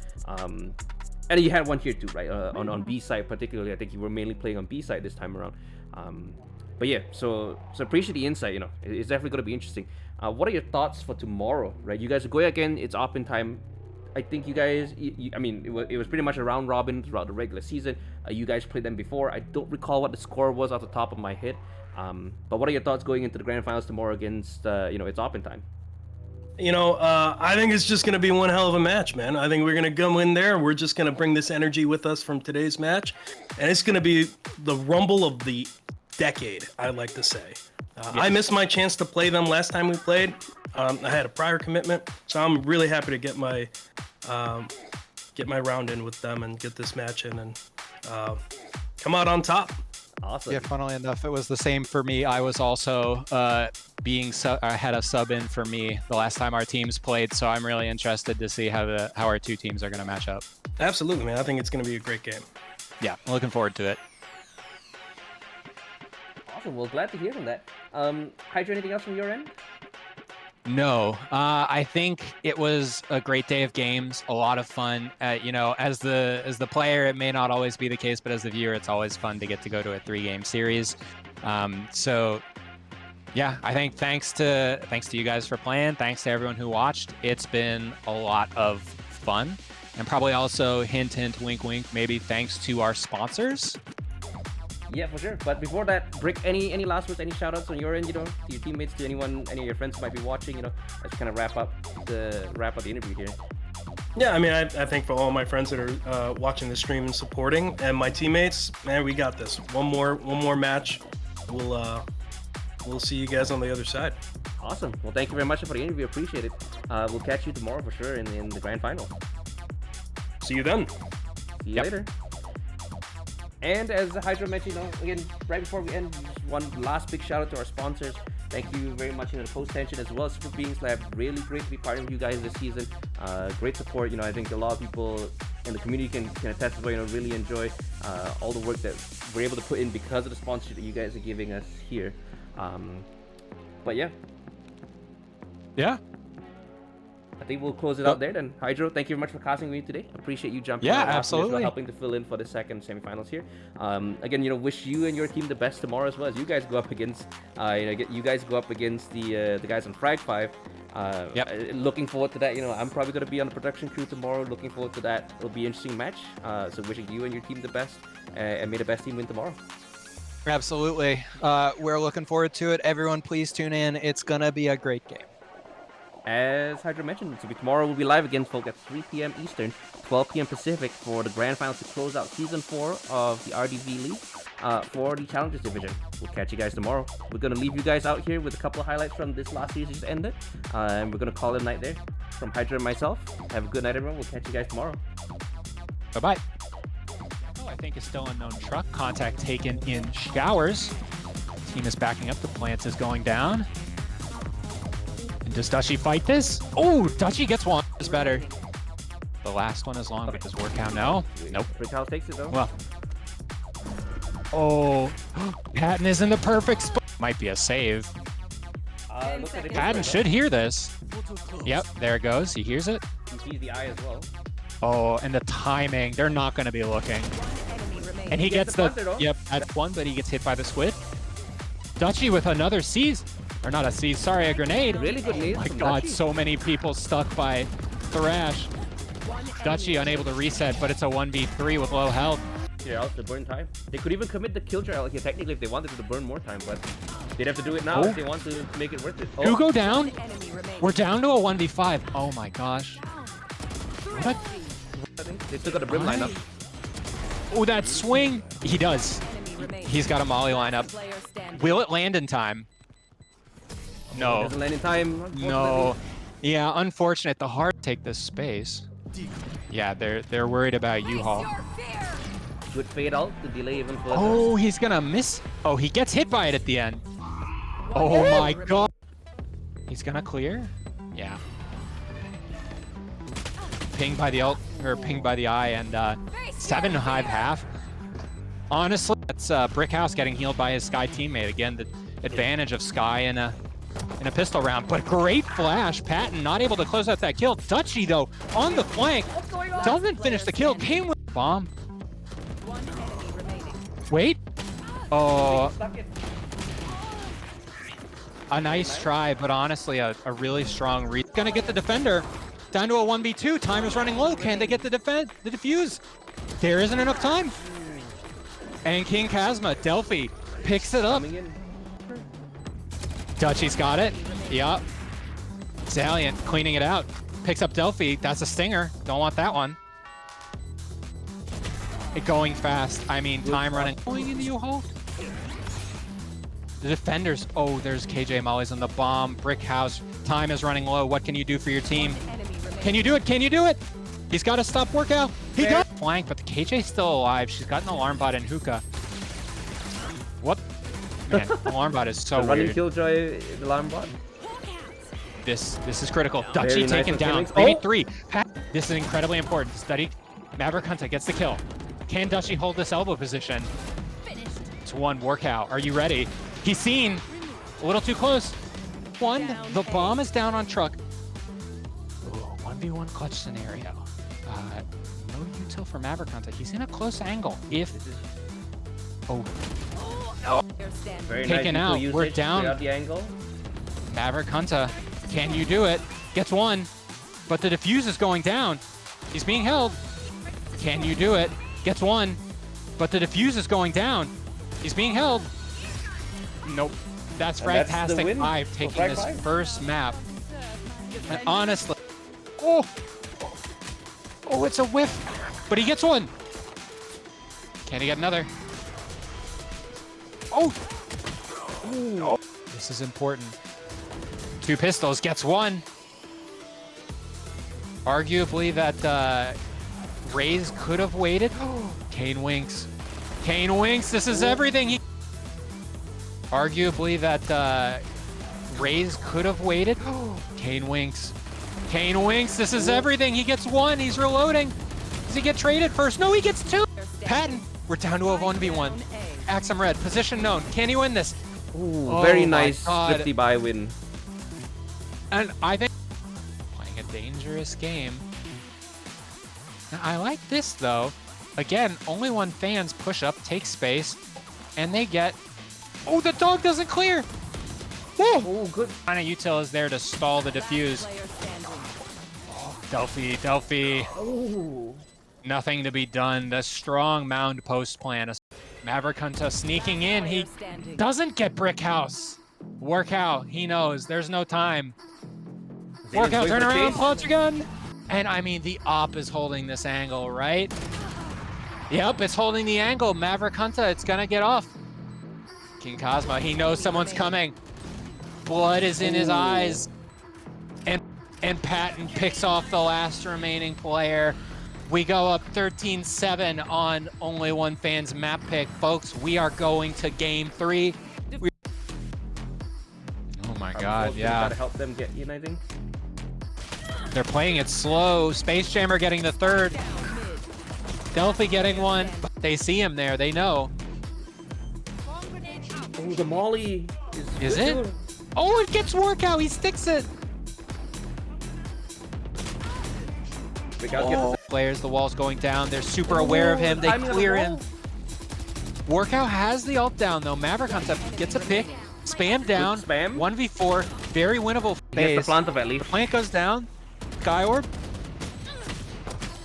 Yes, King Cosmo gets it. Knives. Diffuse going down. Oh. They rejoin. Yep. Oh no, they know. One. Oh. Oh, that's the Viper ult down. 2v1. This is on Delphi. Can he do it? The bomb is planted for him. No one's holding. Oh. Oh.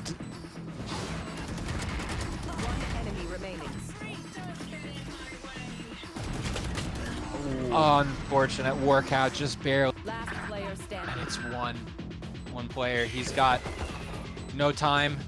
Oh, sorry, he's got a lot of time, but he's got no, a lot of people deal with room to work with. Ooh, has incredible time here. Though he hears the gunfire. Oh, almost gets the second. Maverick Hunter gets two. Maverick Hunter gets a second. He's in a bad spot. He gets out. This is looking clean. Kane Winks only has a classic. 5 people still alive. Only one fan potentially able to carry all their... But he's shot in the back. 2 on the site. Will they find him? Gets one. Oh, the molly misses. It's not on. He doesn't know. The attackers, the defenders, they have to fall off. Oh no. Oh no. Harbor's down. It's a 1v4.